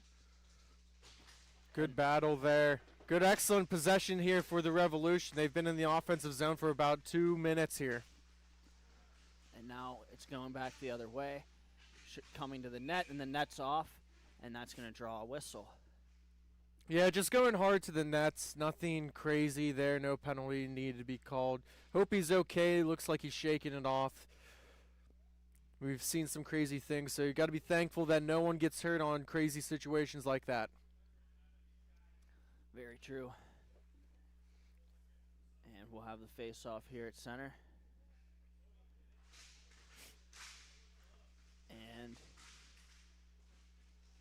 it's going to be battled for and then eventually go around the boards. The Revolution collect the puck, and they'll pass D to D. And then move forward. Here they go, skating through the middle. Shot gets whiffed on, and then going back for it is going to be Nicole James. And now it's fed up the boards. Here's the Revolution trying to fly in with it. It's defended well there by Chase Stevens. And there he goes. He has it taken away from him by the Revolution, as lots of changes of possession early in this contest. Now it's going to be taken there by by number 98. And now it's the Revolution counterattacking the other way. A shot attempt on goal goes wide. The rebound swatted at and missed by the Revolution. And now it's going to be taken the other way by the Lakeside Storm, and now the Revolution with it. The Revolution trying to pass through the seam. It's collected off the end boards, and then a pass fed back in front is going to be smothered by the Storm. And the Storm are kind of facing the Storm right now because the Revolution have done an excellent job of breaking out of their own zone, making excellent exit passes to create those rushes going up the other way here. But just defending well, they're getting in the box and making sure that these high-scoring opportunities look low-scoring, honestly. And it's dumped all the way back down into the Revolution zone. The Revolution have it behind the net. And it's going to be carried and then banked off the boards, chipped along further by the Revolution, and then sent around back up the same side by the Lakeside Storm. Now the Revolution collect the puck. Momentarily, it's turned over once more. And now skating up to it is Chance Culp, and he moves it to the middle. And walking in and shooting one, it flutters wide. That was a great opportunity, grade A chance. And now going the other way, there might be an opportunity. And it's going to be turned over one more time, and a shot, they score. The Lakeside Storm move it across on the turnover and bury it 1-0 past Buckley, who was sliding from his right to his left and could not get there on time. Way to counterattack. Just an excellent play to stick with it. A lot of hard work, and I was talking about this in an earlier game, Britt. I mean, that hard work gets rewarded, right? Like, it's not an easy or fluky goal. He earned it by just out-skating, getting multiple opportunities, and sticking with the play. Here's another opportunity here, cutting to the backhand, a shot save made. The rebound pops into the air, and it's going to be taken now by the Storm behind the net. They get going north.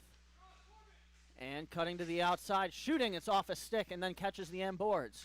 And the Revolution control the puck now. They're trying to stretch pass, and it's cut, and here's the Storm.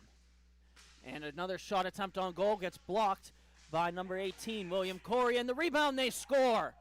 And it's 2-0 Storm off the opportunity, and they're off to an early 2-0 lead. Just, again, way to stick with it. Again, you're getting those opportunities. You're starting to pepper Buckley and just getting to the right space at the right time, sitting on that doorstep. You realize that the shot, if it comes in one angle, you're getting to the other. So if you're shooting from the right side, there's a good chance it comes out to the left, and that's what he did. Great goal. Way to stuff it home.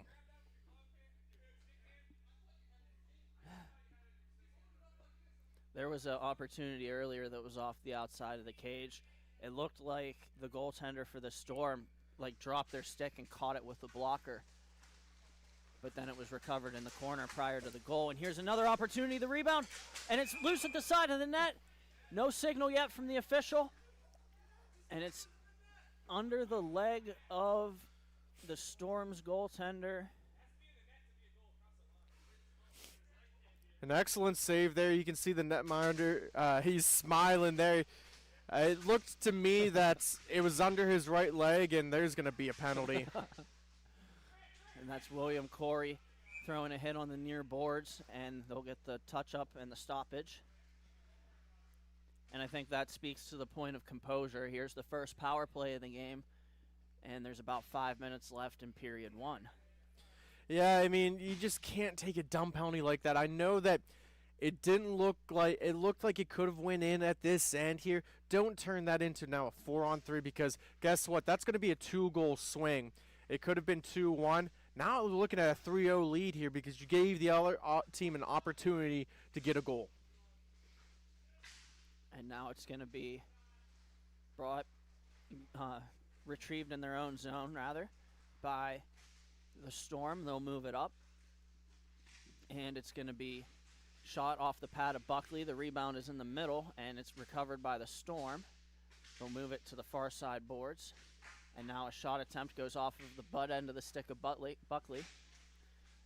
And then it's going to be played back across again, and a shot save made by Buckley. The rebound is shot lane, rebound again, and they off the outside of the cage. Buckley's keeping them in this game right now. They got to help their goaltender out and actually not put him in bad positions. Let him succeed. And now it's going to be the Lakeside Storm carrying it, feeding it across, and it's kind of fanned on by the man on the one-timer on the near side. And now it's going to be brought ahead, and a great back check there on the power play by number 98. And then it's going to be brought forward again, and another shot there is smothered by Buckley. Yeah, I'm not too sure if that's the shot I wanted to take. Buckley had that squared up pretty well. He was aggressive. He came out of the net. It was a 2-on-1. Should have probably considered a little bit more of passing that puck over, but it was a great back check like you said. Its face-off here is won by the Storm.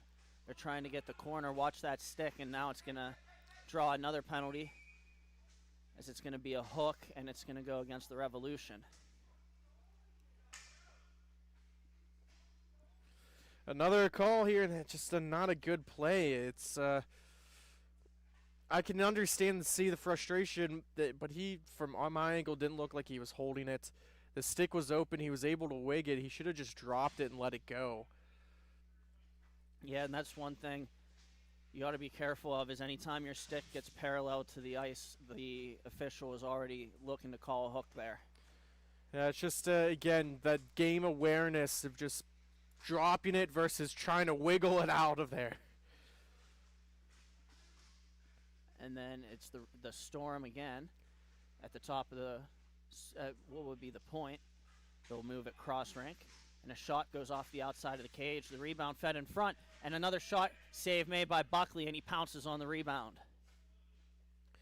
A good battle in front. James was working a guy out. She was trying to push him out, was able to prevent that stuff home attempt, as we still got about 1:15 on the power play. It's going to be cleared by the Revolution and played by the Storm. Here they go.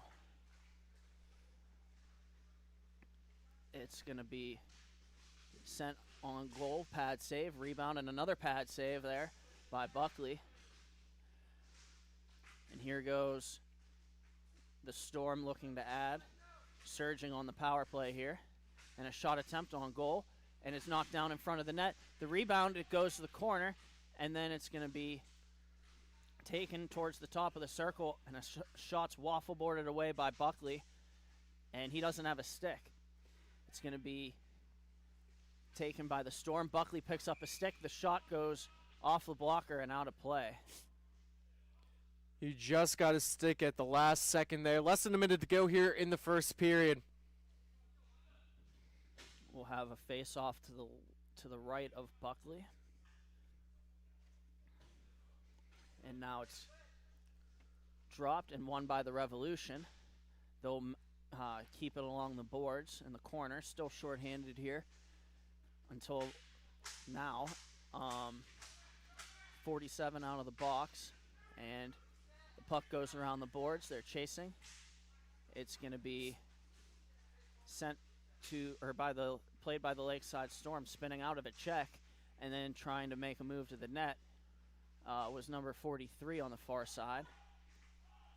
And then it's going to be taken by 47 and sent up. And now controlled behind the net by Chase Stevens. And the horn sounds, and that'll do it for the first period. So after one, the Lakeside Storm lead 2-0. Thank you for watching Grove City Hockey. We'll be right back.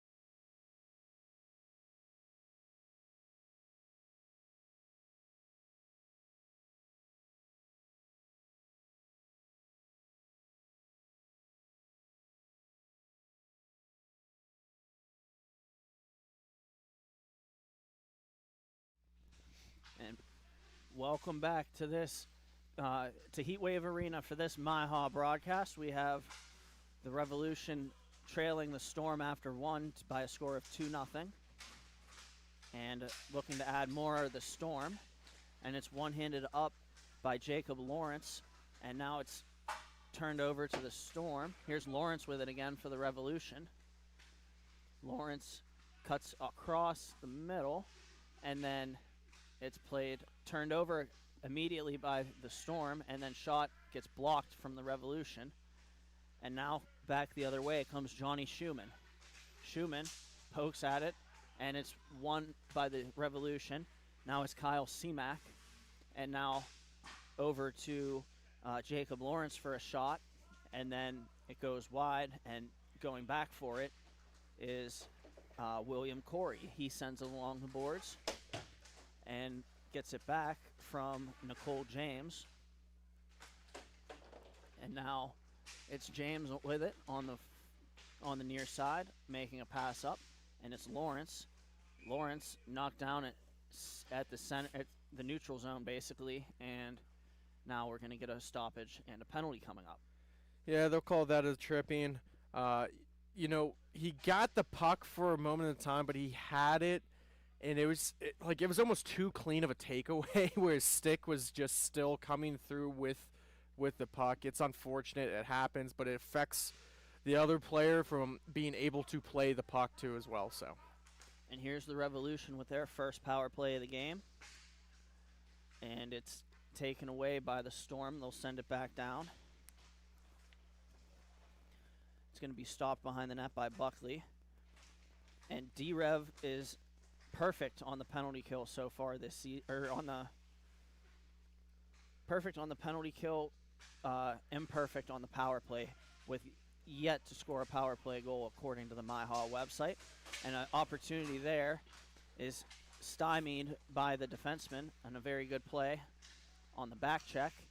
And now it's going to be, here's another opportunity. Here's a 2-on-0, and it's the Storm coming up with it.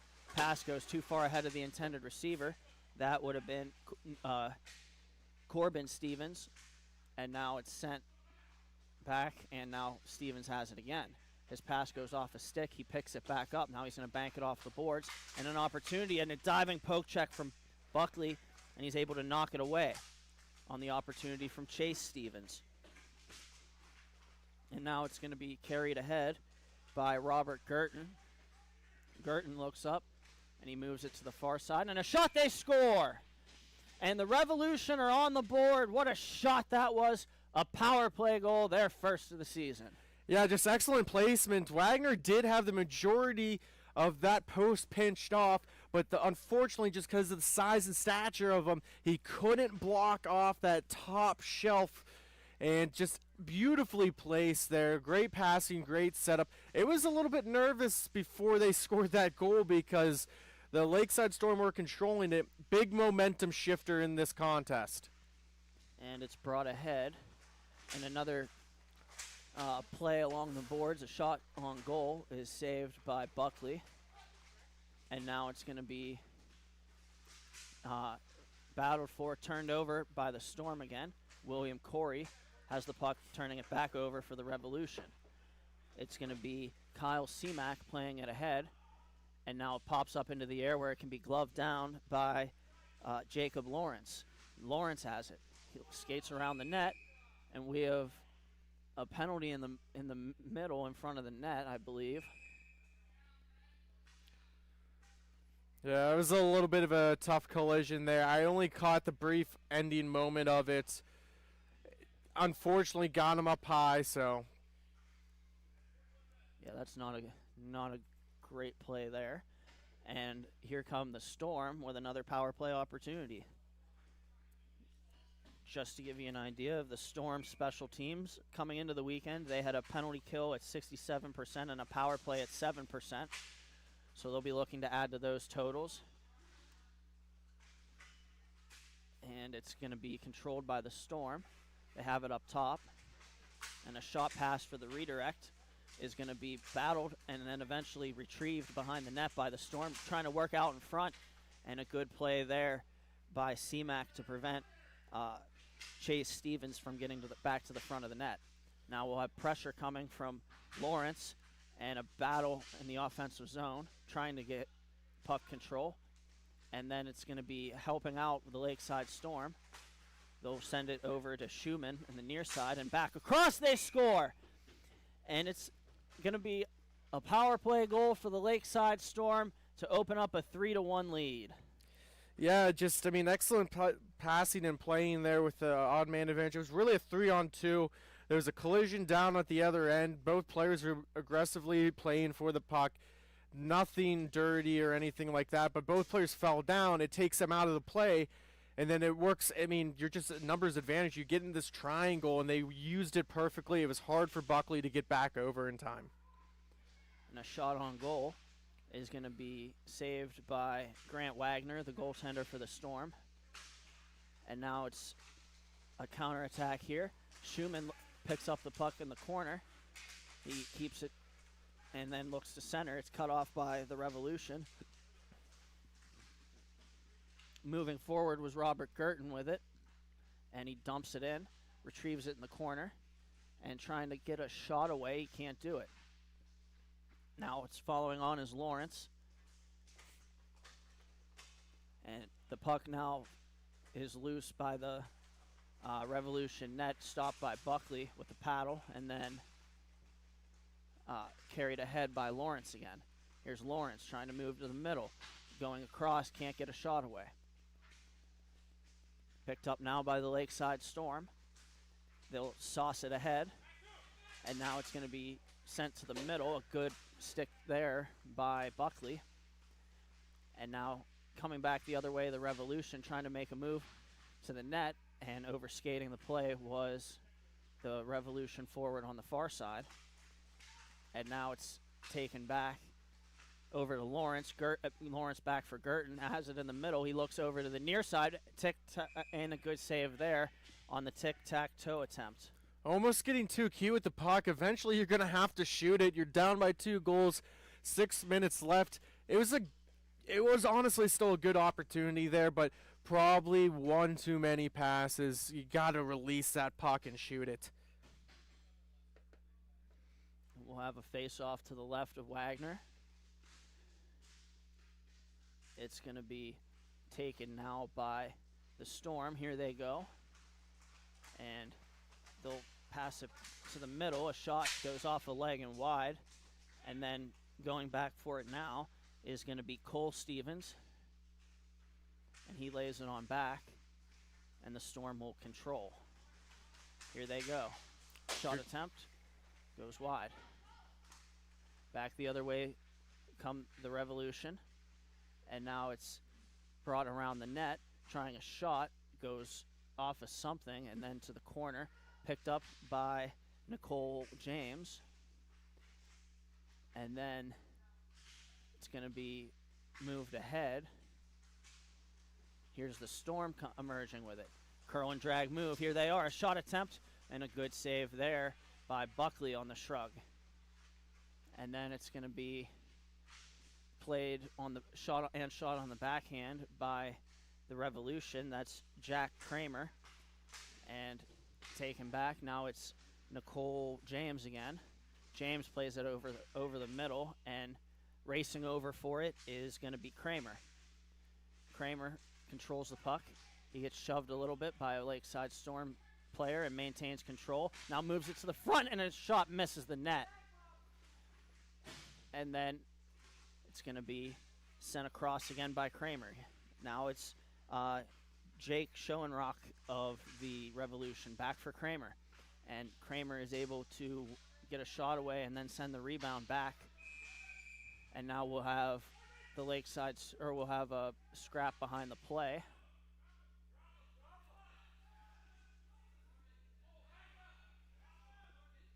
A lot of guys yelling drop them, and neither player really.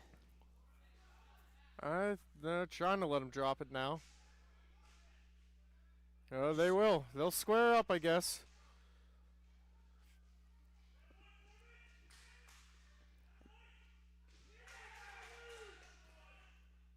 And that is Corbin Stevens for the Storm and Jack Kramer for the Revolution. Yeah, good scrap, good heated tilt there. I believe it was the Lakeside Storm that got the penalty, the initial infraction that Corbin Stevens did. And I don't know if what was exactly called. They're discussing it right now, so we'll keep it here. I mean, Britt, what do you think so far? I mean, personally, it's been a pretty good game, 3-1. I don't know. Is that something that gets you back into the game? It gets me back into the game. A fight? Well, yeah, like if you're a player, like if I'm on the bench right now, regardless of win or loss, I'm ready to go and get back out there and help my team. It depends on the day for me. Some days it like energizes me, and other days it's like just depends. I don't know, fortunately or unfortunately, but I don't think I've ever been involved in a MIHA game where there's been a fight. So We've had a couple of them. It's hard to think about. We go to all these tournaments throughout every single year, so it's hard to like pinpoint one. But there's been a couple of them. yeah, I don't know. Let's see here what they're figuring out. Wagner's still talking to the official about it, wondering what the penalties are. I think they're calling 4-on-4. No. What? All right, now for there it is, 4-on-3, I believe. They got the clock stopped here with 2:20 remaining.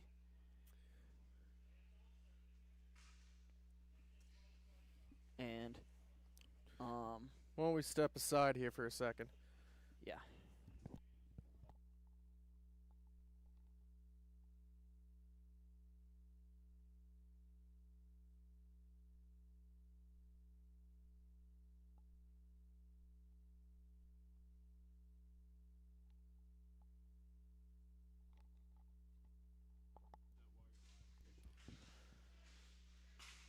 Welcome back. Here's the power play opportunity for the Revolution.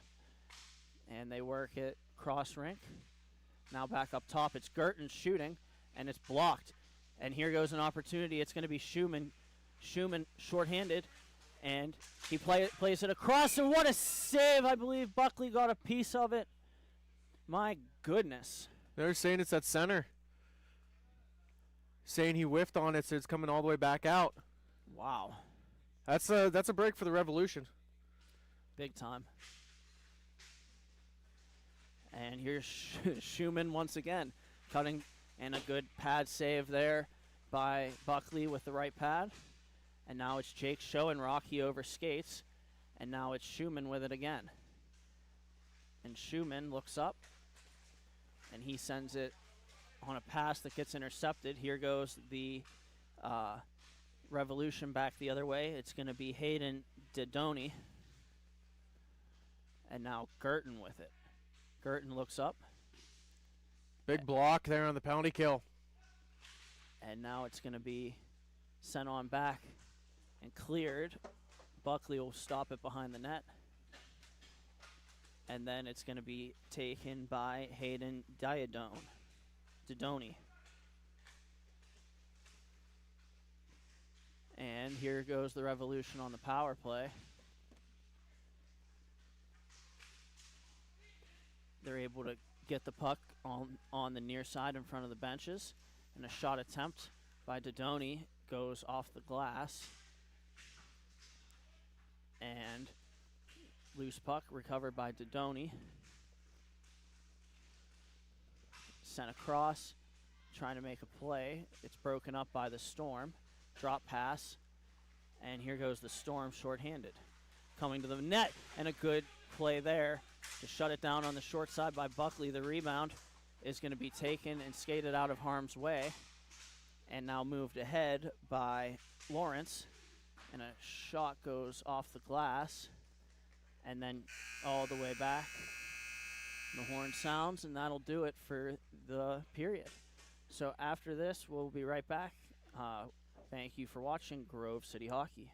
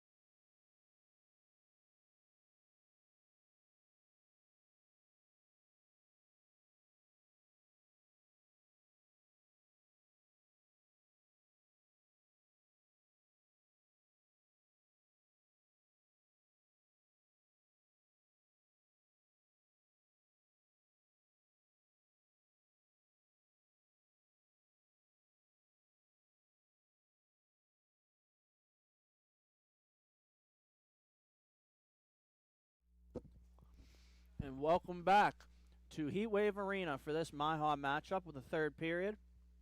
We have the Lakeside Storm and the Detroit Revolution. The Revolution trail 3-1, but there's plenty of time for them to get something going if they get, especially if they get an early one to start this period. Yeah, they had a big kill to end that period here, and a lot of the momentum is with Lakeside right now. Revolution, got to play smart. It's only a 2-goal game. You got to keep chipping away. And knockdown was Cole Stevens on the far side, and now it's going to be sent around the boards. And the Revolution have it behind their net. They move it up the boards, making a move. The Storm pass it up, and 3-on-2 if they hurry. Walking into the middle, and a good shot hit something, and then it hit the belly of Wagner, and he freezes it. Yeah, very aggressive. He was coming right out, right past that crease. You got to cut down that angle. He did exactly that. We have Schumann, and we have Chance Culp taking the face-off for their respective clubs. Now Schumann has the puck for the Storm. He delays and passes it, give and go. It's going to be taken by the Revolution after it hopped over a stick of the Storm. And now it's Culp. He moves it on back to the point, but the first team to it is the Storm. And now making a move, and a good save there by Buckley off of the attempt by the Storm. And now Culp has it. He sends it across, and then another opportunity. Save made, the rebound, and it's missed by Jake Schoenrock. And now it's going to be carried back the other way. Here's the Storm, and a drop pass to Schumann. He carries and protects it around the outside. And now it's played down low, and it'll be chipped up the boards and cut off by the Storm. And now it's taken away by the Revolution. They send a stretch pass. Here's Jake Schoenrock. His pass is intercepted by Schumann. And then a give and go attempt, and it connects for the Lakeside Storm. It's knocked away from them, and they get it back on the far side in front of the door. And then a pass comes across, and a good save there by Buckley, and he dives and swats away the rebound. It works just like an outlet pass, too. And now it's an opportunity for Schoenrock. He feeds it in front. Unable to take the pass was Nicole James.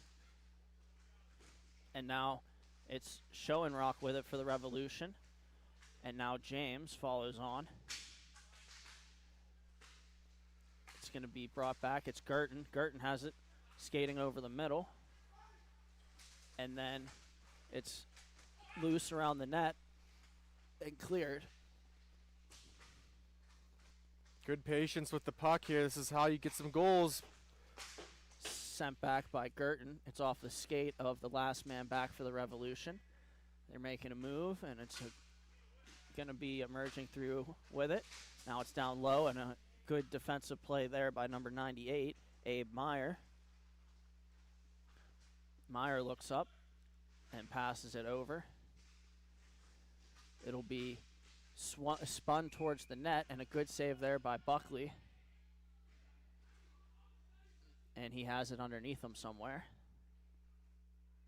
A little bit of chirping, getting on the dance floor and get to know each other a little bit. Nothing comes of it, though. It's hockey. It's a physical game. And here goes the face-off. It's won by the Storm. They play it across, and now it's intercepted by Jacob Lawrence. Lawrence cuts into the middle and shoots, and it's into the glove of Grant Wagner. And a good save there. Yeah, he's having an excellent day so far, coming up huge. Just an inline, you could say you only give up one goal so far in a contest. You're doing something right. And then here goes the Storm on another opportunity, and a shot save made by Buckley. And then it's going to be brought back by Schumann. He plays it where Chase Stevens can send it back up. And now it is William Corey with the puck for the Revolution. Plays it over for Kyle Seamack. Seamack able to win the battle for the first puck. And now he looks up and he moves it right on back. And it's going to be shot on goal and a good save there. And now here's an opportunity for the Revolution. They have a 2-on-1. Skating in, they move it across, and they try to go back across, and it's loose in front of the net, and the Storm are able to get there first. And now it's a spinning curl and drag move, and a shot is saved by Buckley on the far side, short side. Now it's an opportunity, moving across, a shot goes wide. And now it's going to be taken back the other way. Here's Corbin Stevens, and he looks up, and he has help as another member of the Storm follows on. And then a shot attempt is a good save there by Buckley, and now the Revolution have the puck. And trying to make a move to the net, and a drop pass, a shot, and a good save there by Wagner, the rebound. They'll battle for it. An excellent play there to get a shot off there, and just another great save there. I don't know how he saw it, as he had two of his own defenders in front of his line of sight, and he was able to still pick it out and grab it. 7.5 to play here in regulation. And the face-off won by the Storm. It's going to be raced for in front of the booth, and eventually won by the Revolution. Here's a possible opportunity for Schoenrock, and he has it knocked away from him. And now back the other way comes the Storm, and it's Schumann. Schumann defended well by James, and then it's going to be taken by Robert Girton, who then sends a stretch pass too far for the reach of Jake Schoenrock. And now the Storm chip it up the boards. And they're coming in 3-on-2. Here they go, a shot attempt and a good save there by Buckley. Yeah, he was a little unsure of himself. He thought it may have popped back up, but he didn't want to move it just in case, and he made the correct call because that chicken wing prevented that puck from going down low. It's going to be played now by the Revolution. They look up, diagonal pass ahead, and too far for the intended receiver, stolen away by Abe Meyer, and now Schumann. And now another opportunity is knocked away by the Revolution and retrieved in their own zone by the Storm. Here goes the Revolution with a shot standing blocker save there by Wagner. And then it's going to be Schumann. Here goes Schumann with it, and he lays it on back. It's Cole Stevens, and they move it back across. They score. A nice rush set up there by the Storm, and they get the tap in, and that'll make it 4-1. Yeah, just a pass off the pads, a well-placed shot on that right leg, knowing that he was driving the net, and it just gets kicked right out to his stick, and he's able to just bury it in that open net. And now it's the Revolution. Here they go. Up over the neutral zone. Now they pass down low. It ricochets off the boards too far for the intended receiver. And then it's going to be taken now by number 47. That's Lawrence. And now it's Hayden Didoni. Sends it all the way back. Buckley's going to play it. And Buckley leaves it there for William Corey. And then it's going to be battled for there by Lawrence, eventually stolen away by the Storm, taken back by Didoni, and here he goes. Looks to the middle, shoots one, and it's a save by Wagner. And then sent back across, Didoni has it again. He looks up, and he plays Lawrence. And now it's going to be Didoni again. Some excellent work still by the Revolution. They're not giving up on this game. It's only 3 goals. They got to get something, though. And a shot right into the glove of Wagner. Wagner's been excellent all day. If they want to continue to win and move on to the championship and win the championship, he's going to be a big factor. And it's dropped to his right, recovered by the Revolution. They're trying to set up an opportunity from the point. It's Girton. He has it knocked away from him by Cole Stevens. And now Abe Meyer trying to come in on a breakaway after falling down. And he does, and the rebound shot over the net. Good save on the first one, though, by Buckley. And now it's Robert Girton coming back the other way. Girton trying to move it to the middle, and he scores! A power move by Robert Girton, and he's able to tuck it up under the bar, and that'll make it 4-2. Just a beautiful move. I mean, he's been doing that for a very long time in MIHA. Just able to draw him in to get that false sense of security, and then quickly turns on the Jets, blasts it past the blocker side. Excellent goal there. And here's the Revolution trying to go forward again. This taken away by Stevens. They got 3 Stevenses on this Lakeside Storm team. You got Corbin, who's 16, Cole, who's number 17, and Chase, who's number 33. All have contributed to this now 5-2 lead for the Storm. Yeah, you get a box out there for the Revolution. Just an excellent cleanup by Corbin off the shot from Cole. And again, like you mentioned, you had all 3 of them playing a factor here. 2 of them connected on that play and made sure he stuffed it home. We'll get a timeout taken here with 2:11 remaining. And we'll have a step aside. Thank you for watching Grove City Hockey.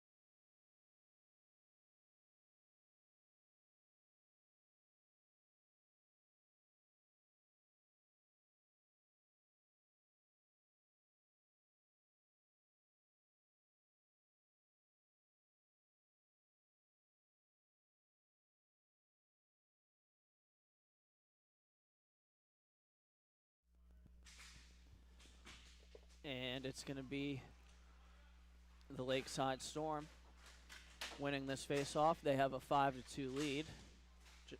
About 2 minutes remaining here.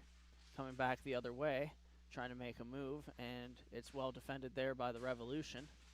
And here goes Chance Culp the other way. And it's going to be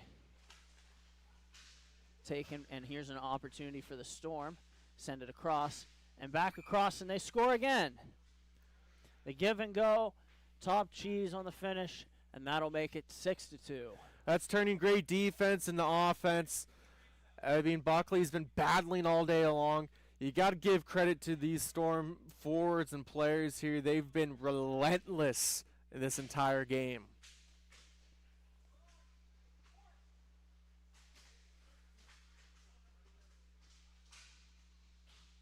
And it's sent around the boards where it can be collected by the Storm. And they're still looking to add on here. They'll send it all the way back as they've controlled the puck for most of this game. Buckley's definitely been the best player for these Revolution. And here's the Storm taking the puck. And now it's up to Chase Stevens trying to make a move. And he scores! A beautiful move by Stevens, and that'll just about make it 7-2 with just over 30 seconds. An excellent goal there. I mean, just a beautiful move. I mean, it's just strength on his stick, was able to deliver and finish. And it looks like they're just going to blow it dead here. That's going to do it.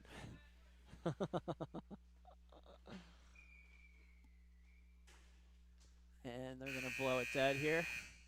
We'll have a step aside. Up next is going to be the other T4 matchup, which would be the Columbus Heat and Apple Orchard. Thank you for watching Grove City Hockey.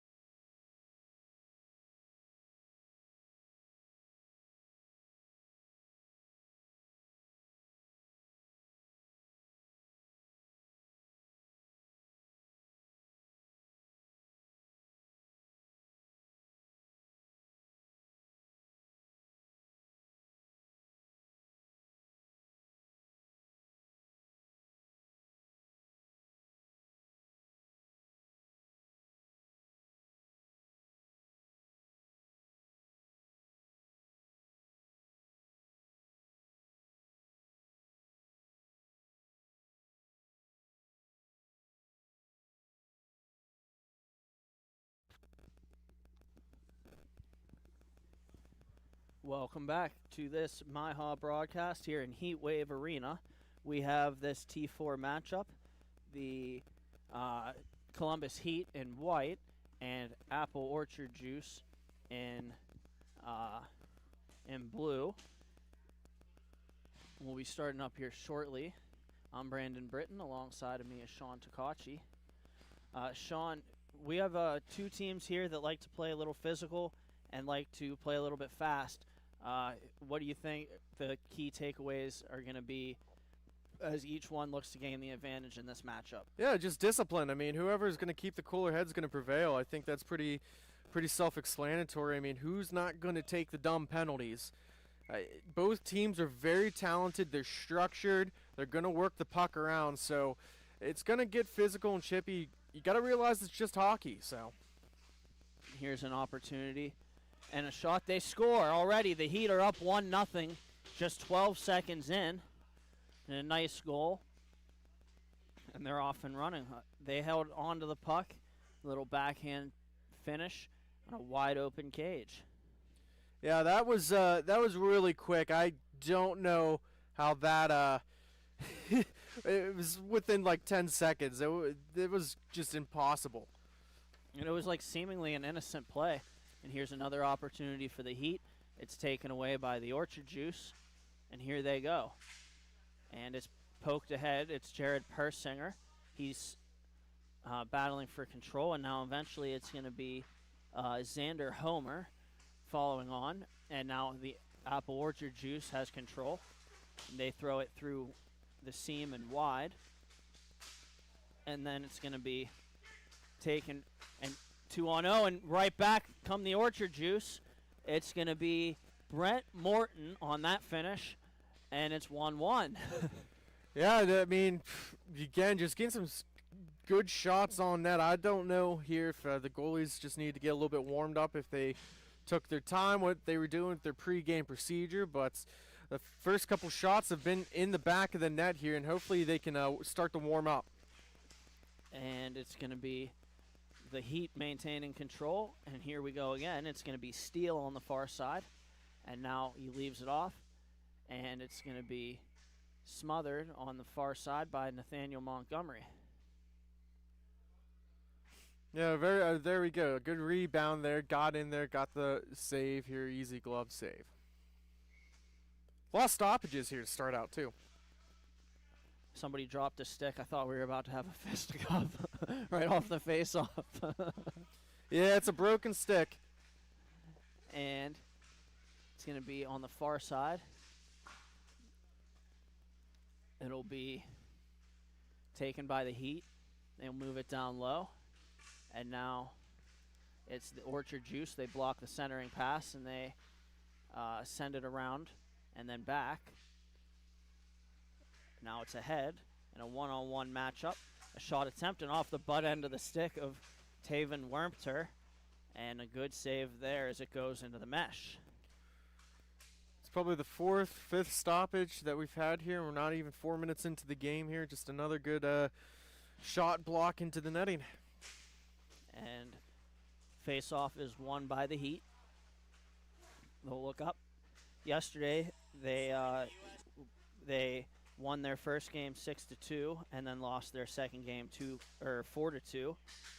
And that'll bring them to 1-1 on the weekend, and then that would also give them 7-1-1 on the season.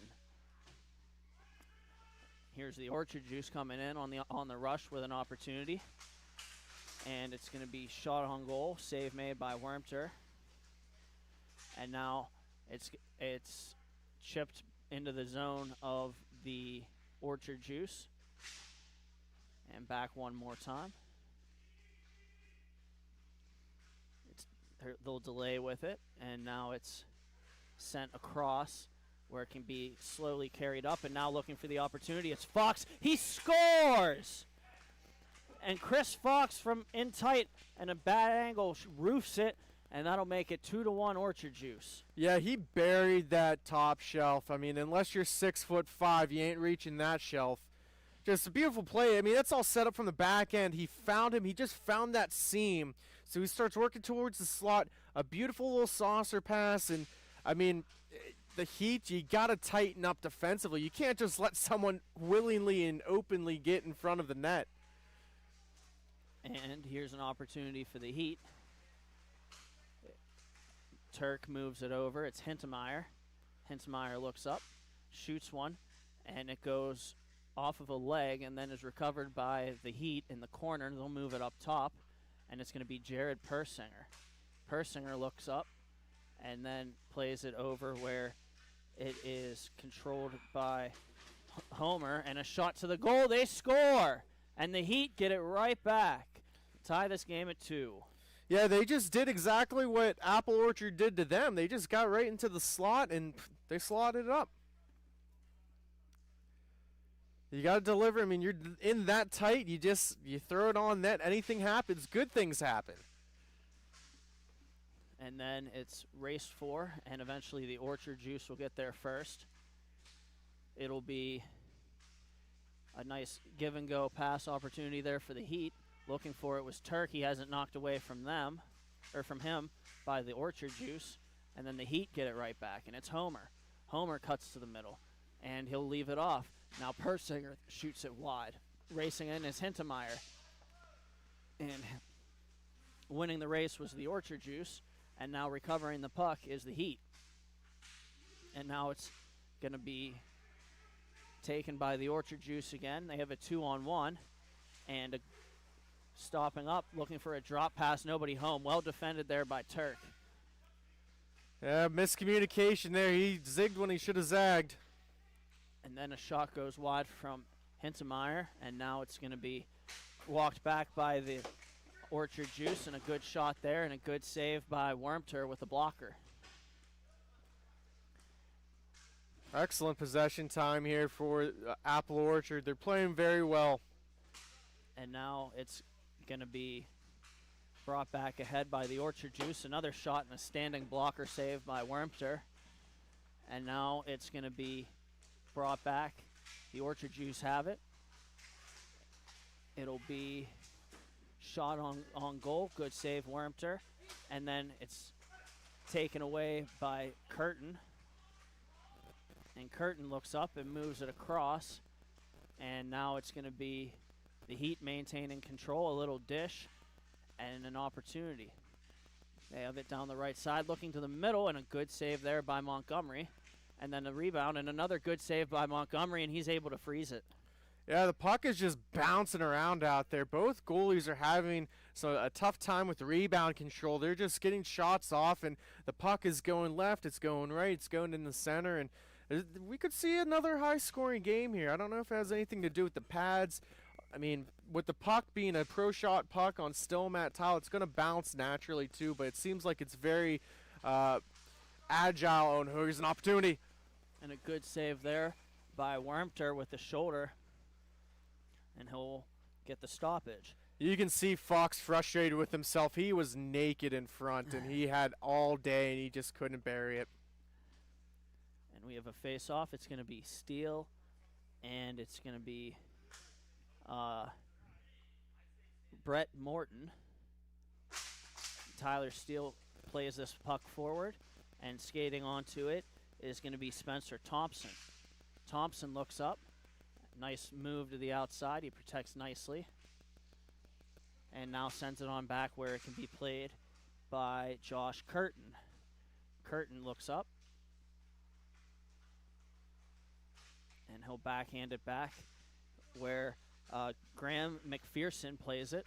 McPherson sends it over to the far side wall and walking in and shooting one, and it hits something and then went to the corner for the Heat on that opportunity. And now it's going to be raced for, and then eventually Tyler Steele will follow on. And a shot, they score. It hit something in front of the net. I'm not sure what it was, just a massive humanity in front. And the Heat get the lead right back. It's 3-2.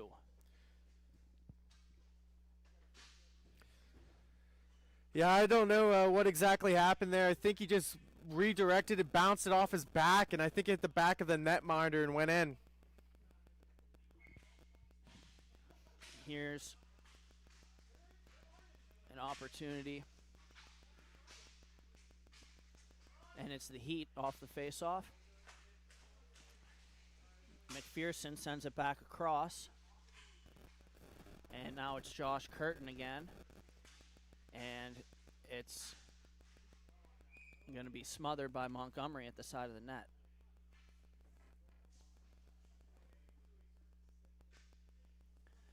And we'll have a face-off to his left.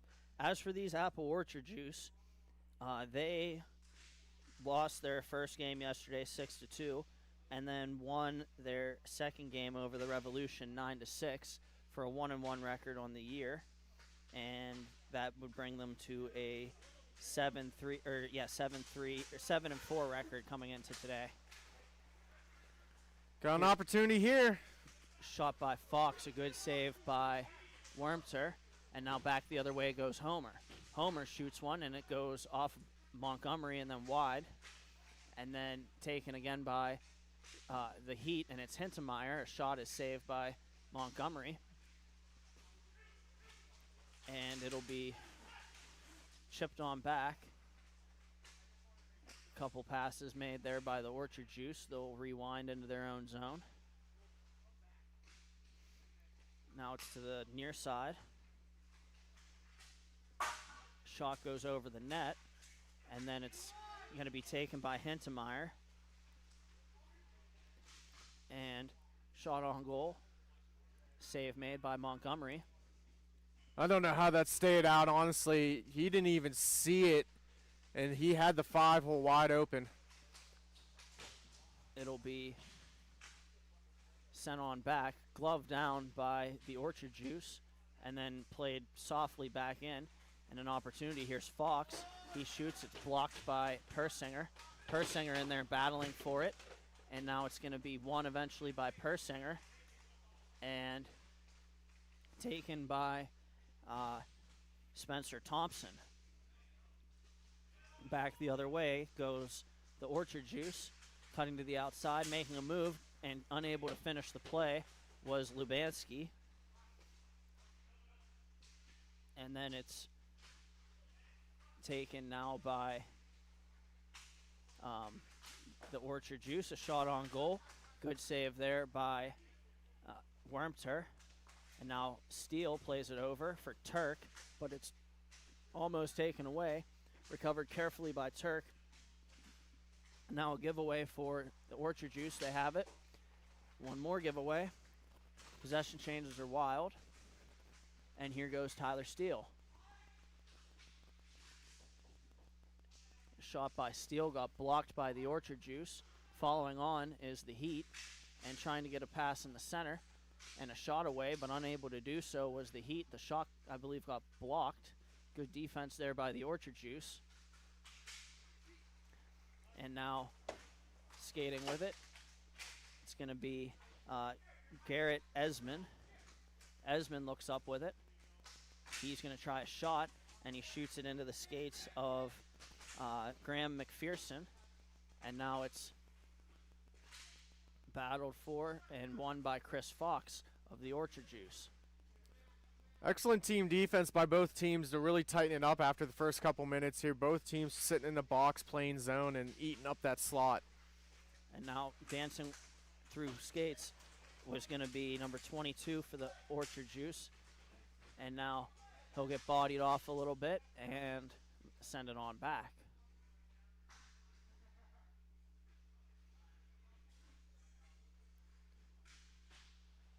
And now it's going to be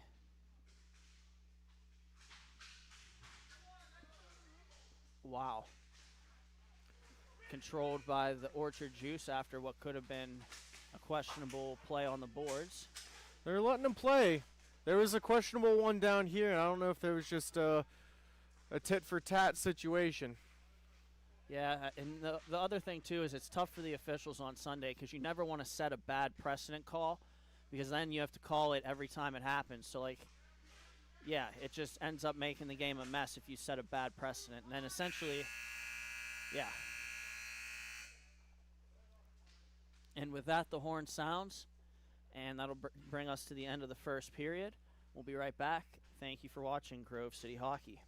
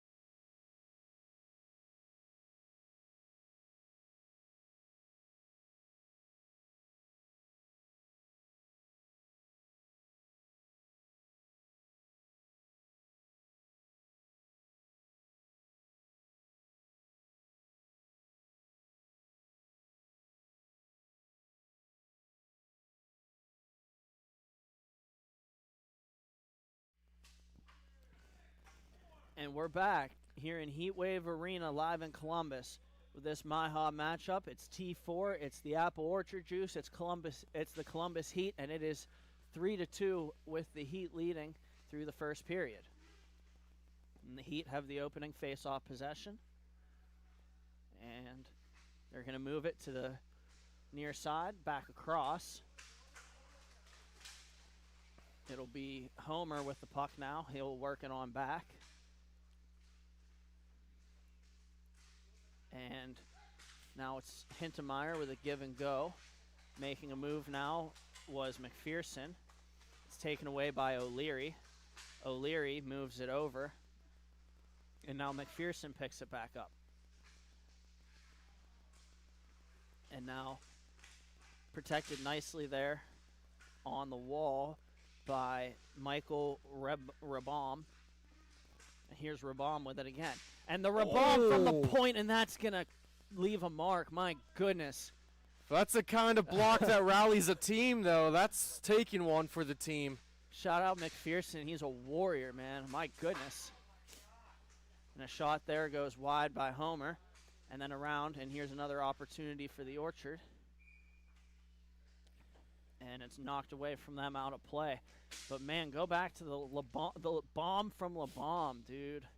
Yeah, McPherson, he took that one straight in the gut, and hopefully that young man's okay. But, you know, if I'm his teammates, I'm giving him stick taps and telling him, you take all the time in the world that you need because that was a heavy shot. His goalie owes him a beer.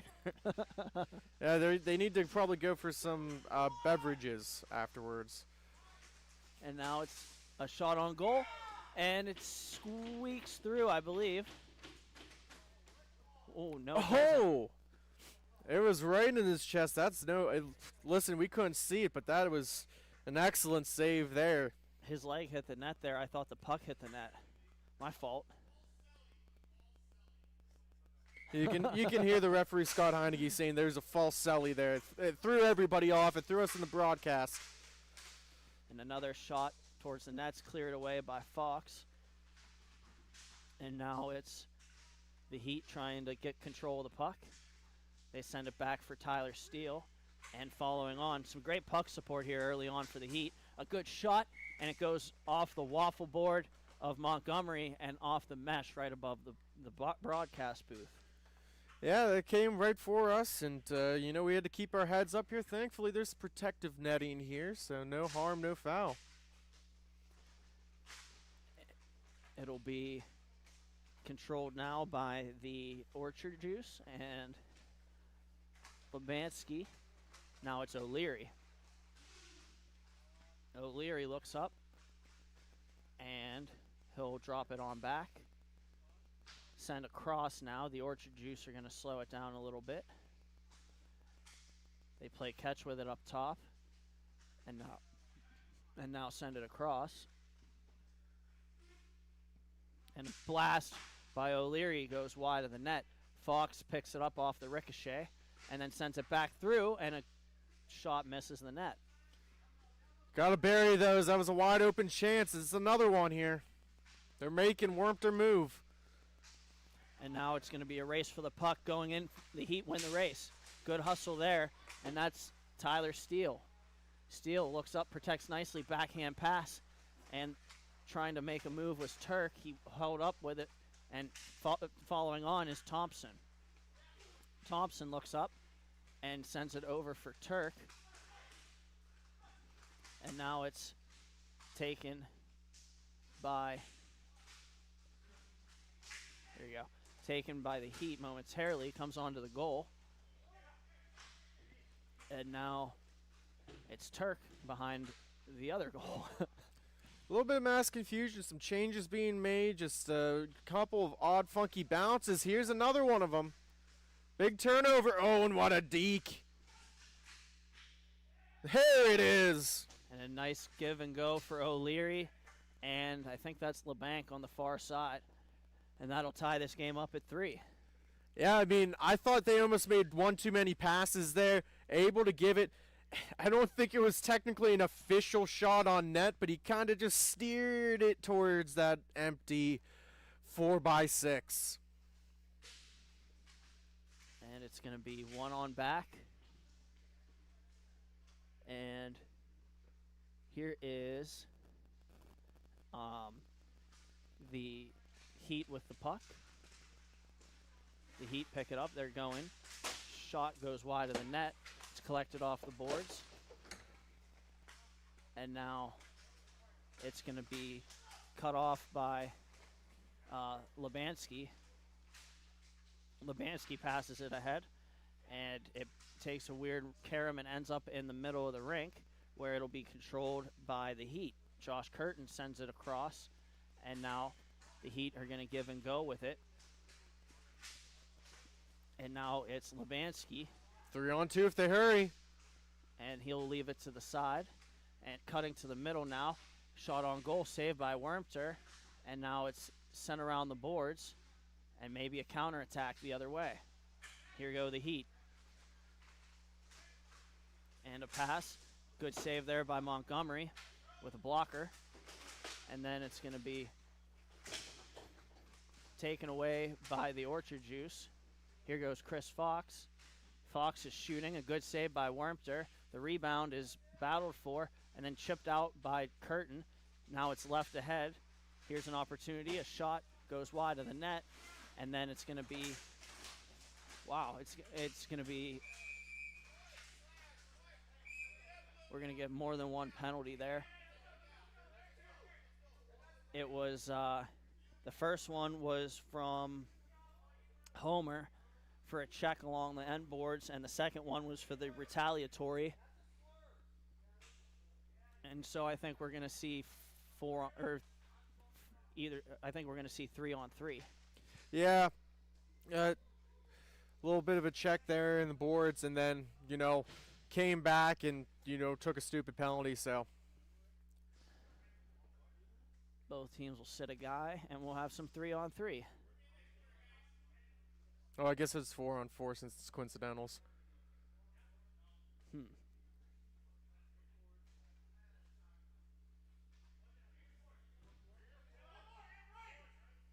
Yeah, you can hear the players start to yell like, hey, we need a fourth player out here. They're all yelling at that one guy on the bench.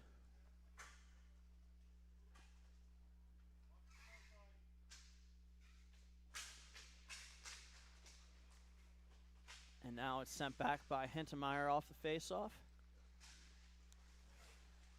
And it's Thompson now has it ricochet off the boards. And here goes Rabam. And now it's sent ahead. Here's Fox who's going to slow it down. So they should be out at roughly 4 and a whistle. And it's going to be brought ahead now by Brett Morton. And it's turned over. Here goes the Heat. And skating with it nicely is Hintemeyer. He lays a drop pass, and a shot goes off the outside of the cage by Curtin. Now another take, a poke check by Montgomery, and it's going to be Thompson. He tries a saucer pass. It gets knocked down out of midair. And then it's going to be carried ahead. Here's a shot attempt. They score! And it's going to be Graham McPherson. Well, he gets rewarded for eating that shot earlier, and he makes Apple Orchard pay with that ripper of a shot. Does it at both ends, offensively, defensively, and a great goal on that play. 4-3. I mean, the puck was bounced, and a couple bad turnovers created that opportunity. And the Orchard Juice have it off the face-off. They'll try a give and go, race for the puck, and it's going to be poked free by Tyler Steele. And now Morton is going to slow it down. He leaves it for Chris Fox. Fox lays it on back for Morton. Morton saucer passes it ahead of the intended receiver, Ryan O'Leary. And now the Heat take over. They have a 2-on-2 and a pass across, and a good defensive play there by O'Leary to get back. And now O'Leary has the puck. O'Leary kicks it from skate to stick. And now Morton has it. Morton sends it back up the boards. and I think it skipped up into the bench. No, there's a delayed penalty call. It's going to be a penalty taken on by Columbus. I don't know exactly what it was, but I saw the hand go up. Good. I was going to say good call on that. I didn't see. I don't know what that could have been. I think it might have been like an interference here. It happened on this play on the far wall when O'Leary had the puck. And I think when he got rid of it, there might have been some extracurricular. Okay. And it's going to be the Heat coming in shorthanded, and a good save there by Montgomery on steal. And here's Fox. He'll play it to the near side, and it's Rabam. And now back across. Fox plays it, shoots it. Good save by Wormser. And now it's going to be sent all the way around the boards and collected by Rabam.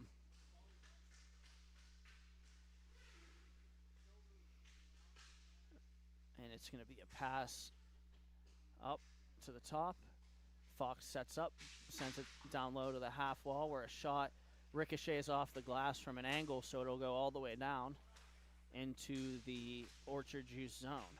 And now here's another opportunity for Rabam. He plays it to the corner. They'll look to set up there. Waiting for Fox to open up top was the Orchard Juice, and now Fox steals the puck. He finds the open guy on the near side, and it's O'Leary. O'Leary didn't have a shot because of some good defensive work by the Heat, so he'll just send it around, and they'll start over. Got about 35 seconds left on this power play opportunity. They're just letting the man in front stand right there, so maybe they look for a shot in redirection. And now here goes the Heat the other way, shorthanded. Shot on goal goes wide of Montgomery. And now Fox has it, 3-on-2. And Fox brings it in. He looks up, protects nicely to the outside, and then he leaves it. It's behind the net. And now they'll battle for it. And trying to pry it off the wall. We got one aside. Eventually it comes up the boards for Turk. And now Turk plays it ahead, and it's going to be shot at. Now it flutters in. The shot hit the defenseman, and then I'm not sure how it turned, but it ended up in the back of the net, and that'll make it 5-3 in favor of the Heat. Yeah, we'll take a rebound here. It just hits the back end of the stick of Fox, so he blocks the shot, and immediately it hits off his stick. So just unfortunate placement and timing of that goal. And here goes another opportunity. The Heat have it again. Protecting nicely, it's McPherson. And now it's going to be the Heat looking for an opportunity. They send it to Homer on the near side. He cuts into the middle. Nice pass there. And a good save by Montgomery, who then pounces on the rebound. Yeah, about 40 seconds remaining here in the period. Probably the smart play. You're down by 2. Head into the third and just get a couple of extra breaths here and get ready for the third and probably final period. It's going to be Fox carrying it ahead. And now Fox falls behind the goal line, and it's going to be the Heat trying to counterattack. But the pass is errant, and now here goes the Orchard Juice the other way, walking into the middle. Nice move around 1. Round 2, and a shot. Good save by Wormser at the horn, and that'll do it. So after 2 periods of play, the Heat lead 5-3. We'll be right back. Thank you for watching Grove City Hockey.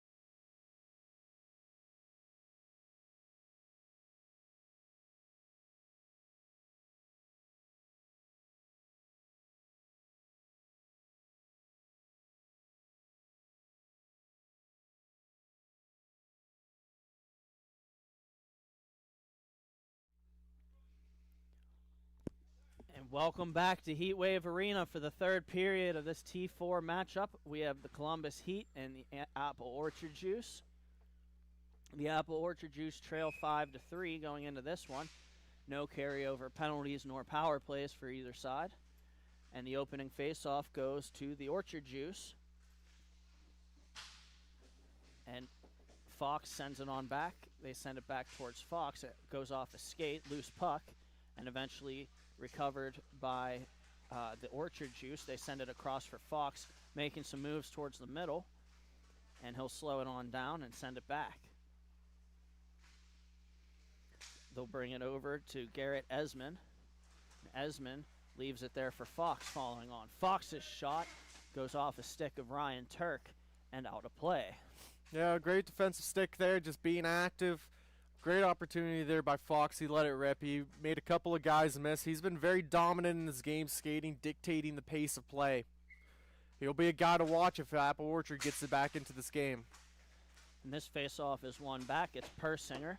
He backhands it up the boards, and now it's Thompson. Thompson protects it so that it can be played by Turk, and they'll continue to try to protect the puck along the boards. And now Turk holds it towards the middle.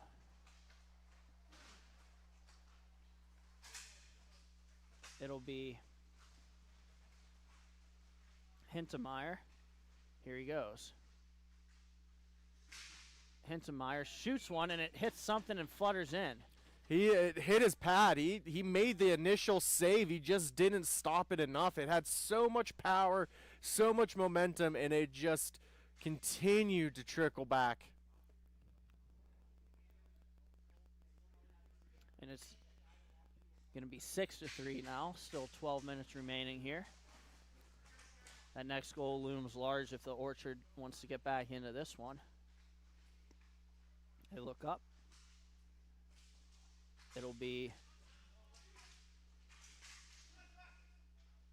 Thompson with it there. He passes it to himself off the boards, but it was intercepted, and now it's taken back by Jared Persinger. Persinger shoots one, and it's going to be taken on the far side. Now here's the Orchard Juice. Pass is too far for the intended receiver, which is Garrett Esmond. He catches up to it and sends it back to Fox up top.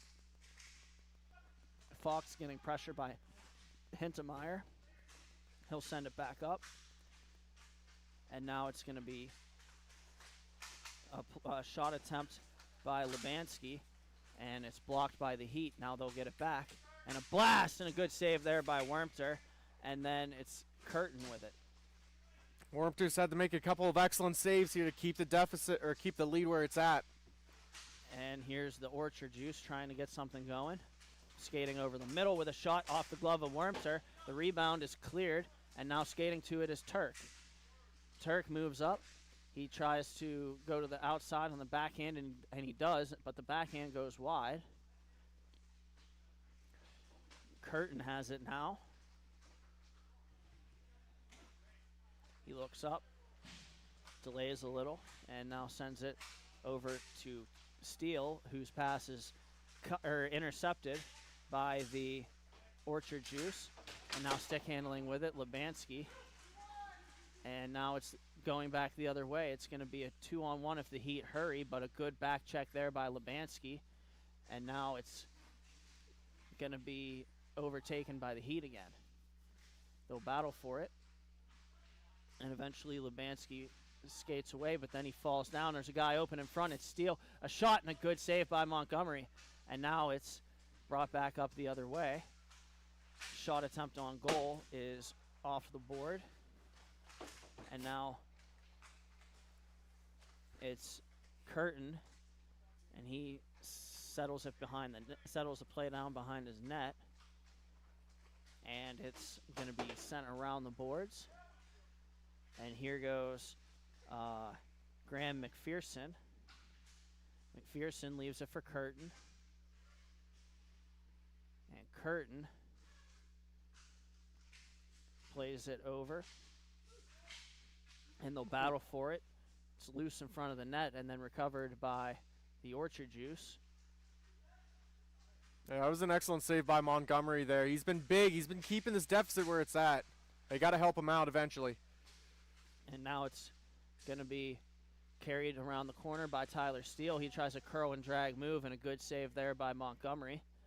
And now Josh Curtin follows on, and he goes around Morton on the boards. And now it's taken back by the Orchard Juice. Here they go. And a shot attempt on goal. They score! On what was an innocent shot by Fox, but it gets over the blocker of Wormter and finds the back of the net, and that'll make it 6-4. Just keep letting them fly, young man. I told you, if there's going to be a factor in this game, it was going to be Fox. He's got a heck of a shot. He just showed it there. It's only his first goal. I think he's got a couple more in him. And here is Thompson off the faceoff, skating for the Heat. He still has the puck. Finds a little seam. It's Persinger. His shot gets blocked. Here goes the Orchard the other way. And now it's walking to the middle. A shot, good save by Wormter. The rebound was loose, and it's cleared away by Thompson. Turk needs to push his puck. He's had a 3-on-2 for what seems an eternity. And they have control now behind the net. And now it's up top to Persinger. Persinger throws it down deep.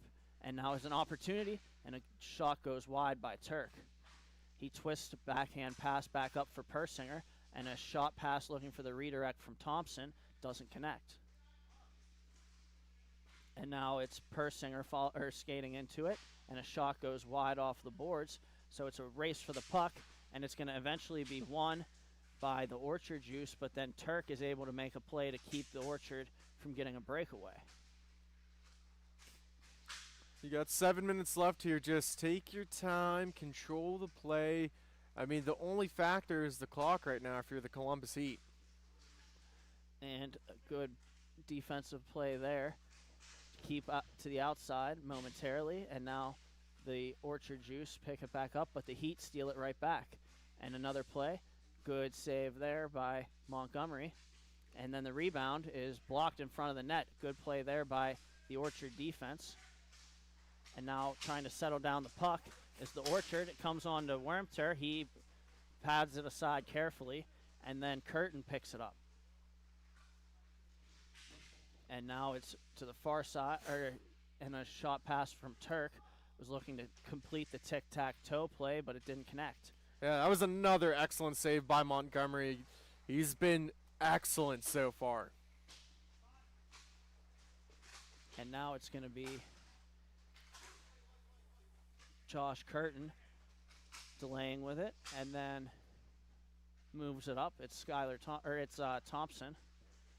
It's Spencer Thompson, and a shot goes into the glove of Montgomery. Yeah, just trying to get a shot off. I mean, they've put 6 on him, but it doesn't feel like that. Montgomery's been standing tall in net. They're looking for an answer, and wow, a stick break right off the face-off. How unfortunate. Another one. My goodness. And now it's coming back the other way. The Orchard Juice trying to make a play. And defended well there was the Heat. Now they have a chance. It's Hindemeyer. Hindemeyer makes a move. It doesn't get the shot away. And then the rebound, the player lost their stick. Yeah, they're like trying to argue that the goalie was holding on to the stick. I'm not too sure about that one. And then, meanwhile, it's going to be battled for behind the net. It's on the back of the cage. They'll battle for it. And then it's Hintemeyer bringing it back up again.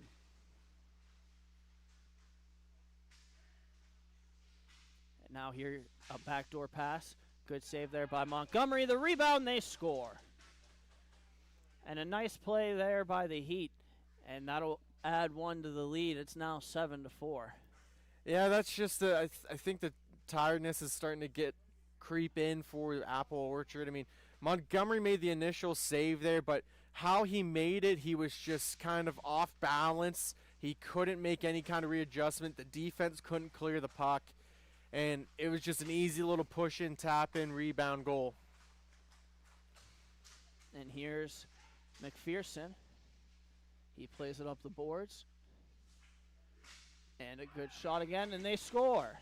They get a shot from the slot, and it finds its way in through Montgomery, and that'll make it 8-4 Heat. Yeah, I mean, just going tic-tac-toe from end to end, carrying it all the way down, and just an innocent little shot there goes in the back of the net, and it's going to extend the lead here 8-4. And here's the Heat coming forward off the faceoff. They have a 2-on-1. They'll move it across, and then they tried to go back one more time, and it didn't work. The pass comes across, and Fox has it taken away from him. Now it's poked to open space by the Orchard Juice, and a collision along the boards as both players seem to be getting up okay. And then it's going to be the Orchard Juice sending it up the boards. It's O'Leary. O'Leary plays it across, and then it's carried back and across. Here's Lubanski. And Lubanski brings it back up high.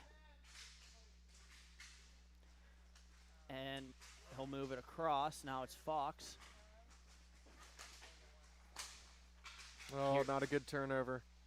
And here goes the Heat the other way. Pass is too far, so a little bit of break there for the Orchard Juice.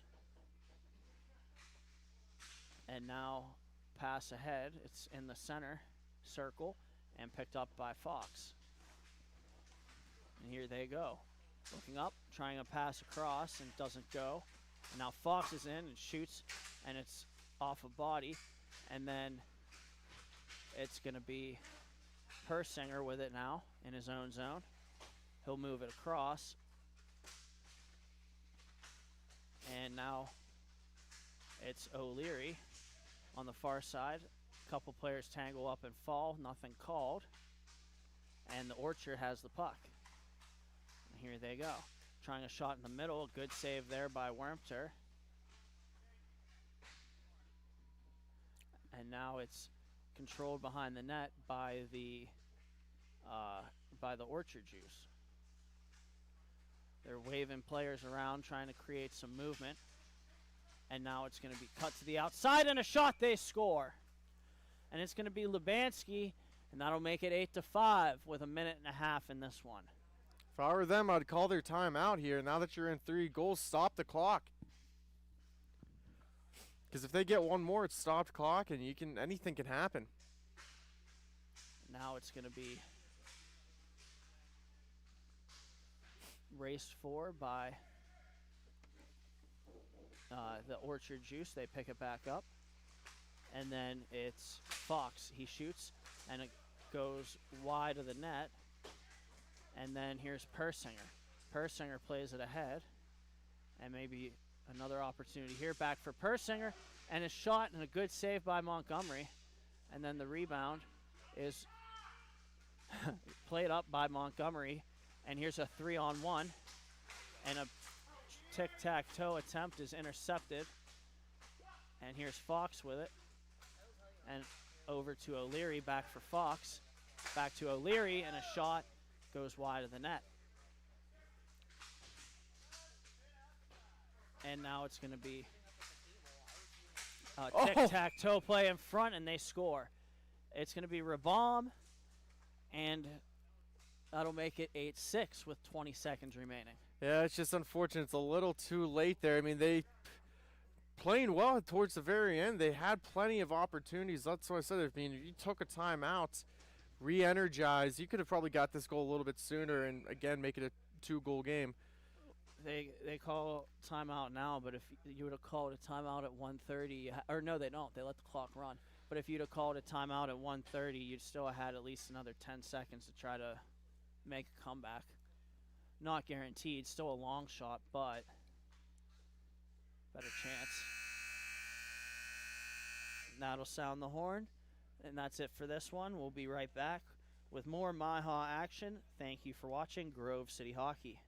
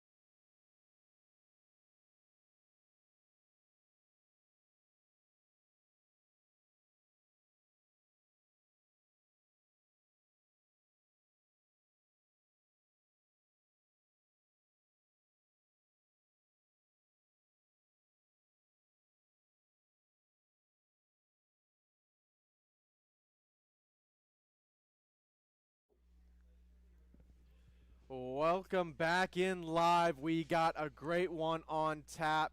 My name is Sean Takachi. Joined with me in the booth is Jake Jasinski.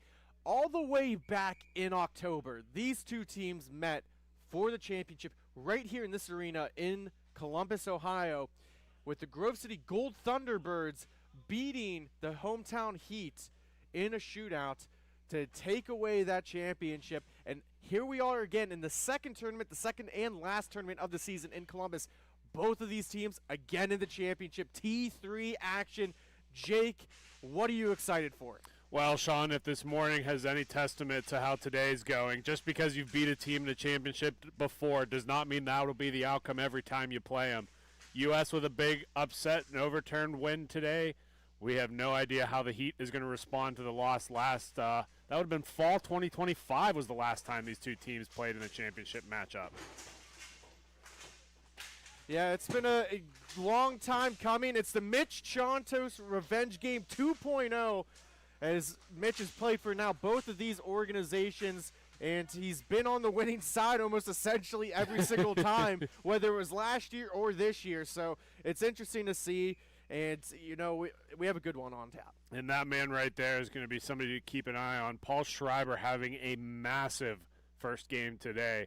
He has been excellent so far this Sunday matchup, and that was an easy one for him. And listen, let's look at the other side here, because Cantilli is also one of the premier goaltenders in MIHA, in inline hockey in general. So, I mean, this could be a low-scoring 2-1 victory, almost similar, like you said, to that, you know, Olympic gold medal game. So, who knows how this one's going to turn out. As True is going to carry the puck into the offensive zone here. Taken away as nothing's called. They're going to let the boys play. Palumbo drops it in. Getting for a rebound was Weekly. A follow-up by Palumbo and nothing there. A big save by Cantilli. True comes back the other way. Schreiber covering it up as on the doorstep was Telfer. Working from left to right on your screen in the black with the pink and blue trim is going to be the hometown Columbus Heat. And then in the white with the black and gold trim working from right to left is going to be the Grove City Gold Thunderbirds. Face off, one back. Holding on to it is Wiggins. Pressured there by Dushek. Trying to force a turnover as Wheeler curls back in his own defensive zone. Flips it back to Hintmeyer. Hintmeyer also very familiar with everybody in this game from Pittsburgh, Pennsylvania, playing with the Columbus Heat. He plays MIHA with Chonto. So, I mean, a lot of connections here between these two teams. We got our first penalty of the day here, Sean, as a little bit of physicality happens in the low corner. Looks like the Heat are going to have the first advantage of the day here. And they're going to call a cross-check on number 18, Justin Strobel. And that's hard because we can't see it from – this is all the way down at the far angle from our camera here. So, I mean, even if there's someone in our way, I personally didn't see it there. And we got two good referees on hand with Justin Alling and Dean Henley. Unfortunately for the Grove City fans, I did get a good eye on it, Sean. It's a textbook call there. That was an easy one, and he got his money's worth on that. Power play underway here. Just a couple minutes have gone by in this first period. We've got 10:50 left here on the power play, or 10:50 in the period. A minute 36 on the power play. And I'd keep an eye out here, Sean. The Heat have a very lethal power play, especially of yesterday. They are a really high offensive juggernaut team, and look at this. They just take their time. They're not afraid to rush in, get a quick shot, and everybody collapses on that loose puck. This is how they set it up, and we've seen it time and time again from them. Working it across, trying to get it to Wheeler. He gets it to Wiggins. Sitting at the top of the point, fakes the shot. Looking to go back, Hintmeyer to Wiggins.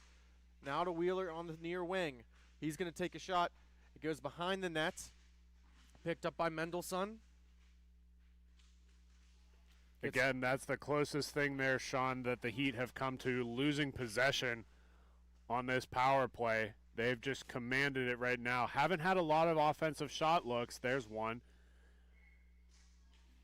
Thunderbirds doing a pretty good job killing this so far. And let's talk about the implications of this game. This is the final game for the Columbus Heat for this season, heading into the playoffs. Right now, they are at the number 2 seed, but they only have 27 points. They're 7-6. They've had a massive weekend. They're 3-0 right now, but they need this win to have a chance at the playoffs. We're not talking about them already being in, even though they're at that seed. And for the Grove City Gold Thunderbirds, they're undefeated right now. They're 7-0. This would go huge because they have 2 more tournaments left, and this might be able to let them kind of cruise in with a very high seed in the playoffs. Cantali almost fumbled that one, Sean. That was just a clearing effort by the Thunderbirds on net.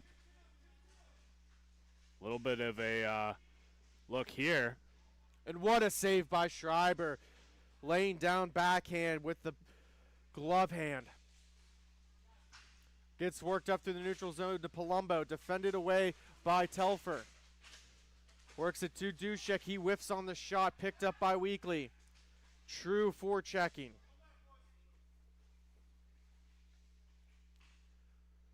Weekly holding on to the puck in his own defensive zone. Spinorama around Telfer. Now he's going to take it all the way up. He's going to let one go behind the net. Takes a big bounce and gets it on net. It's still loose. Nehe with it. Telfer is going to carry it through. He's trying to stick handle, go around, gets a shot off, but he shoots it into the netting and out of play. Faceoff will be down in the Grove City Gold Thunderbirds zone. Oh no, they're going to move this one out to center. Yeah, I don't think anything caught that puck on the way out of the rink. Chantos works it across. Strobel now holds on to it, gives it to Dushek. Working it across is Weekly. Now Dushek sits behind his netminder. Light forecheck, works it all the way up to Strobel. Strobel's going to carry it on in. Drops it for Weekly. Big shot and big rebound. It's going to go the other way here. 2-on-1 opportunity. Drops it off in a big block shot, and it's going to go the other way. Dushek's got Chantos with him. Dushek's going to walk in, shoots it underneath the glove hand of Cantelli. Chantos stick handling, holding it down low, just over skates it. Good continued pressure here from the Thunderbirds. Heat's able to break through the forechecking, though. Weekly picks it up. Looks like Bruning lost an edge heading into the corner. Just going to hold on to it is Weekly now. Gives it to Chantos. Chantos drops it off to Strobel. Strobel's going to carry it on in. He's going to look over his options, gives it back. McLean now has it. Strobel holding on to it. A little miscommunication with McLean. Looking to get it to DeBicaro. One hand poke. DeBicaro does hold on to it. Hintmeyer now forcing the issue. Chantos has it. He's going to have to carry it up. Chantos stick handles, gets a shot off. It's behind the net. Trying to hold on to it. Wheeler pinches him off. Works it all the way back to Oliver. Oliver fakes a shot, looking to stick handle, picked off by Hintmeyer. McLean also helping forecheck.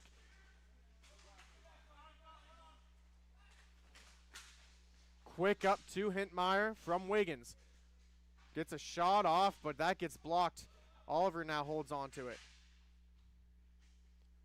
Wheeler using the body, pinching him off. 0-0 game with 5:30 remaining here in the first.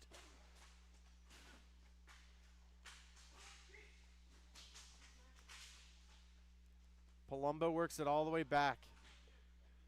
Heat goes off for a change. McLean behind his own net. Some different changes as McLean, usually forward. He's playing back this time around. Going to force him out of behind the net.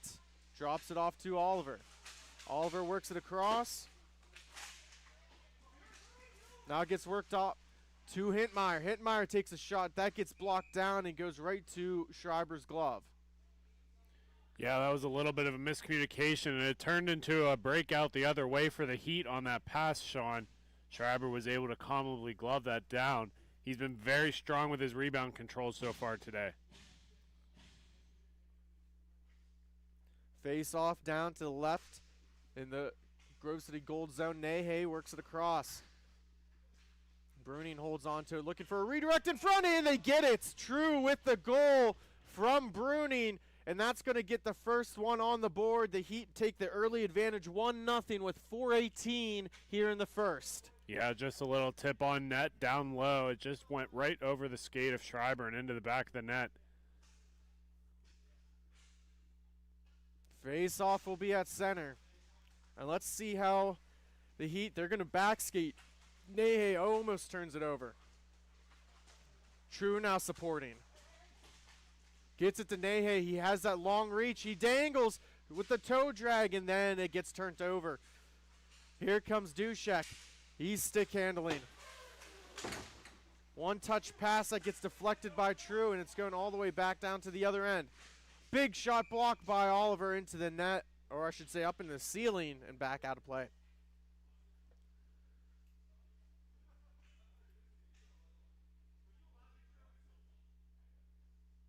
.330 remaining here in the first. Face off one back. Fight down in the boards there. True comes away with it and drops it all the way back to MIHA.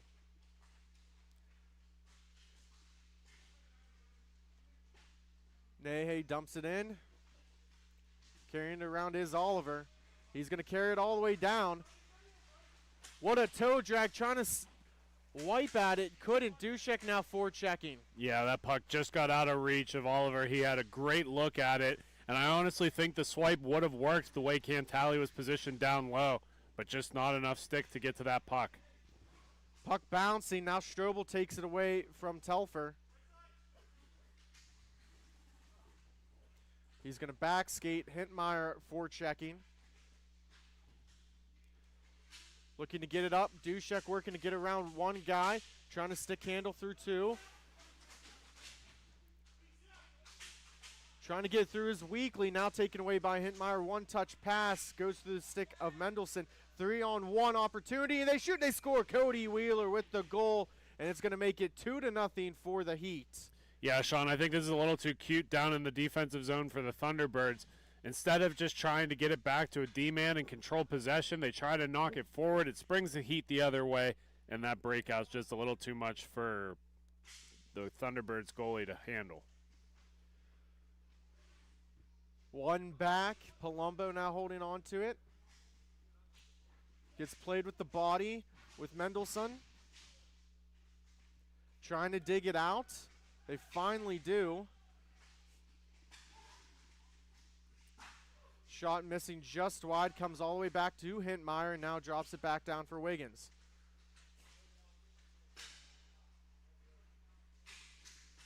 Chontos poke checking Mendelson. Taken away by McLean. McLean works it across to Palumbo. 2-on-2. Long distance shot, and he just shoots it high into the netting and out of play. The Birds are getting their looks, just not finding the back of the net yet. They still have a minute left in this period to do something. Yeah, plenty of time here. I mean, through one period, a 2-0 lead for the Heat. And, you know, they had the lead in that first matchup all the way back in October. Wiggins now holding on to it. He loses an edge. DeBicro forechecking now. He kicks it out all the way back. Holding on to it is Palumbo. Stick handling, slowing it down. Looking to go across to McLean. Just whiffs on the pass, and now it's a 2-on-1 opportunity as Wheeler walks in, gets a shot opportunity, then poke checked by Schreiber. Chontos now carrying it through. Gets it across to McLean. And that's going to be a penalty. Yeah, McLean is hurt on this one, Sean. He's real slow to get up. He does eventually bounce right back up. Must have just been rocked a little bit. Wheeler does come over to apologize as time expires. So that'll do it after one period. 2-0 for the Columbus Heat over the Thunderbirds. We'll step aside. We'll be right back. Thank you for watching Grove City Hockey.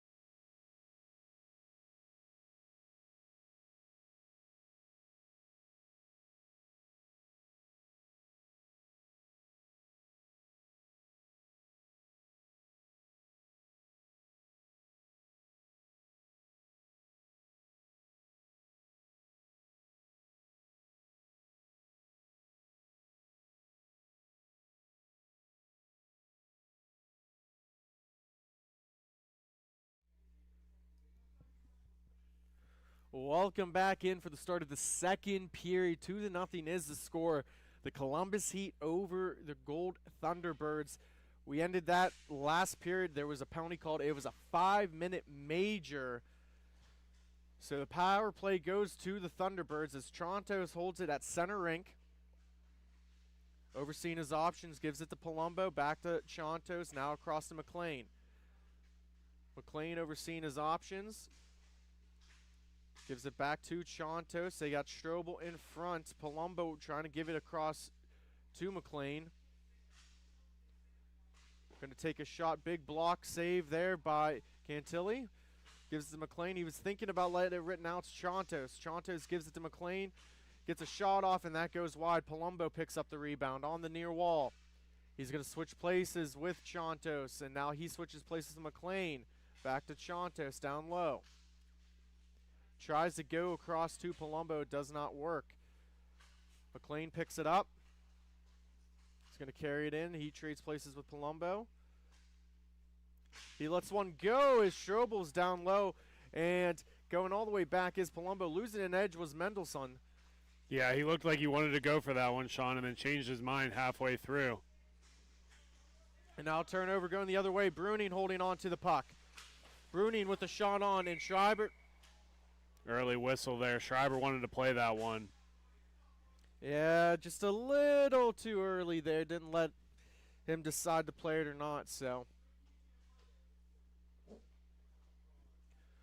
Wholesale change for both squads. Face off down here in the Thunderbirds' defensive zone.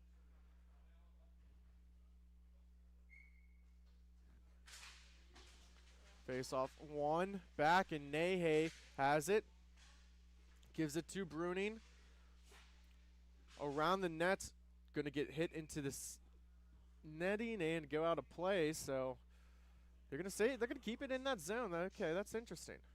I didn't see a deflection. Did you? I didn't either, but obviously we must have missed something. Off the skate of Oliver and comes all the way back to center. Trontos picks it up.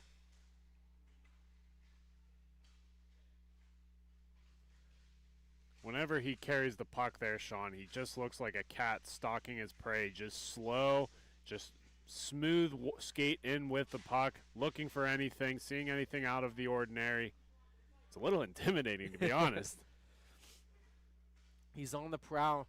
There's an interesting play. Weekly sitting up behind the netminder, and he's looking to try and deceive the Heat into where he's actually going to be.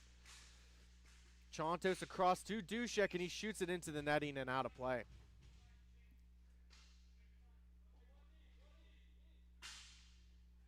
That one is confirmed not hit anything on the way out.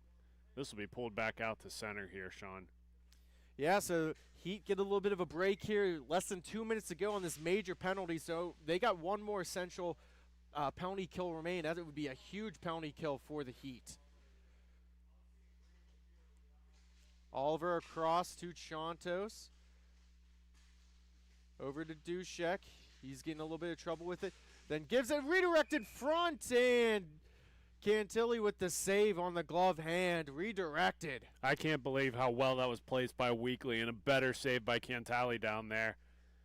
Man, Sean, what a tip. To Dushek. He's going to work it across, looking for Oliver. He stops up. Holding on to it with one hand. Now he's going to let it go. Comes to Weekly in front. Tries to go backhand. Dushek gives it in front. Weekly's got an opportunity. He shoots. It goes into the corner. Strobel picks it up. 1 minute remaining on this penalty kill. Looked like he tried to tuck it, and it gets cleared all the way down. Almost hits a referee. Again, those of you who need clarification, 1 minute left on the penalty means they have killed 4 so far. This has been a 5-minute major. And the Heat have locked it in right now in the defensive zone. Oh, just past the reach of Strobel. That's correct. I mean, again, they have the 2-goal advantage. This would only continue to add to their momentum here. Looking to go back across to Oliver. He gives it to top to Dushek. He lets it go. Another redirection in front. Gives back. Intercepted by Dushek to Oliver down low past his stick. Chopping at it now. Hittmeyer picks it up. He's going to let it go all the way down with 15 seconds left to go.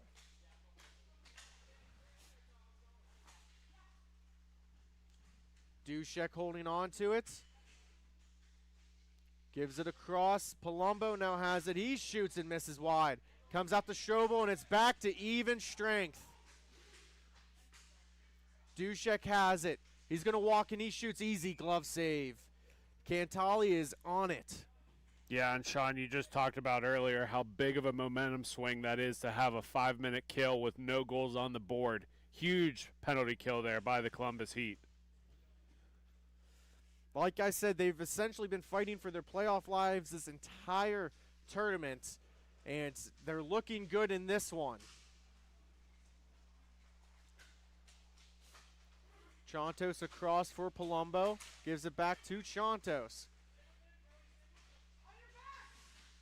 Chontos makes a cut. He's going to walk in and shoot it. It's going to get gloved down, trying to stuff it home, and couldn't. Just hopping on it like a bunny was Cantelli. 8 minutes to go here in the second period. We're pretty much exactly halfway through this contest. This is the first of our championship games today. We have two more. We have the T4 and T5. T5's right after this. The Columbus Heat will be taking on Indy Inline, and I believe it's the Storm taking on the Heat in T4. So it's all Columbus Heat so far in their home tournament cooking. Every single one of their teams essentially needed it. Carrying it in is Telfer. You can hear the benches yelling about a hooking call that was or was not there. It's only for the refs to decide. McLean has it, gives it to Palumbo. Sean, you almost feel like either one of these teams could sting at any point in time right now. Both have their heads reared and their teeth shown. Just nobody's found the back of the net in quite some time.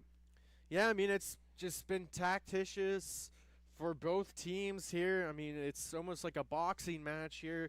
One punch is thrown, you got to block, and it's how each team reacts to the other here. It's, like I said, two of the top teams. The Heat are typically one of the top teams in the T3 division. Like I said, they've struggled a little bit this year. Backhand opportunity for DeBicaro. Nehe without a stick. Bruning trying to push it forward, gets taken away. Palumbo drops it off for Chontos. Chontos coming in and playing the body, pinching him off. Chontos still holds on possession. Weekly holding on to it, gives it across to Palumbo, but then he turns it over. Now McLean pinching up. And there's going to be another penalty.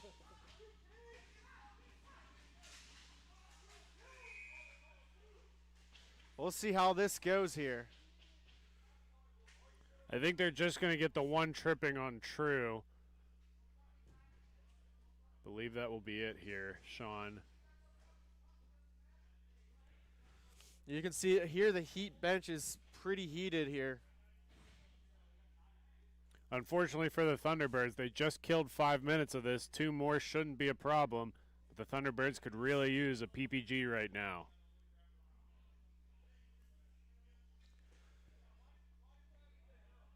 Face-off will go all the way down into the zone.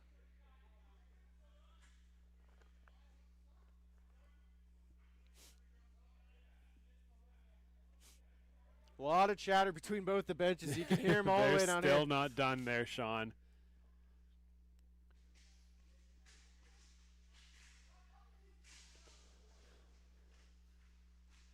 Gets thrown all the way back, intercepted by Palumbo, clearing attempt by Bruning. He's going to walk in at center, drops it off for Dushek, back to Palumbo. He's going to let one go, looking for a redirect, and he got it. It just went wide of the net. Gets pushed all the way back. Yeah, you think the Heat's barking now. If the if the Thunderbirds get a tip-in goal, this place is going to go nuts. Soft feed to Palumbo. He's going to drop it off for Dushek, and he whiffs on the shot. It gets cleared all the way around, and Palumbo picks it back up. They gave it a double minor, so he was out there for it's. They got to kill another 3 minutes and 15 seconds here. Unbelievable, Sean. What an opportunity for the Thunderbirds here. Yeah, I mean, it's a tale of two stories. It really depends on who you're rooting for here. It's been a tale of maybe some calls going your way or, just getting unfortunate bounces here. As Cantilli with another big save. And Weekly shoots, he scores on the rebound. So that's going to wipe off one of the penalties.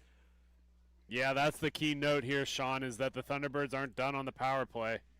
It's 2-1 with 4 minutes and 7 seconds left in the second period. A massive goal by Weekly. He's been having himself a weekend.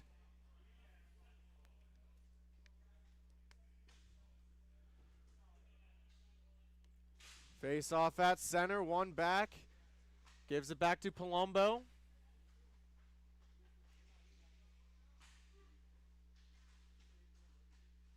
Dushek holding on to it. He's defended by Hintmeyer. Was taking his time. Looks to give it back to Dushek. Looking to give across to Weekly. Gets a shot away. Goes into the corner. Dushek picks it up. Nehe's been killing a lot of these penalty minutes here for the Heat. Palumbo puts it in between the legs. Gives it to Weekly. Weekly holding on to it at center. He's going to drop it. Him and Palumbo change places again. Looks to give it across to Dushek. Dushek with a shot, and that goes into the corner. Weekly falling down, but he holds on to possession. About 1:10 left on this power play opportunity. Looking for a backdoor feed. Dushek now pinching in. He gets a shot off, trying to battle for it is Chontos. Chontos comes away with it. Drops it off, and Palumbo lets it go. That gets hit in front. It gets wrapped all the way around. Palumbo's going to drop it there for Dushek. It's a 4-on-2 as Hintmeyer's caught. Palumbo drops it off for Dushek. He shoots. Puck's bouncing behind the net. Weekly picks it up. Trying to get it to somebody here. He's looking for some help. No one there. Wheeler's going to dump it all the way down. That gets deflected. Played out by Schreiber. 30 seconds remaining on this power play. Gives it to Dushek. Back to Palumbo. Palumbo's going to look for another redirection for Weekly. Gives it to Dushek. Now here comes Hintmeyer. Hintmeyer's going to try and curl it all the way back. Drops it off for Wheeler. Wheeler's trying to get on his horse. He takes a shot. That goes wide. 5 seconds left on the power play. Looking for a turn and go. Odd man rush. Here comes Palumbo. Palumbo with the shot. He misses wide. Trying for a backdoor feed was Weekly. Clearing it all the way down. True out of the box. True by himself. Looking to get one on, and Schreiber with it.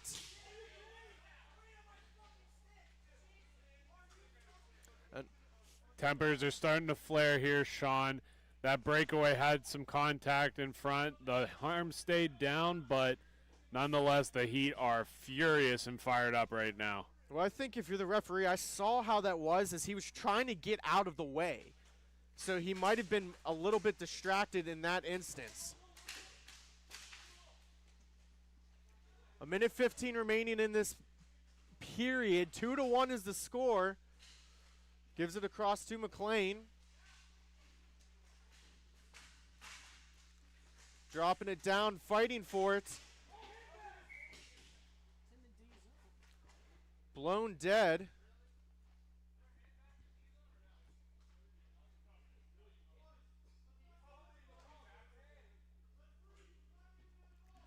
.45 seconds remain. The faceoff's going to stay down here in the D zone. I don't know. They're saying he covered the puck, and that's why it's down in the Thunderbird zone.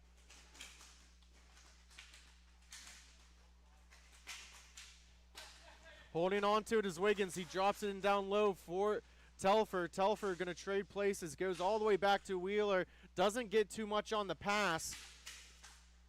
Harassed there by DeBicaro. Through the neutral zone. Giving it to Wheeler. Still pressuring.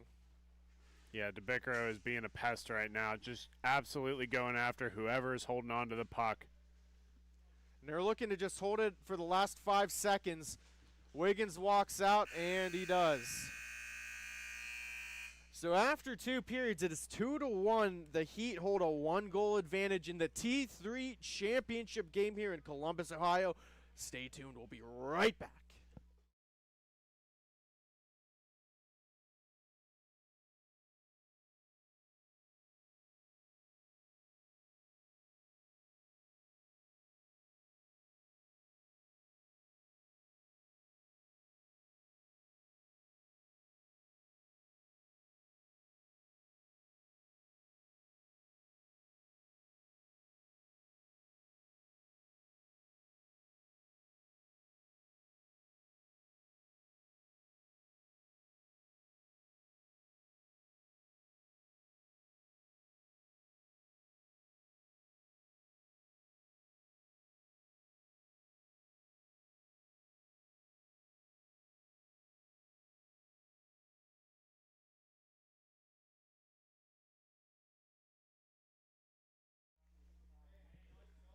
Welcome back in live for this heated contest between the Columbus Heat and the Grove City Gold Thunderbirds.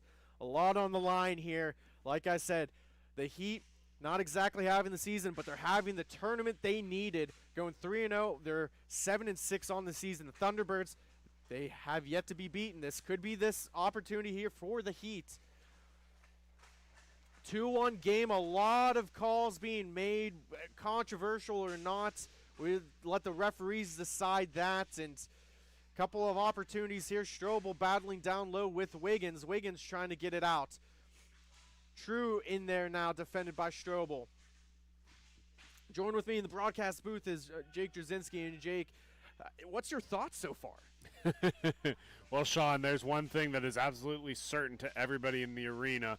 The Columbus Heaters not happy with the officiating. Now, this can go one of two ways. Either there's some calls coming back their way, and the refs have owned up to it, and they know that they need to get them some back, or the Heat are going to get a little bit out of control, and they're going to continue to stack penalties on themselves.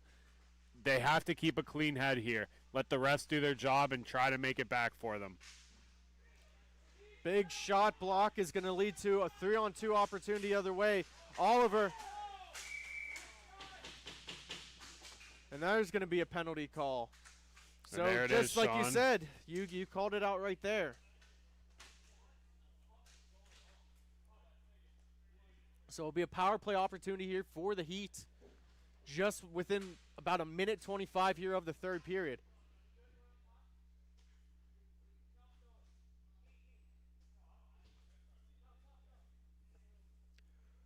We'll see what they put on the board here. I'm not exactly too sure what the call will be. Well, we know what the call is, but how the timing, I guess. Right, yeah. There have been a lot of multiple stacked penalties. This one does just look like a 2-minute here, Sean. Wiggins at the top of the diamond. Gives it to Telfer. Back to Wiggins. Now across to Hintmeyer, looking to get to Telfer. Saved there by Schreiber. Looking to clear it out was Strobel, but he whiffs on it. Back to Hintmeyer. Goes back to the point. Quick puck movement, at least for the Heat. Big block by Strobel comes all the way back out as Wiggins gets it back off that shot attempt for Hintmeyer. Looking to go across to Hintmeyer, and he misses wide. Telfer picks it back up. Looking to go to the slot, now up top to Wiggins.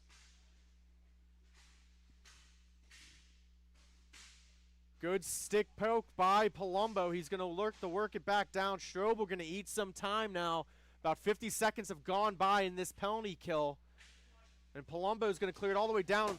DeBickero's down here. He's going to force the issue for Wiggins. Again, he's just being a pest on whoever has that puck possession. That's what you need on the penalty kill. Walking in as Wiggins takes a shot. That gets kicked out. 45 left to go in the power play. Holding on to his Telfer. Another big block, this time by Chontos, the former Heat member. Wiggins and Telfer change positions. Wiggins thought about shooting it, but a block attempt prevents that. Oh, and a redirection in front, trying to stuff it home, and Schreiber covers it up with some help from Chontos. Was able to find it. Beautiful little scoop by Paul to hold on for the draw down there. About 10 seconds left here before the penalty is over. So pretty much assuming on the drop here, it's going to be even strength. Face-off win turns into a breakout pass. Comes all the way back, and it is even strength. 10-12 remaining here in the third period. Hintmeyer feeling no pressure to move it down. He wants to work the clock a little bit. He's going to carry it around now. Get some support from Nehe, stops up.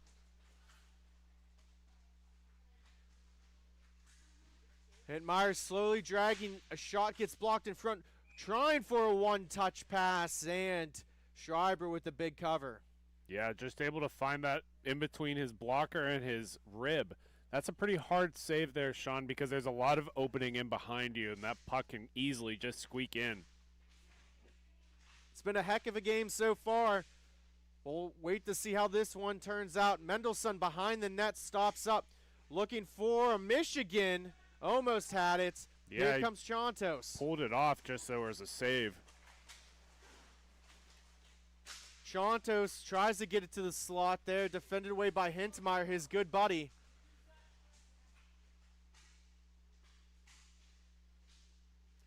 McLean defending away. It's going to come all the way back out to Nehe. Nehe, a little bit of a misdirection. Turns it over to McLean. McLean shoots it off the post. What a break for the Thunderbirds. Just couldn't deliver. And now it's going the other way. In the middle of the change, 2-on-2. Schreiber with the save. Mendelssohn picks it up. Looks to go around the boards. That gets blocked. A couple of players colliding with each other. Comes back out to Hintmeyer. He loses it. Picks it back up. And he's going to carry it all the way back. Some chaos ensuing. You feel the plot thickening here, Sean. Something just feels like it's about to happen. You don't necessarily know which team because both of them have had their fair chances. Strobel deflects it, clears it into the corner. Shantos is going to pick it up. Maybe a 3-on-2. Gets it to Weekly. He cuts to the slot. Toe drags. He gets to it. Goes backhand. Cantilli with the save. Just able to track that puck with the glove the whole way in. What an absolute robbery on the doorstep. Let's see that again, Sean. Just look at the patience here. Able to cut across the defense there. One move. Holds, and just waits a little too long. Cantilli able to get that glove on it. Face off down, one back by True. Wheeler's just going to clear it all the way around. It's going to be intercepted by Strobel on the near wall in front of his bench. He's going to begin to wind it up. Now carrying it in, goes to the backhand. Looking to get around multiple Heat players. Cleared in front, and here comes Weekly. Cleared in. Strobel pinches off True. He's going to fake the slapper, walks in. Defending True. He loses a stick and skates and gets dropped back, and True does pick it up. He loses an edge here. He's trying to get back into it. Defender away by Dushik. Now Weekly's coming into it. Great pressure here by the Thunderbirds. Still down a goal with about 6.5 to play, Sean. True has it. He's going to carry it in. Takes a shot. That's blocked, and it hits a... That's going up high. That hurts. Yeah. He's headed straight to the bench there. Strobel taking a puck up high. Looks like his jaw is what's being held right now. We'll keep you guys posted on that. Play continues. True goes off for a change as he gives it off the Wheeler. Off the boards towards Hintmeyer on the far wall. Right-handed shot carrying it in. Looking to give it to Telfer. Telfer almost lost it for a second. Picks it back up. Works it all the way back. It's going to be played there by Cantilli.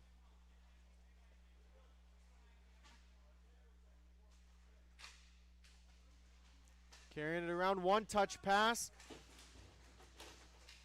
Looking to forecheck. It's a turnover. Here comes DeBiccaro. DeBiccaro with the shot. It's going behind the net. He's going to pick up his own rebound. Works it in down low. Looking to feed in front, and Cantilli will cover it up for face-off. Just a little too sharp there, Sean. DeBiccaro was looking for that slot pass. Cantilli was just able to cover it up on the way in. Both teams making full changes. Winning it back. Oliver trying to find it. Works it across. DeBiccaro and Hintmeyer racing for it. Hintmeyer wins it. Gets a shot. Misses wide. Mendelssohn pinching it. He overskates it, though. Maybe a 3-on-2 opportunity if they hurry. Dropping it in for DeBiccaro. Works it across for Oliver. Oliver using the body, trying to play it to DeBiccaro. Trying to work it across. It's bouncing. Gets up to Hintmeyer. Gets a shot off. It goes behind the net. DeBiccaro picks it up. Another change being made.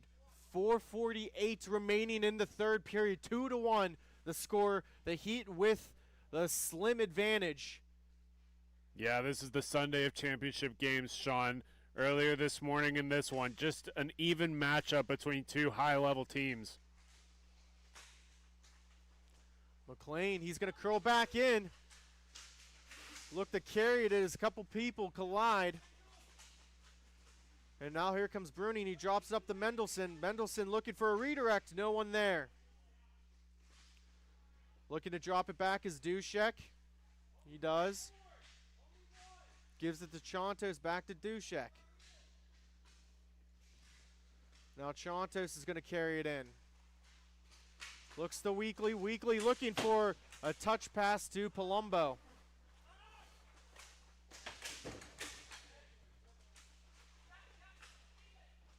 Looking to give it back. Bruning holding on to it. Gets it to the backhand. Shot and they score! The Heat extend their lead to make it 3-1 with 3:36 remaining here in the third. Yeah, and let's take another look at that, Sean. It's just that net front presence. Cuts right through the defense here, covering everything up in front of the net, and a little bit of a dribbler just squeaks to the front of the crease and finds its way into the back of the net. Still a 2-goal game as we're entering the 2-minute mark here, and the Heat are going to look to try and kill off the last remaining couple minutes. Going to get dropped behind the net.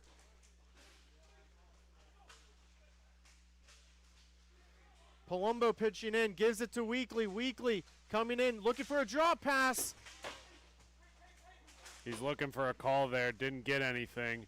Heat surge back the other way. Shot blocked by Chontos. It comes out in front. And a save there by Schreiber keeps it alive as Chontos looking to give it to Weekly. Weekly carrying it in. Palumbo pinching in.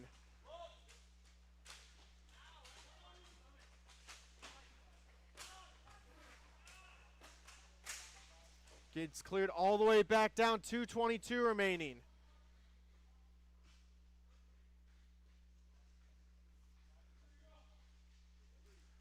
Chontos carrying it in, drops it off for Palumbo.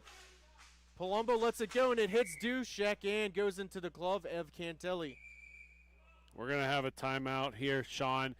It's a good use by the Birds, but it only buys them about 4 seconds.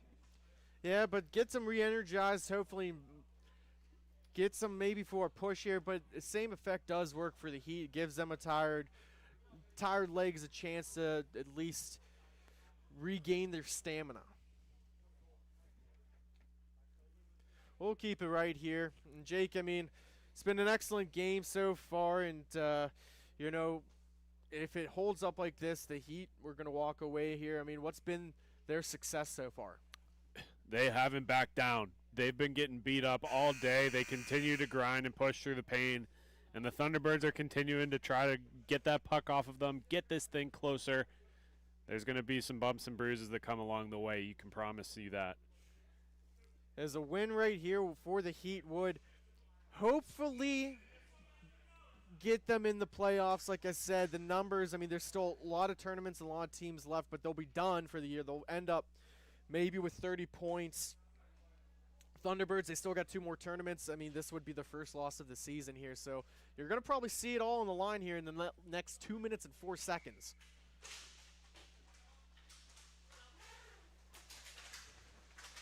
Heavy forecheck here comes Weekly, gets turned over to Palumbo.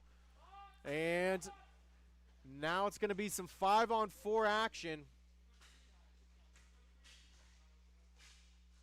Chontos at the top. Looking for a redirect, and he did get it. That's the one thing here, Sean. The Thunderbirds have put these redirects on net, just not able to beat Cantala. He's played great today. Yeah, probably one of his finest performances of the season. Shot missing wide. Pinching in is McLean, gets it to Strobel. Strobel holding on to it. Now he gets pinched off by Wiggins. Weekly trying to get it. He does. Gets worked all the way back to Chontos. Chontos lets it go. It hits true in front. He shoots and scores. Palumbo with the goal. 3-2 with 1 minute and 12 seconds remaining. Just an absolute bloodbath in front here. Great possession by the Thunderbirds. 5-on-4 again. Just keeping all of the traffic in front and blasted past the glove of Cantali. Like, it's unfair because True blocked the shot, but he blocked it and it just settled right down in the slot where Palumbo could pick it up and rip it. And at that point, Cantelli, oh, here comes another opportunity. Weekly's going to throw it on net and just missing wide. Schreiber goes off all the way back down. Empty net, 5-on-4. Chantos is going to wind it up. He's at the top of the point. Gives it to McLean. McLean's going to switch places. Gives it to Palumbo. One touch pass to McLean. McLean stops up. Gives it to Chantos. Back to McLean. McLean's going to let it rip in front. Trying to find it. Get a shot off. It's in the corner now. Mendelssohn gets pushed off. Chantos gets it to McLean. It's rolling all the way down. 28 seconds left. You just hear the directing happening from the Heat's bench, telling them where the extra man's at. Again, 5-on-4 here in the dying seconds, Sean. Chantos with it, covered up with the glove hand with 12.7 remaining.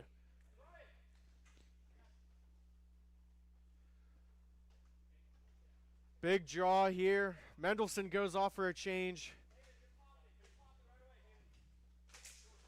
Dropped, one into the corner. Palumbo wins it back. Hittenmeyer looking to maybe ice it. Oh, he loses an edge. He's going to throw it in. And that's going to do it. The Heat hold on 3-2. And they will be victorious. And maybe we'll see them in May. We'll have to wait a couple tournaments, but they're going to end their season, regular season, on a high note. Congratulations to the hometown Heat for this 3-2 victory over the Thunderbirds. And make sure you like and subscribe on the Grove City Hockey YouTube channel. We'll be following the rest of the MIHA season leading up to that championship you mentioned, Sean. And so if you guys are fans of the Heat, make sure you follow the rest of the T3 action we bring to you and see where the season might end. And listen, if you're fans of the Heat, stay tuned. We got the T5 game next. Columbus Heat will take on Indy Inline for the T5 championship. So stay tuned. We'll be right back. Thank you for watching Grove City Hockey.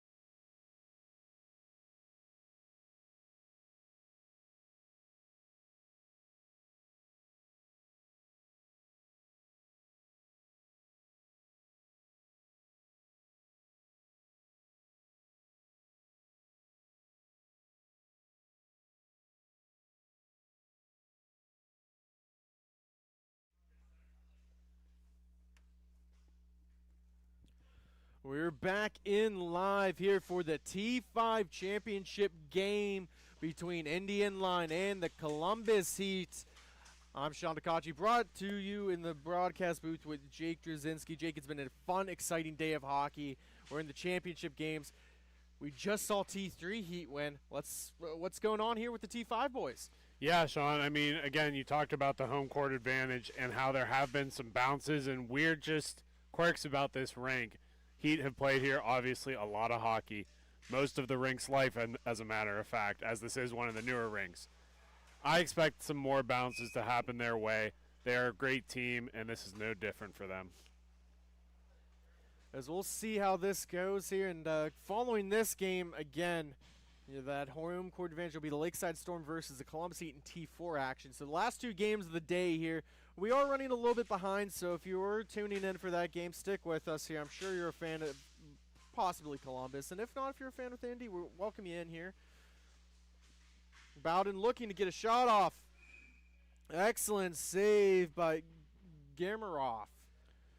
And speaking of Indy here, Sean, Indy being our next weekend coming up in a couple of weeks, it's always fun going out to Indy, and I expect this to be no different. Yeah, I mean, we'll be there March 7th and 8th. That should be an excellent weekend. See some excellent teams. I know one of the refs who's actually working scorebox, Justin Alling, his Monsters should be there, so we'll see him again in 2 weeks, just in a different capacity. Sure. Referees for this contest, Scott Heineke, an excellent man, along with Dean Henley, who is our head of officiating. Carrying it in, looking to get a shot off, just missing wide, didn't even come close. Mulvey was with that shot. Now here comes Worster. He's looking to get it across, a little stick angle by Petrov. He misses the net. It's in the corner. Just bouncing around. Settled down, finally dumped back in. Looking to get possession is Caprio. He does. He works it all the way up to Moike. He was cheating just a little bit. Here comes Petrov defending. Moike looking to feed it through the legs of Worster. Can't connect in. Here comes Skovic wearing the All-USA jersey in honor of the boys who made a great accomplishment this morning. Yeah, it was a memory I think I'll have for a long time, Sean. It was just the clash of ice and inline and bringing them both together this morning. It's just an awesome experience. And so much fun to be around people from all over the country celebrating one thing together. It was awesome. And if you're not too sure, check out our Facebook page. We have it posted, or the MIHA Facebook page, because I think they reposted it. Oh, what a dark fraction in front. But we have a little bit of a clip of what that scene was like here in Columbus, Ohio. You know, thousands of miles away from Italy, and it's a cool experience. And it's a little bit of a kind of surreal feeling, Sean. Italy having one of the bigger inline markets of the world. And again, just sharing that joy here from beautiful Columbus, Ohio, as the goal for Indy Inline is the first one to be tallied.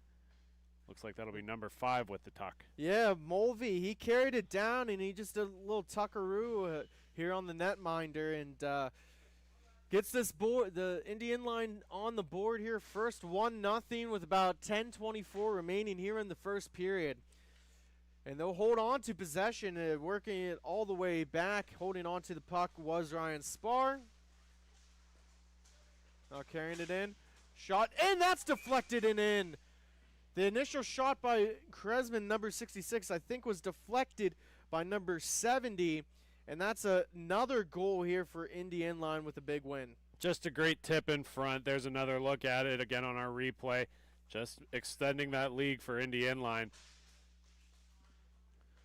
So 9:50 here left in the first period. A couple of quick goals, quick strikes, as the Columbus Heat are looking to kind of counteract that. And Indy, they can play their game. They're very comfortable playing ahead. It's when they get behind this, when they get in some trouble. And I think that can be said by any team, really. But, you know, in this case, their system is really predicated of getting that early lead and smothering it. Bush caresses the puck. Holding on to it. Throws it. Oh, dangerous pass in front of his own netminder. Gets it to Barga. Right-handed shot, stick handling at the face-off. Oh, and he snipes it past the glove end of Garamouth, and what a goal. Is we'll see this replay on the screen here. Break it down for us, Jake. Yeah, just using the entire width of the rink, takes it outside of the defenders and is able to find his way behind them. Just a sneaky one of those shots that just is, you frown as a goalie because you should have had that one. Yeah, just another excellent shot is Barga, who scored the goal, has the puck, gets it up the pitch off. He throws it in down low, looking for Skovic. Skovic throws it in front off of Garamouth, and now it's going to come to center. Looking to just settle it down as Miller gets the spar. Little backhand touch pass to Kresman. Just trying to get out of their own zone, struggling a little bit, get to Pruitt. Works it across. And Miller now holding on, looks in front. It gets deflected by Barga, and Skovic one touch pass to Pitroff. He carries in, but he overskates it. Just a lack of concentration there. And another one. Puck is bouncing all over the boards here. And now Carrington and Miller, power move, looks to feed it in front, and it's stopped now, poked in. Great save there. Just able to pillow pad at the bottom, the double stack to save it. Yeah, using the buttocks to keep that puck out of the net. So he was laying down flat, and he kept it out of the back of the net. Bowden to take the draw. Wins it clean back. Worcester now chasing after. It was 7:30. Now he's getting harassed by Miller. Moiki forechecking as well. Worcester pivoting. Moiki now pins it up against the boards. Worcester loses stick, feeds it in front. Caprio was pinching in. Couple of players collide, and here comes Bowden, and that gets swatted away by Watkins Glen. Bowden with some excellent figure skating there. That's 10-6 action. Throws it around the boards, trying to slow it down. Can't is Kinnock.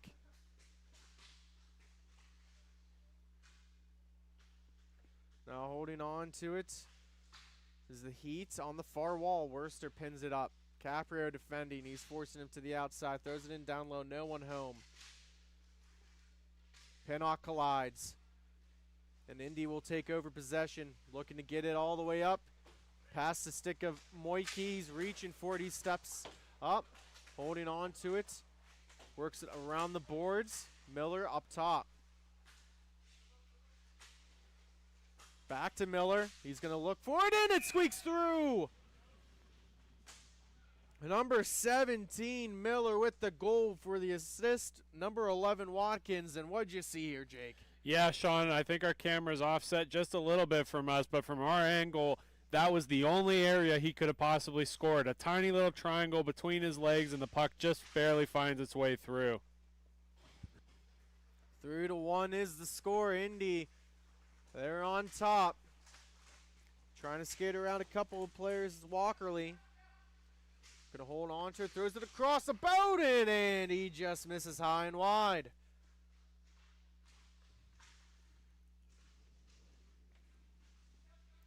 We talked about a big game for the T3 division. Let's look at the T5 coming into this matchup here. As the Columbus Heat finishing their final tournament, they're 8-5. They're probably going to make it. Just only, 14 teams in that T5 division, so they're pretty much in. They could help finish a little bit higher in the seeding for A and B brackets. And Indy Inline, they're at 10. This is going to be their 11th game. They're 5-4-1, so they'll have one more tournament. They should be in, but again, there's a lot of teams still left to play, so there's going to be changing. They want to come out on top and help solidify and get that 6th win, because 30 points is usually your marker for success to make the playoffs. I'm so glad you brought this up, Sean, because I was going to ask you in the last 4.5 minutes to go in this game, during intermission, I was going to ask you to break down a little bit of how that seeding does work, right? So it's a point-based invite to playoffs, and again, not every team that is invited accepts the invitations. So some of those guys from the outside looking in can find the door open and make their way into playoffs. Kind of explain how Saturday impacts Sunday for playoffs. Yeah, so, if you're talking about, obviously, for that playoff format there, that you have 10 teams invited, or 10 teams that accept invitations going into for each division into the playoffs. The top 3 teams are solidified in that A bracket, whereas the bottom 3 teams are solidified in that B bracket. But Saturday's kind of that differentiating that what a goal is that sneaks in. Garamouth couldn't get to it. It's going to be 3-2 with that. And to kind of jump back to that conversation, so those middle 4 teams are playing for the A-B bracket, and that's helped to prevent sandbagging and making sure that you're actually trying on Saturday and you're not throwing games, right? Because that can be an issue at times, just like there can be an issue with teams stacking up rosters. That's why we have the eligibility of tournaments, right? So that's where that kind of breaks down. So the points do matter, and if you're number 11, that's, again, you want to get that extra point in a victory, because if you're 11, first team that declines, you could be in the playoffs. Thanks for that breakdown, Sean. It is something that we try to monitor throughout the year. The hard thing, as you mentioned, some of these teams are finishing their season in February. Some of them haven't even played their second weekend yet. Yeah, and I mean, Jake, you've been a part of it as a player. You've been a part of it as now, an owner of GCH and now MIHA. So, I mean, you've seen on both ends how it can affect, from both perspectives. So, 2 minutes and 35 seconds left here in the first period. 3-2 is the score. Indy with the 1-goal advantage. Trying to stick handle it through, could not. It's going to be taken away for the Heat. Carrying it down low is Cantilli, who just finished up winning, and now he's skating out for the T5 boys. Bush keeps it in, works it all the way back, curls, protecting the puck well. Watkins forces, now Caprio defending. Coming all the way back to Barga. Barga makes one move. Little hesitation, stutter step. Throws one that doesn't get on net. Pruitt now reaching for it. Gets a shot off, and Garamouth with the cover. With about 1:45 remaining here in this first period of this championship game in the T5A division.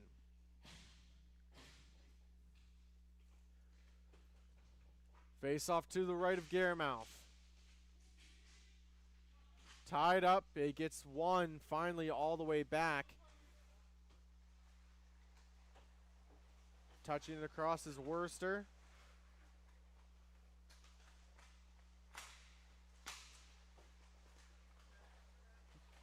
Krennic now with it.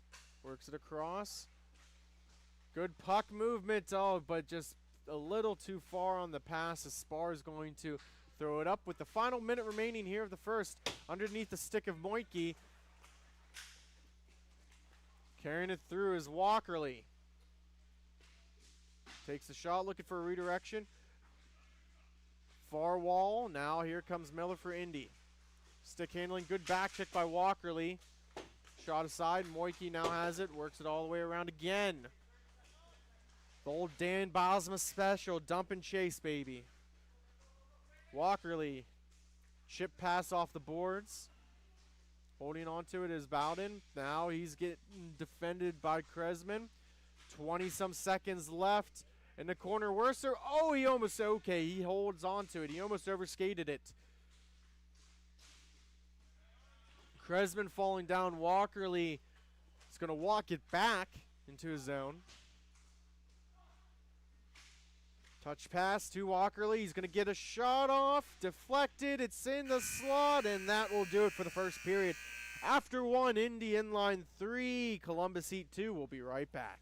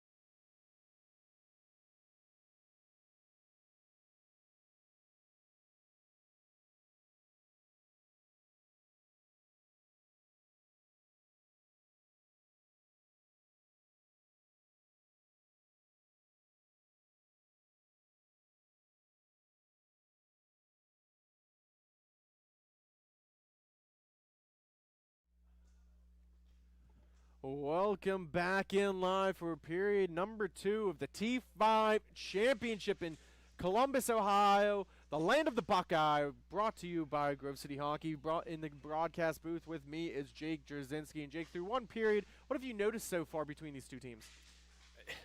Sean, there's been a little bit of some odd goals going down against the Columbus Heat.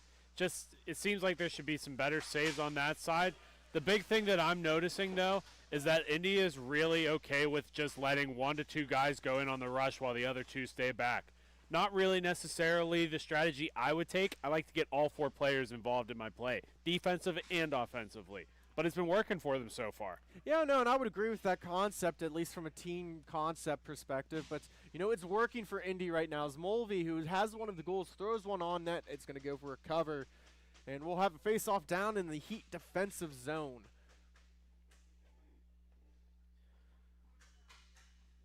Some fans staying around for this contest. There will be a T4 championship after this. It will be the final game of the day.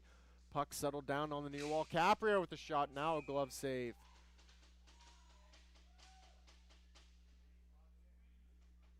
Yeah, both teams getting some looks here early in the second period. Columbus Heat getting some changes. Petrov stepping on. He's been one of their bigger scorers, Sean.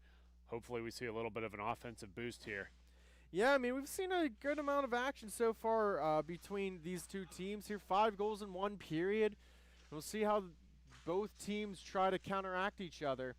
Caprio holding on to it. It was on his backhand. Left-handed shot defenseman. Holding on to it. Gets back to Watkins. Works it across. They're playing 4 corners. Gets it to Sluz Mulvey.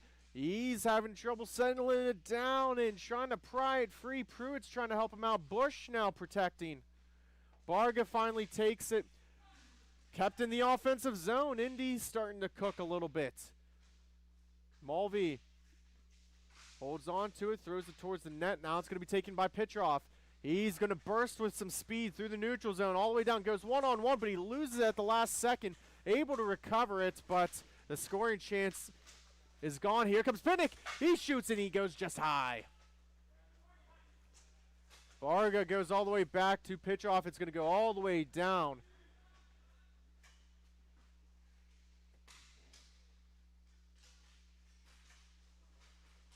Now carrying it is the Heat's Barga. Curls back. The top of the dot. Gain pressure there by Pruitt. Works it to Worcester. Worcester going to walk in. Looks to go back door to Petrov. And he couldn't release the shot. Shot on. Bouncing in the air and covered. We get another face-off down in the Heat defensive zone. 11 minutes remaining here in the second period. 1 forward.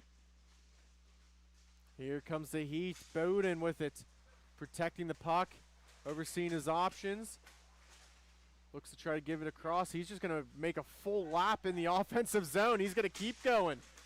Give that young man some oranges because he's going to need it after this skating clinic. Shot on, deflected into the netting and out of play.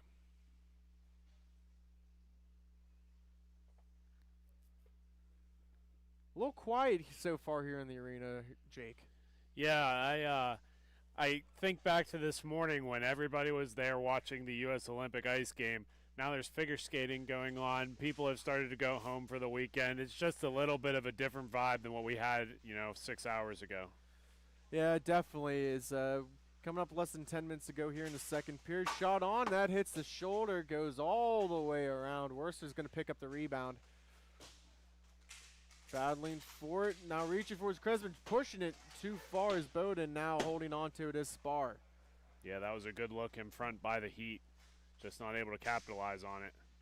Cleared all the way down. Played by the netminder, getting a little aggressive there. Walker and Lee now works at the Worcester.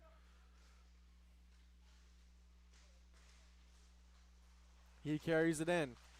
Tries to cut to the slot, gets the shot on net. Trying to clear it out. Again, fighting off his Garamouth. Yeah, Garamouth doing a great job punching that puck out of the air just to keep it out of harm's way. He's only been beaten twice so far. Walkerly carries it in. Shot blocked by Kresman. Picked up by Bowden on the near wall. Throws one on net. It's in his legs, and Kresman's just trying to keep it tucked underneath his leg so it doesn't trickle through. It's been a snowy day here in Columbus. We hope wherever you are at watching home that you're safe and sound and warm, maybe nestled under some blankets with some hot cocoa. And thank you for tuning in today and watching some great inline hockey action. It was 65 2 days ago, Sean. I'm very displeased by how the weather is acting right now. I think most people are, but hand pass blown dead in the neutral zone.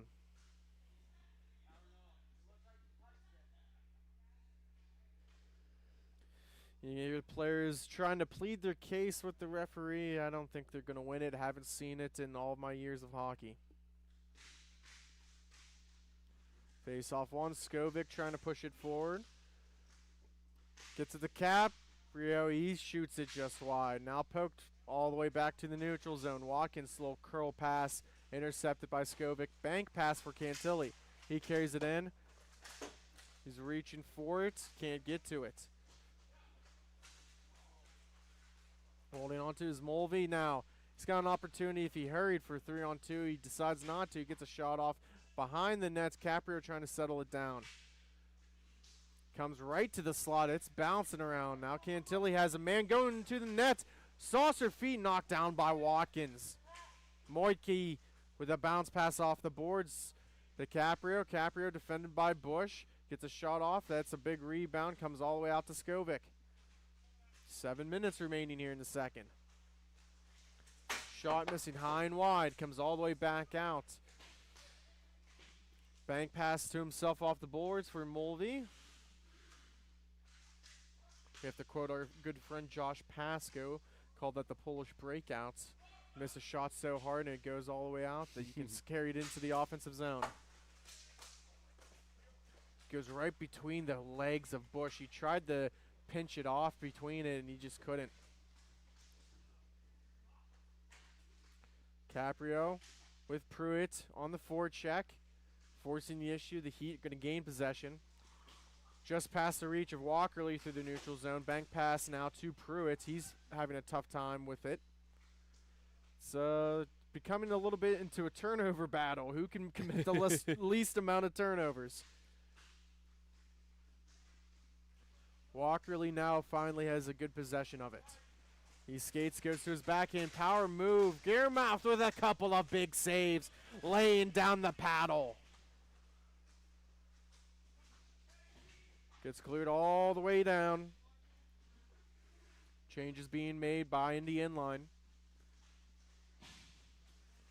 Here comes Bowden. He's trying to flick it into the air between himself, and he goes flying into the board's face first. He was looking over his shoulder to try to play that puck and forgot to look forward at where he was skating. Yeah, this rink is not the rink to be doing that sort of move. But, Sean, I get it, right? We're from Grove City, PA. Our rink is a little bit more narrow than other rinks are. And you do kind of fit into the shell that you have in a hermit crab sense. When you're in a rink of this size, you get used to it. You do understand kind of where everything is. Sparring out, gets a shot off, bouncing puck, and it's tucked in. Indy inline extends the lead to 4-2, a 2-goal advantage over the Columbus Heat.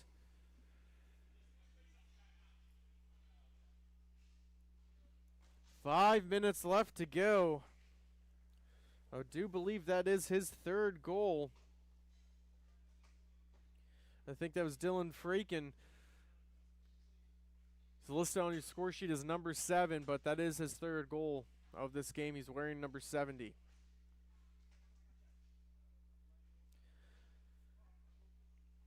Looks like there was some debris on the rink. The goaltender was just cleaning that off there. We'll get ready to start up here again.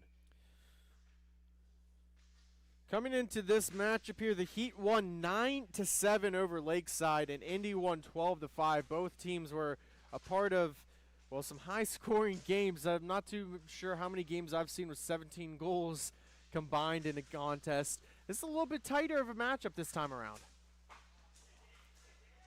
Shot fought off by Garamouth. Oh, and here's an opportunity, 2-on-1. Walkerly shoots it, he scores.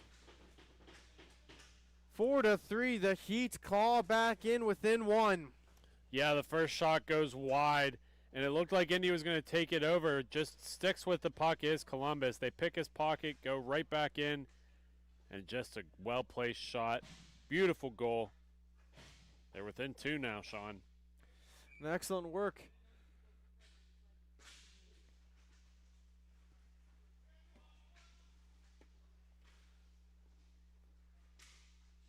Varga with the puck behind his net. Now he's getting pressure there by Freakin. He's trying to tuck it. He almost had it. Yeah, good look on the wraparound attempt. Varga now picks up his own rebound, works all the way back to Bush. Watkins gets it up. Miller has it. Works it across. Here's an opportunity. Shoots. He scores. Goes 5-hole with the goal. That is number 1 for Indy Inline. Well, I do apologize. Number 5, Mulvey. Yeah, it's a little bit hard to see down on this end, Sean, but we just get a look at this shot. Just puts it on the far post and in. I do have to apologize. I should be a little bit better. I'm a little tired. It's calling, you know, how today's 11 days, but we were here for 16. We had 2 youth games yesterday. Don't we have another youth event coming up? Yeah, that'll be up in Pittsburgh, or rather, I guess I should say down in Pittsburgh. That will be the last weekend that we have MIHA in March. March 21st will be the day there. Make sure you guys register at the MIHAHockey.com/youth registration page. And then you can email us at growcityhockeyllc@gmail.com if you have any questions. Awesome. Thank you for that. 5-3 now with 2:25 remaining here in this second period for the T5 championship here in Columbus, Ohio. Holding on to the puck is Mulvey. He's got 2 goals in the game. He shoots wide just this time. Gabriel with the puck. Works it across. Light forecheck by Skovic. They're going to play catch. Caprio, left-handed shot. The defenseman's going to carry it up. He's got a man going towards the net, maybe looking for a rebound. That was Miller. Now the Heat looking to counterattack. Comes the pitch off. He has a move. Gets it, and he shoots just wide. Goes all the way back to Cantilli. He lets it fly, and that gets redirected by his own man. It gets on net.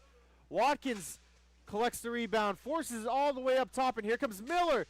Miller by himself throws it, and just a good poke check there to avoid that opportunity with 1:25 remaining in the second.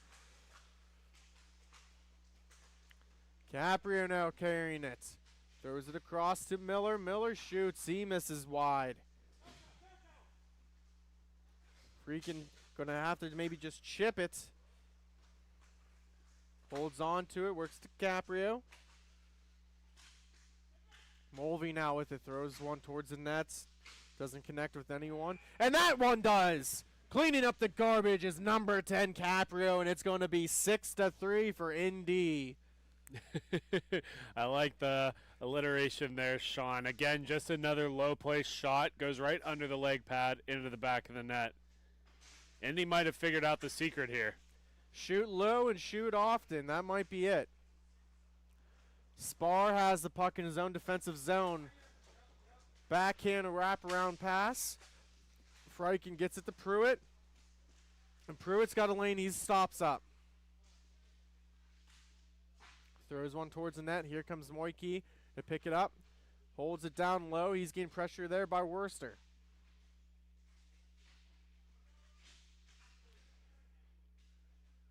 And they're just going to hold it with 7 seconds left. Doesn't seem like they really care too much.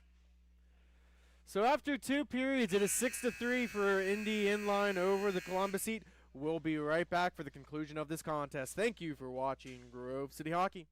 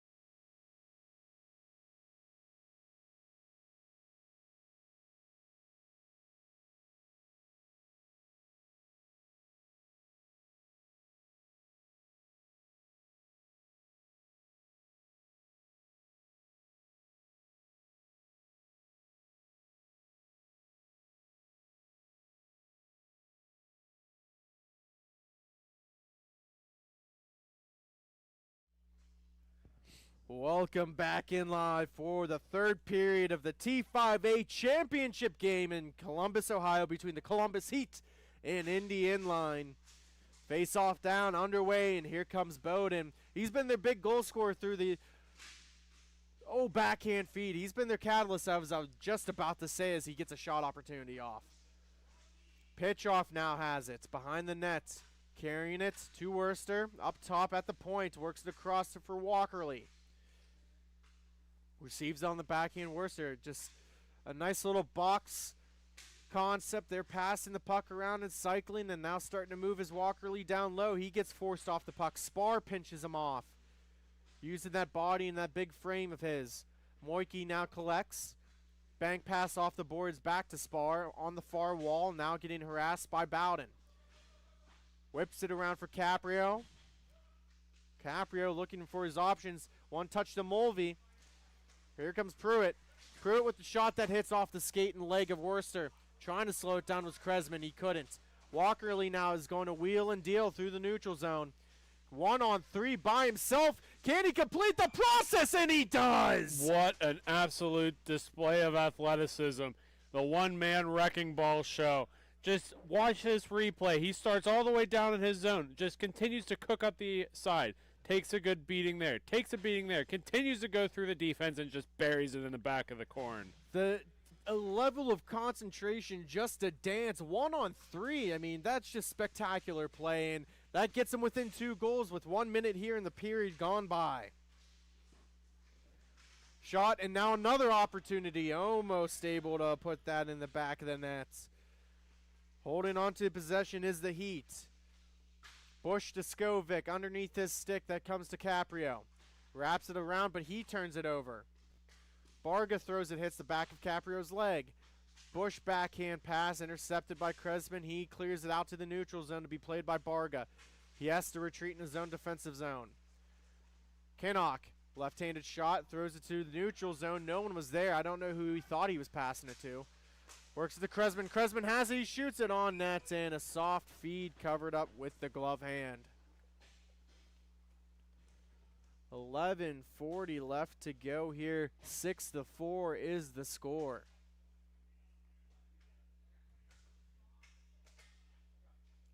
Cantilli to take the defensive zone draw. Tries to win it forward. Mulvey wins it back.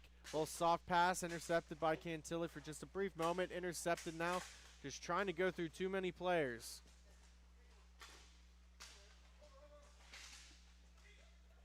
Barga having a tough time. It gets thrown back into the zone. Caprio holding on to it. Looking for redirect. Caprio battling in the boards. Cantilli has it. Throws it around for Pinnock. He finds it in his feet. Throws it across to Barga.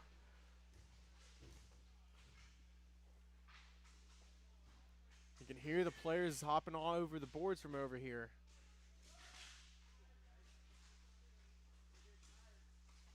Trying to get around his Mulvey. Puck still stays at center. Miller picks it up. Works it down low to Caprio. Soft feed. Here comes Miller. Now he had an opportunity. Just throws it around the nets. No one there. Mulvey with the pickpocket. Bank pass off the boards. He's going to walk in. He shoots. Puck still loose, and he's trying to stuff it home as Miller.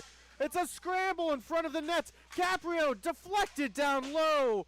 What a sequence of events, and it's not done yet as Bowden winds up with a slap shot. Oh, he's reaching behind him, Sean. Let's see what the refs call.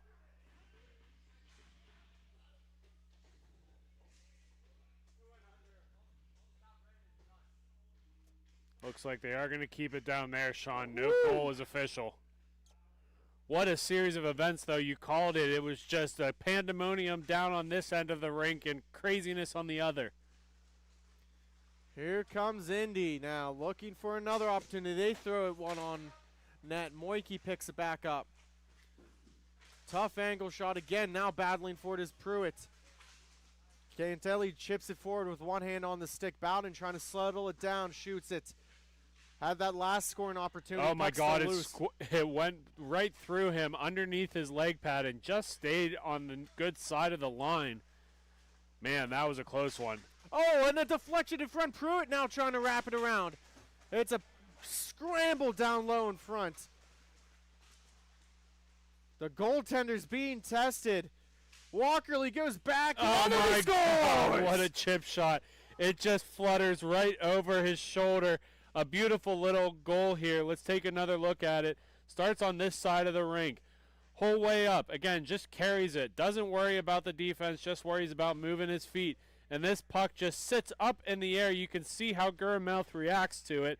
He just was not able to get a glove on that. It's like getting thrown a change-up in baseball after seeing, a couple fastballs. It just throws you off just enough to change the effect of the, in this case, the puck. It's the exact opposite of swinging on a sinker, right? You just expect that puck to stay low, and it just flutters right over top of you.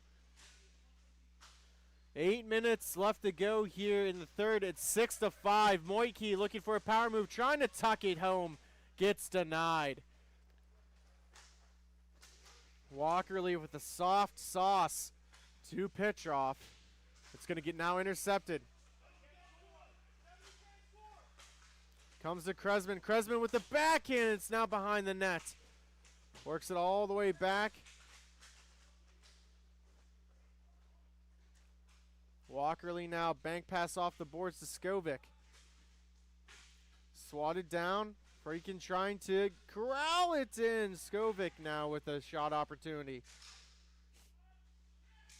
As you could hear that the player saying that Freakin was capped. He can't score anymore, or at least try to score anymore.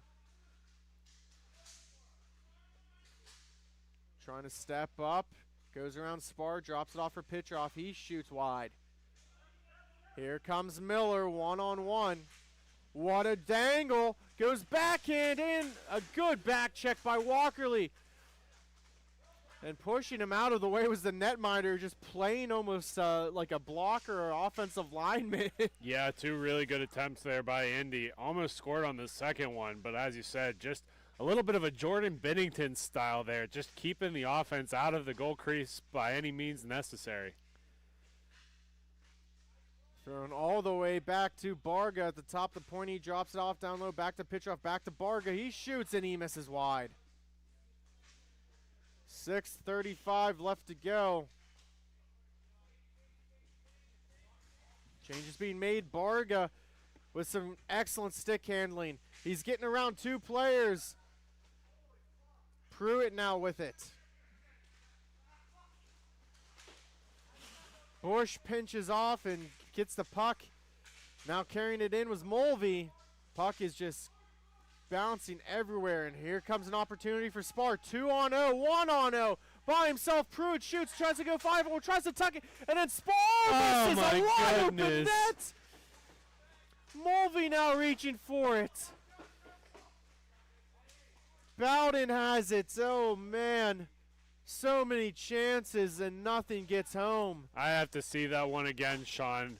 I'm wondering if he got a piece of that shot coming in because, man, he had nothing but net to shoot at. Good poke by Pruitt. Keeps it in the offensive zone. Barga now has it. He controls. He's going to get some momentum moving forward. Hits the post.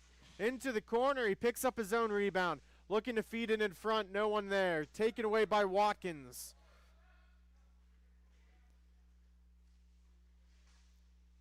Across to Caprio. He slows it down.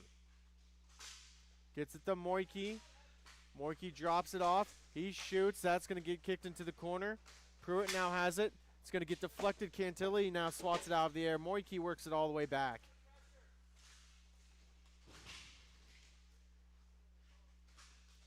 Throws down low for Moike. Trying to hold on to it. He does. He's gained some help from Pruitt. Battle for it. Barga now carries it up. Gives it to Bowden. He's looking to beat his man. Coming around. And it goes into the corner. 4:30 remaining. Cantilli with the shot blocked. A little chop pass. All the way back to the point.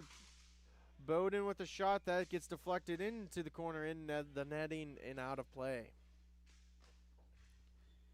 Stick with us here if you're looking for the T4 Columbus Heat Lakeside Storm T4 Championship game. We're running just a little bit behind now, about 25 minutes, so stick with us. That game will come up right after this conclusion. Skovic wins it to the wall. Worcester gives it right back to Skovic. He's going to hug tightly. It's the near wall.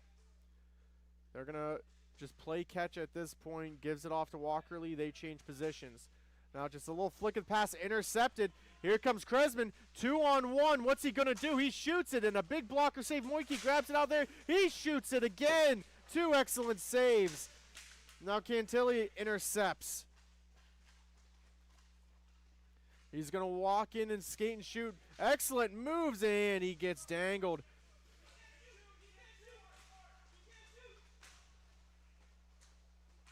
Works it all the way back. Yeah, again, Sean, he was captain. Every Heat player let him know about it on that breakaway. I wonder if he was going to shoot it if nobody said anything. No, I mean, I don't think he was, because I think he knows the refs know, so wouldn't do any much good. I mean, he could try. They might just give him a warning, but you don't want to take the chance of getting a penalty. Right. 2 minutes and 50 seconds left. Skovic to the slot. Works it across. Again, another chop to Skovic. He has it. He's trying to shoot. That gets deflected into the netting and out of play. See if there's any timeouts that get taken. We're just about 2 minutes and 30 seconds left in the game here, Sean. 1 goal, and they are going to get a timeout. The Columbus Heat will. All right. We'll step aside here for a brief moment. We'll be right back.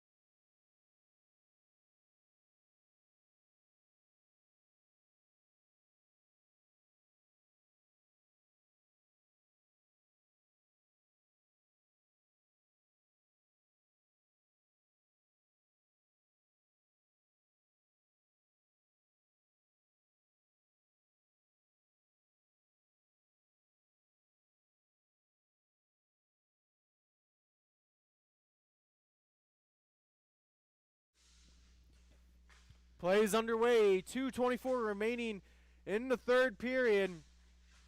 See if and when the Heat decide to pull their netminder. Petrov with the puck to Walkerly.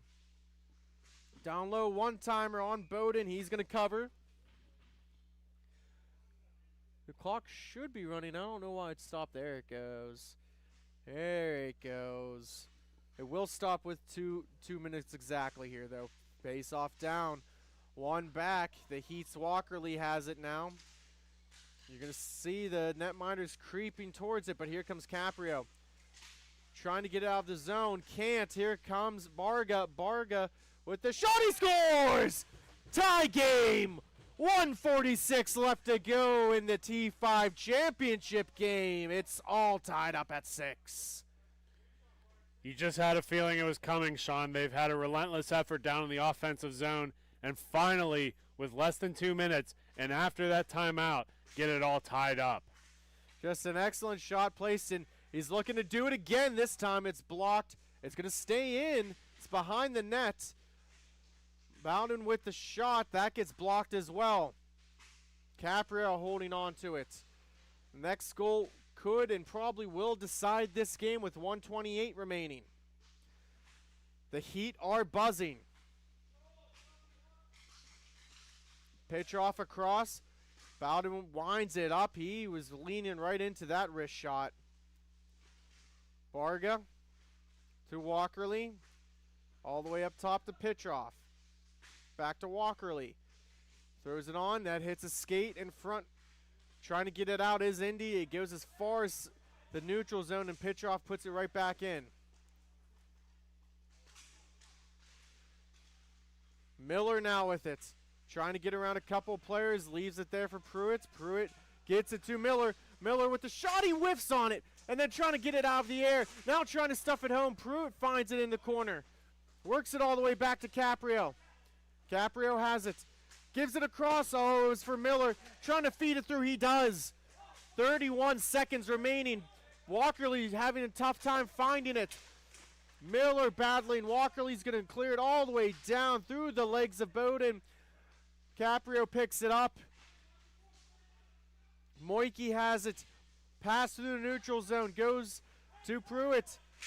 Going to shoot it. Missing just wide. Moike with the rebound. Throws it on. Glove hand save. And it's going to be, we're tied at 6. And there's 6.6 left on this clock.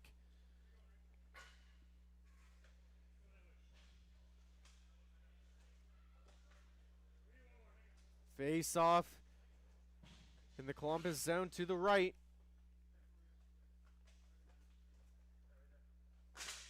One by the Heat, just trying to clear it out. Now Petrov pins it up against the boards, and that will do it. So we're going to head to overtime for the T5 championship game. I think this is the first overtime we've had today, Sean. Am I correct by saying that? It is. And, you know, why not make it a championship game? It's going to be some 3-on-3 for 5 minutes, and if that doesn't do it, we go to a shootout.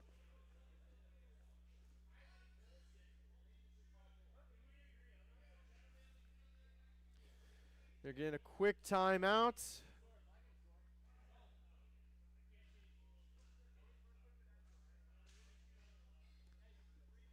You can hear there's 2 players. Walkerly's capped for the Heat, and then you have Freiken capped for Indy.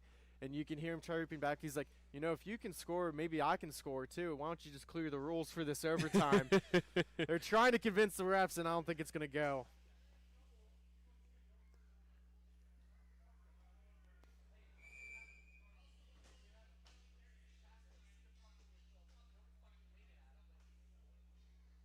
They're just about getting onto the rink here, Sean. Referees are still talking to each other.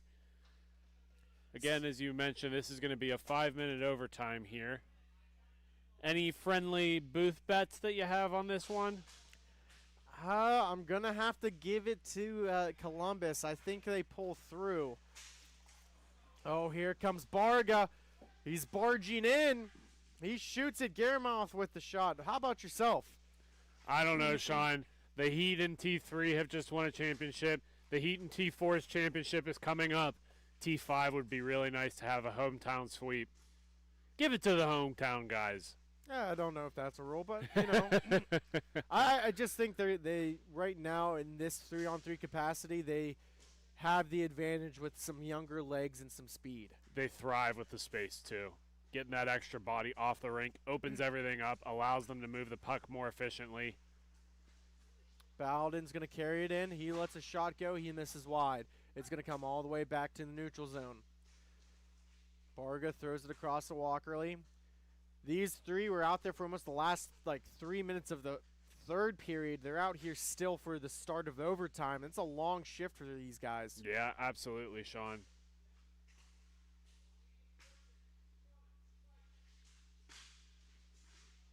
Looking to get it Bowden. He's kicking off his skates. He's going to hold on to it now. He carries it all the way back down. Here's the thing, Sean. I'm almost at the opinion that if I'm the Columbus Heat, I have to get this done into overtime. There were a couple of soft shots that went in, and I do not want to have to face a shootout here. Caprio holds on as they go offer some changes.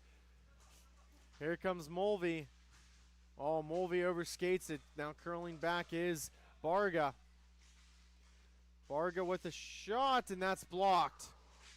Feeding in front. It's going to slow down just enough. Cantilli drops it off for Walkerly. Cantilli now. Dropping it around. You can hear some orders about moving your feet. That's Caprio who's going to try and pick it up and walk it around. He gets pickpocketed, though. Barga has it. Looking to get it to Cantilli, and now it's going to go the other way with Caprio. I love the patience here, Sean. Indy knows that they have a little bit of an advantage right now. Keep it calm, keep it collected. Use your experience to your advantage here. Holding on to it is Walkerly. He's going to carry it around. He has all the space, and they're going to let him walk because he can't score. Cantilli with the shot. Garamouth with it, and now here comes Mulvey. He's going to poke it forward. He's kind of hunched over for some air. Pruitt's going to work it all the way back now, and they finally get possession. Again, I like this play here, Sean. Be patient. Earn it. Moike hops on. He tried to get it towards him. It's still there. And it's kind of come to Bowden 2-on-1. Was seeing if there was going to be a call on the other end. There wasn't. Petrov now has it. He works it all the way back. 1:38 remaining here in overtime.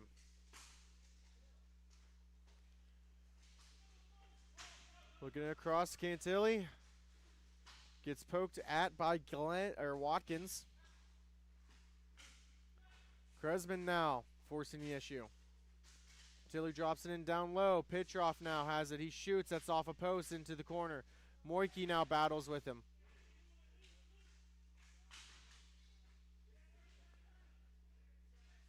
Kresman now has it. He's going to wind it up and carry it on in. He makes one miss. He's going to push it all the way forward, and he comes into the boards. Hopefully he's okay. Maybe a 2-on-1 the opposite direction now. Bowden has it. He shoots. Moike now has it. Carries in it. Oh, but he overskates it. He has an opportunity to walk it in. He's waiting for some help. I'm not too sure they're letting him walk it. 36 seconds. Kresman now has it. Tries to get Charlotte off, but that's Barga right there. He pokes it forward. It's going to be 1-on-1. Barga with the shot that's deflected into the netting and out of play. Woo! A lot of talking there. Yeah, Sean, it's just a little bit of a give and go right now. Not a whole lot has happened, but both teams have had their looks. It's been very patient. Neither team has wanted to make a mistake here. And as you mentioned earlier in the show, both of their seasons kind of depend on this game. 20 seconds left. It's going to get wrapped into the corner. Mulvey now has it. Throws it all the way around. Skovic picks it up. Throws it across. Mulvey now has it with 8 seconds. He's going to walk in. Shot deflected by Skovic. Up into the netting and out of play. They're going to just let it go, though. And we are on to the shootout for the championship T5 division. All right, now this changes it. What, you want to keep your bet and think it's still Columbus? Yeah, I will keep it as Columbus. We know that they have some hands. They have a little bit of tricks up their sleeves. Let's see how the shootout goes for them. All right. Here comes Indy. They're going first. They're technically the away team, so Columbus gets to choose. It's a 3-man shootout clarified by our head referee, Dean Henley. And here comes Freiken. Capped out during the game. Can he add one more? He carries it in. Far wall. Steady shot and a save. That's a big one, Sean. And here comes Stefano Cantilli. Picks it up, right-handed shot. Slowly skating in on Garamouth, and a glove save into the netting. No good. We're on to round 2. Moike will get the opportunity. He gets the privilege to go first in this round. He's going to slowly skate it in. Left-handed shot. Slow stick, and he shoots, he scores! Number 23, Moike with the goal. And now the pressure shifts to the Heat. Ben Walkerly, number 56. He's got to get one here. Right-handed shot. Walks in, going on the far blocker side. Carries it in. Slowly stick handles, and he shoots, he scores! He ties it up. I don't know, Sean. I don't want to add controversy to that. But was that stick handle across? Did it look like a shot to you? It did not look like he kept possession. I don't love that one. I'll be honest. And Caprio shoots, he scores. Oh, it doesn't matter because Caprio puts it on. If Bowden can't score here, the game is over and Indy walks out of here on enemy territory. Number 4, Bowden, right-handed shot, carries it in, and it's a save! Indy wins! They hold on. What an absolute battle between these two teams. I mean, it was a heck of a comeback. I mean, the Heat were down by 3 goals. It was 6-3. They tied it up with only a minute or so left. It was an excellent all-around game. Hang your heads up high, Columbus. You still got one more here in the T4 division, but Indianapolis, way to hold on and survive.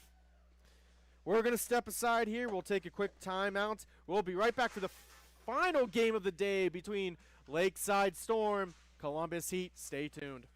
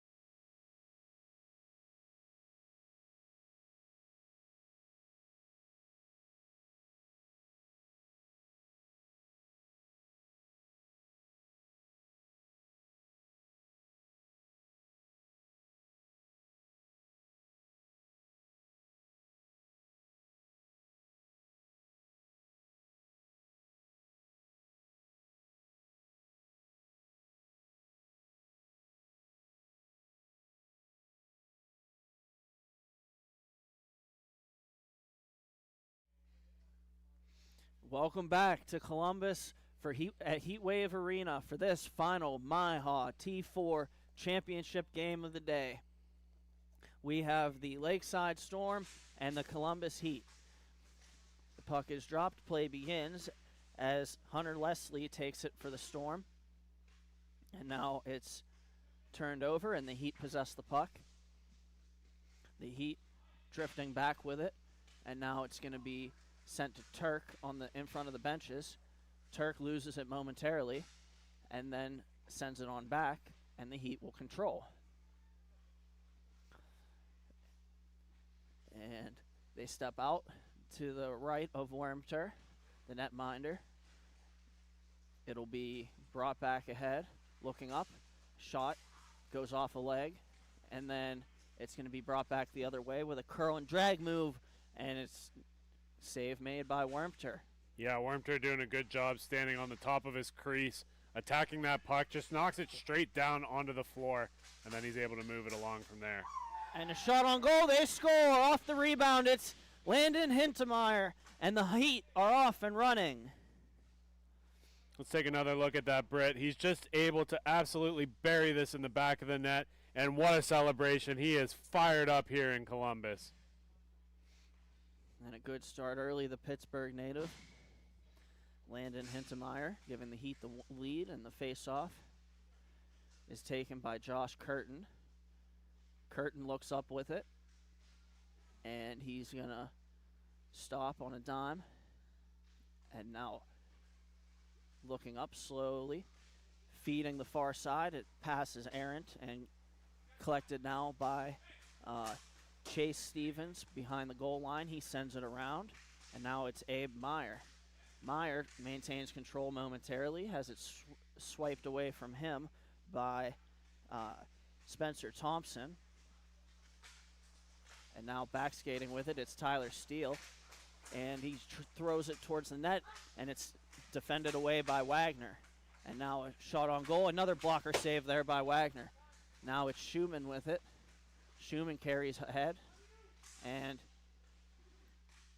it gets taken away by the Heat, and they'll send it around, but the Storm will pick it back up. And now Wagner taps it ahead, and that was Cole Stevens moving it up, but it was taken away by the Heat.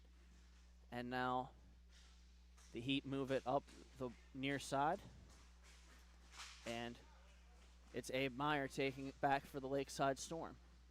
Meyer overskates momentarily, tries to walk towards the middle, and a shot on goal and a good save by Wormter, and he's going to freeze it. Good play in the early going of this one. 2 full benches here, Britt. Substitutions is not an issue for either one of these teams. Very good. Keep the tempo upbeat, and lots of action. Trade chances if you have to. Let's see an exciting last game here. And speaking of exciting, here's an opportunity for Lakeside, and a good save by Wormter. The rebound goes behind the net, and Lakeside picks it back up. It's going to be down low now. They control. Shot on goal, and it's blocked off the glass, and now it goes back, and it pops up into the air. Settling it down now is Corbin Stevens. And a shot on goal, and a good save there on the VH by Wormter as he was coming across. And now they battle for it on the near side, and it's going to be taken now and shot wide of the net by the Storm. The Storm maintaining control. They move it up top where it's Cole Stevens. And Stevens throws it, and it's defensed off of the boards, bounces back towards the net where Wormter will cover.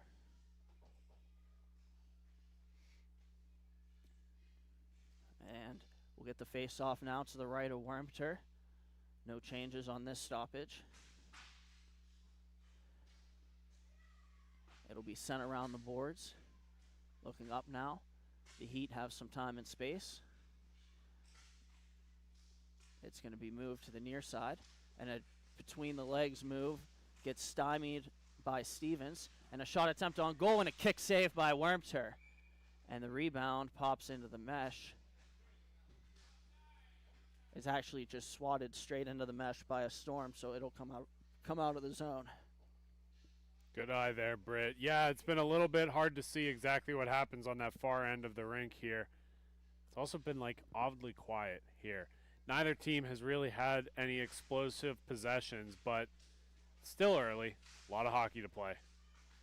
And here's a possession for the Heat, trying to walk through two guys and eventually getting it back. A couple wild bounces there and a pass too far ahead for the intended receiver. And now the Lakeside Storm come back the other way. And it's the Storm. And now it's going to be the Heat taking it back over, trying to make a move with one hand on a stick. And now it's going to be sent over. And it's Curtin. He plays it ahead for Homer, out of his reach. And now it's going to be sent back up by Chase Stevens. Number 45's pass is intercepted. And then it's backhanded back by Hintemeyer. And now it's going to be brought back the other way by the Heat. And here they go. And they get a cross-rink pass. It's off a skate now, an opportunity and a good save there by Wormter. They'll send it diagonally ahead. And the Heat bring it back over towards the middle, and it's knocked away by Stevens. And now it's going to be taken by Landon Hintemeyer again. Here goes Hintemeyer. His pass is taken away by Schumann for the Storm. He sends it back to Chase. And now Chase plays it up and then over to Corbin Stevens. 3 Stevens on this Lakeside Storm team, if you're just joining us. And it's Corbin's number 16, Cole's number 17, and Chase is number 33. And now it's going to be sent on ahead. Here goes Homer trying to get the corner, but he can't do so. He falls down along the end boards behind the net, and now it's going to be taken by by Abe Meyer. He had it poked away from him, and now he has it back. Meyer shooting, and he scores! Abe Meyer ties this game at 1. The shot high over the shoulder of Wormter, and we're even.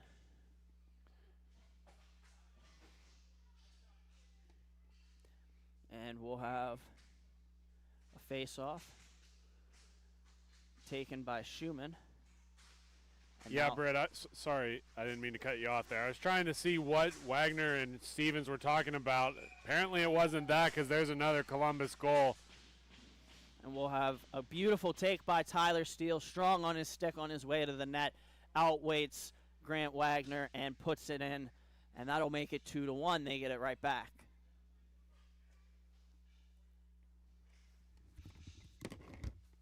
And it's gonna be battled for on the near side, poked free momentarily. The Heat have it. Here they go, and it's Curtin. Curtin plays a pass off a defender, picked up behind the net by Tyler Steele. Steele moves it back into his own zone, and the Heat will settle things down and now pick things back up. It goes off the boards. Nice pass reception, but poked away by Chase Stevens, and now up the other way comes Schumann for the Storm. And here go the Storm. And a couple of players lean on each other in the corner, and the puck's there. A second member of the Heat goes in to collect it. And now it's going to be brought back up, and it's McPherson. Here he goes, making a power move to the net, and a backhand shot and a blocker save by Wagner. Now it's back the other way. Here comes Schumann.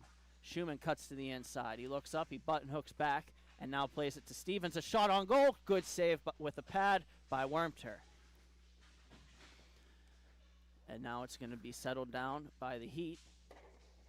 They're going to lose it momentarily in their offensive zone, and now working it on back, the Storm has it again. And this is Abe Meyer. Meyer skates up.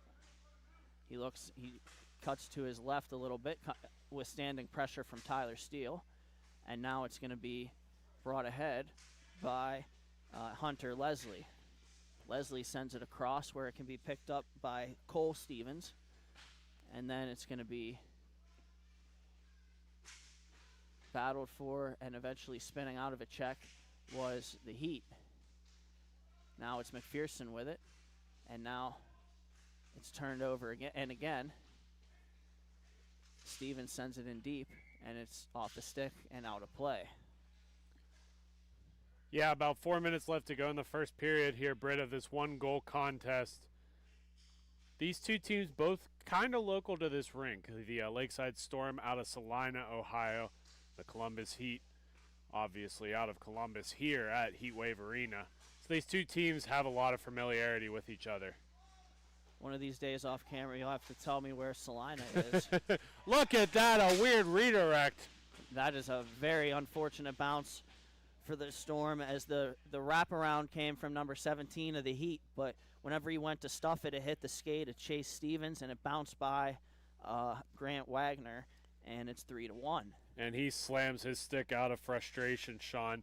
That was a bad one to let up there. And they'll battle for it. The Storm collected again. They'll try to get that one right back, and a shot had a leaning Wormter go and went wide.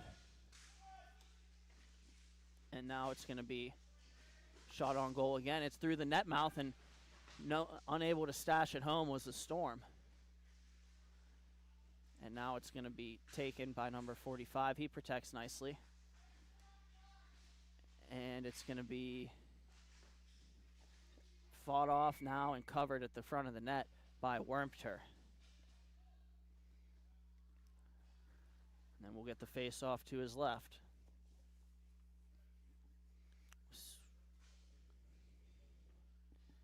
And puck is dropped, play resumes. And the Heat bring it up slowly. And now they send it across. Making a move with it is going to be Hintemeyer, but it's knocked away from him. Hintemeyer hustles to get it back, and it's well defended there by the Heat to break up a potential opportunity for the Storm. And now back the other way. Hintemeyer lets it go to the corner where he races in, and then it's taken and bounced off the boards by the Storm. And now loose puck bounces off a couple sticks and is eventually recovered by the Heat. They look for the middle, and a good clear there by Corbin Stevens, number 16. Yeah, that puck just bounces up into the Storm's bench. This drop's going to stay in zone here, Britt. Minute 20 left to go in the first. And we'll have, looks like Schumann and Steele on the face-off. Steele wins this one. Tries to slip a pass across, looking for Homer. Homer collects it off the wall. And now back, they looked for another pass in front, but the Storm was collapsing in front of the net. And now they'll have to try again. Here's the Heat coming in, and a shot goes straight out of play. I don't think that was tipped either. Yep, Heinege's going to pull this one out to center. Steele was not too happy with himself on that one. He did everything but beat the goaltender. Great execution to cut through the defense there. Just sends it a little bit of a flop shot up and over the net and out of play. It's going to be battled for. And now looking up. And crashing the net was a member of the Heat. There's play resumes, or play continues. And now it's going to be sent diagonal to the point, and a good shot and a good save by Wagner. Now it's Schumann, and he was trying to get through, but he couldn't do it, and now it's going to be taken by Homer, and 3 seconds in the period, he shoots it, and the horn sounds. That'll do it for the first period. So after one, the Heat lead 3-1. We'll be right back, and thank you for watching Grove City Hockey.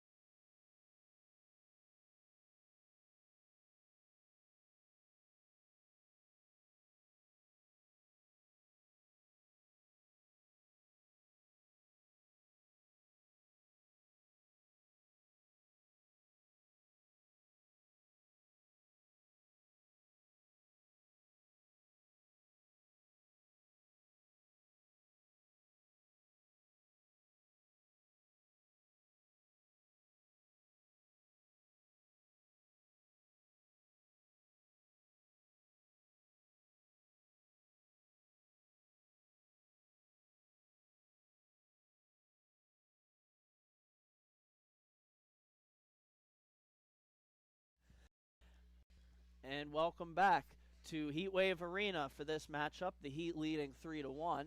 No carryover power plays nor penalties as we start the second. And it's going to be worked on back.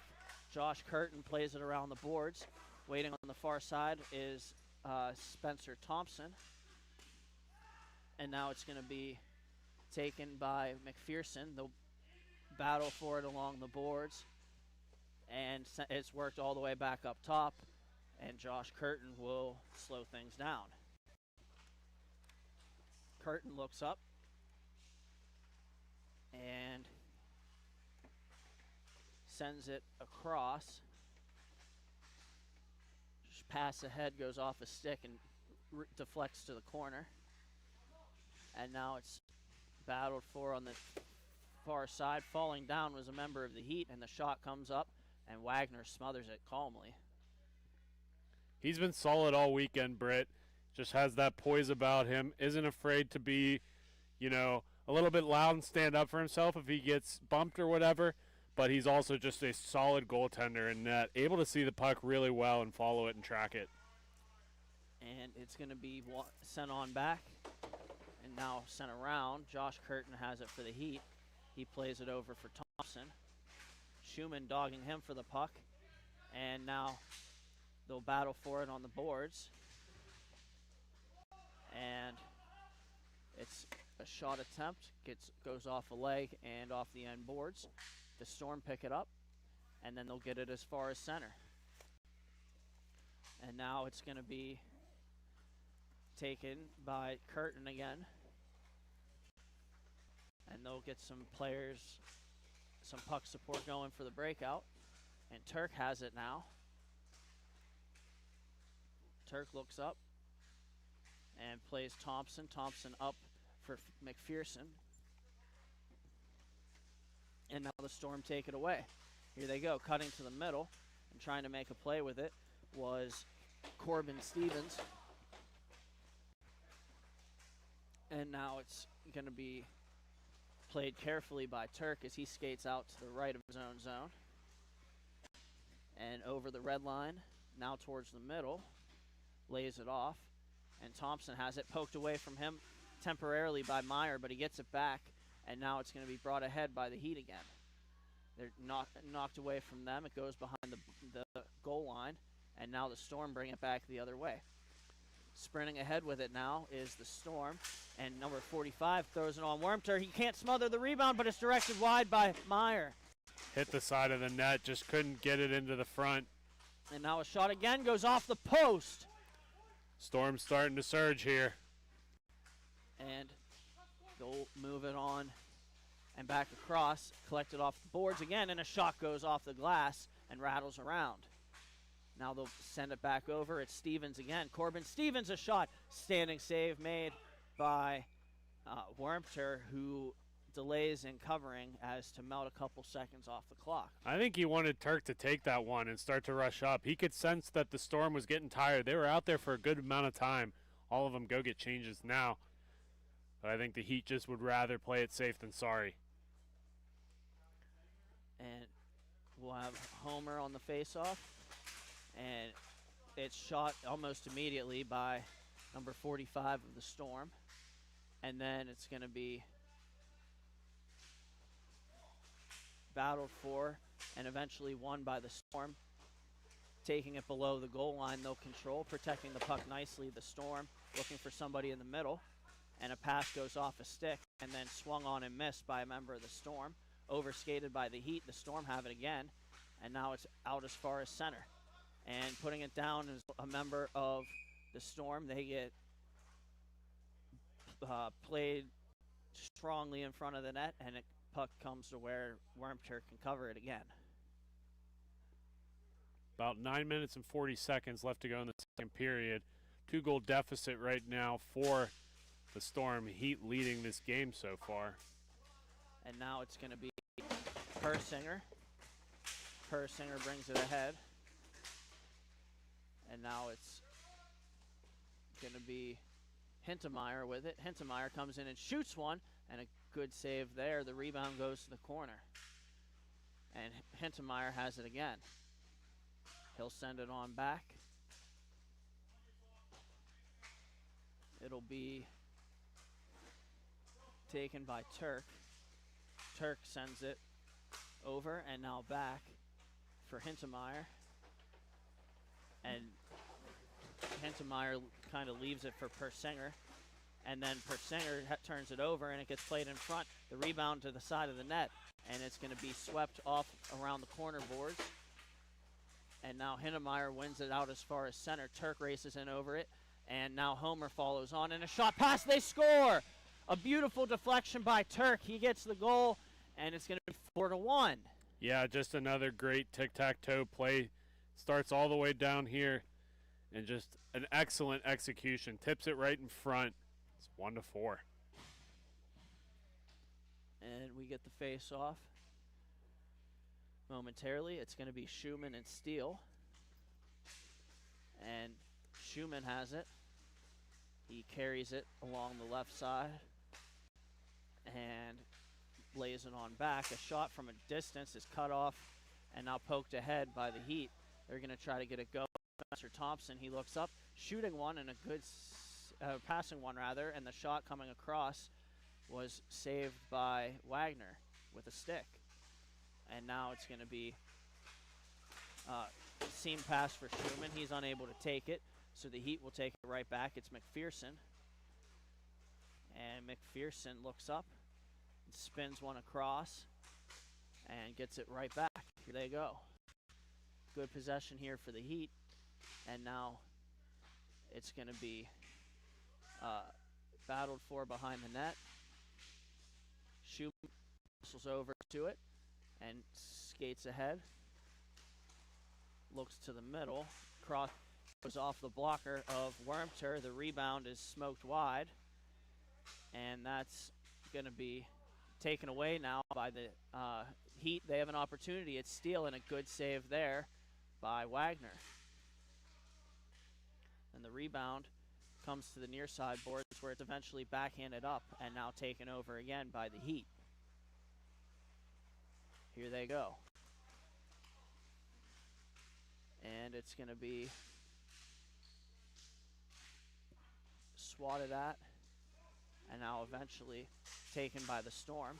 It's Meyer with it. He has the goal for the Storm, and he sends this one diagonally across, and it's unable to take it was Chase Stevens. Now Hintemeyer has it. Hintemeyer finds the open guy, and a good save there by Wagner. And now it comes back the other way. And it's going to be Hintemeyer. Hintemeyer looks up and shoots it wide. The Heat are loving that sharp angle shot, Britt. Just continuing to miss on the same exact spot, hitting that corner glass, redirecting it all the way to the top, going right back to that same spot and shooting it again. They're nothing if not creatures of habit. And it's going to be brought ahead here. Passed forward and taken away by the Storm. They'll send it all the way back up, so the Heat will get it right back. It's Josh Curtin. Curtin looks up, and he's trying to make a play along the boards. Ooh. And then it's going to be battled for and eventually skated away by McPherson. He plays it up for Hintemeyer. Hintemeyer sends it across, and now it's going to be shot towards the net. They score! And that's number 17 for the Heat. That'll make it 5-1. Yeah, another big goal. About 5 minutes left to go in the second. The Heat are starting to develop their lead and expand upon it here. You have to wonder if the physical style of the Storm is catching up with them late in the day like this. And now it's going to be played by Turk in his own zone. Drifts back with it, slow and deliberately. And now he has some time and space.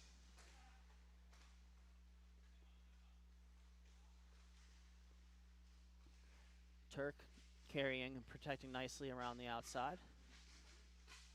Shot attempt in front of the net. They score again. Turk stopped up as he was bringing the puck around. He fed a backhand pass out to the front, and it gets stashed home. And that is Spencer Thompson, and that'll make it 6-1. And I think we're going to have a timeout here, Britt. called by Lakeside Storm. Stop the bleeding, get something figured out. We'll take a break ourselves.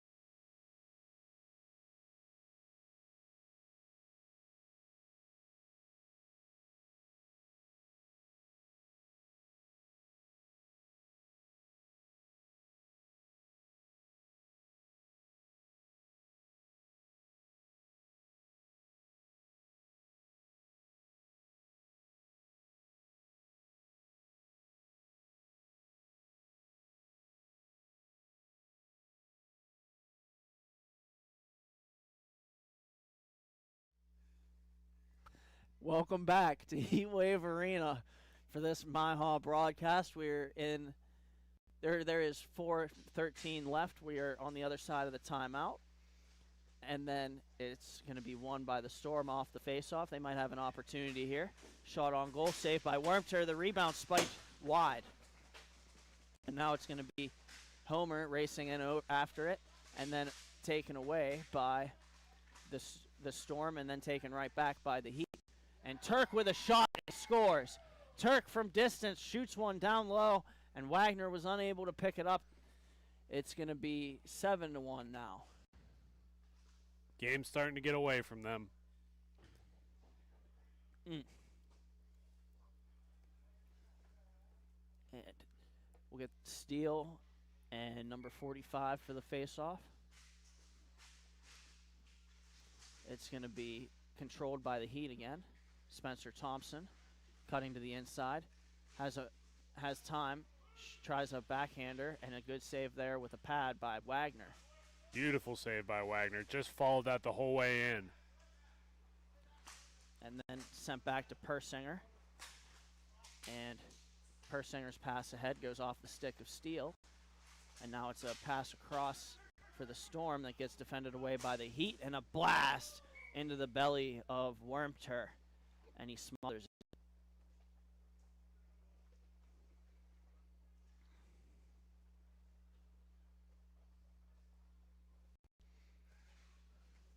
Another face-off to the right of Wormter. And it's just one straight out of play, so we'll have a do-over.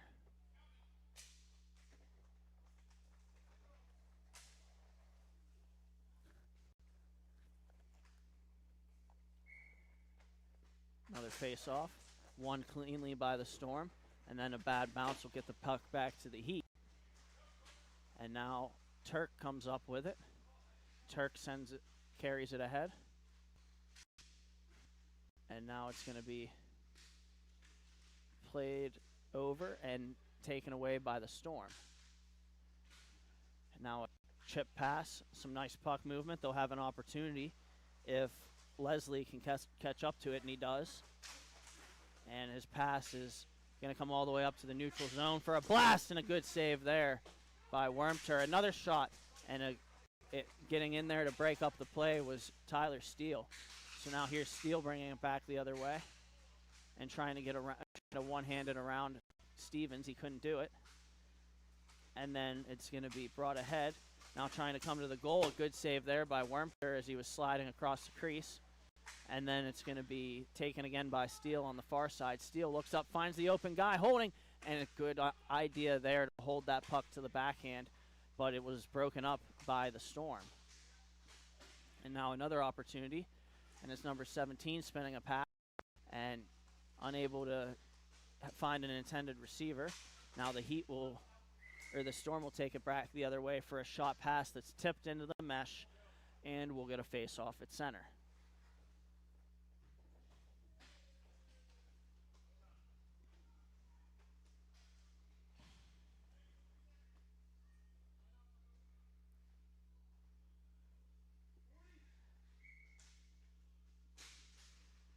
Here goes the Heat forward off the faceoff. And now they'll send it back, but it's intercepted and then taken back again by the Heat. Here they go. Josh Curtin has it and then turned it over to Abe Meyer. And now it's McPherson spinning a pass back across. Hentemeyer has it. He throws it towards the net, but well wide. And that's going to be then sent back, dumped back in by the Storm. 3 seconds left in the period, so the horn will sound. And we'll take a quick break before the third period. Well, thank you for watching Grove City Hockey.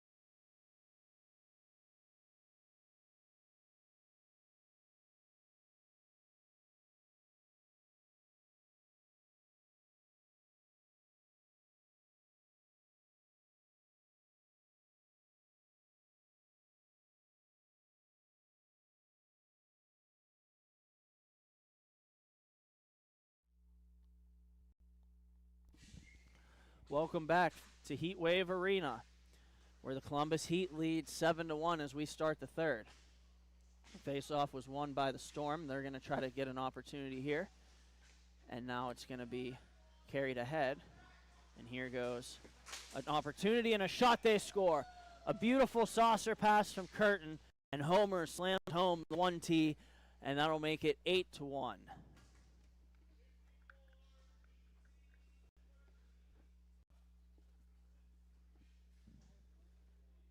We'll get another face-off at center. It's going to be Schumann. Moving it ahead. And now it's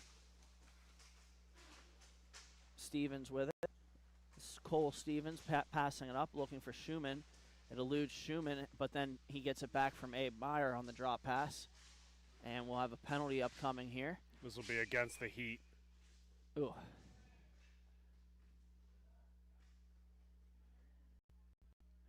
And we'll get a power play here for the Storm.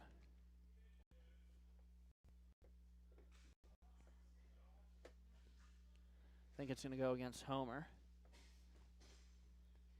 It's a cross check, it looks like.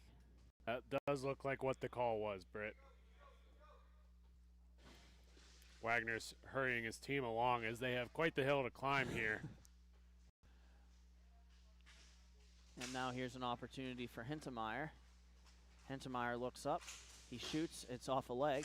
Gets it back, and a good save there by Wagner. Now it's Stevens. Cole Stevens skates ahead with it. And he looks up. Shot on goal. They'll jam away at it. And eventually it's going to be cleared by the Heat. Race for the puck. And here goes Hentemeyer. Chasing up, catching up to him is Leslie. Leslie gets the puck. He has it now. It's taken away. Now they're going to send it to an open area. Hentemeyer, he's in on a breakaway. Hentemeyer shoots and scores. And that'll do it. As the Heat have defeated the Lakeside Storm 9-1. Congratulations to the Heat for winning the T4 and T3 championships today. Our next broadcast is going to be March 8th, so we will see you then. Thank you for watching Grove City Hockey, signing off live from Columbus.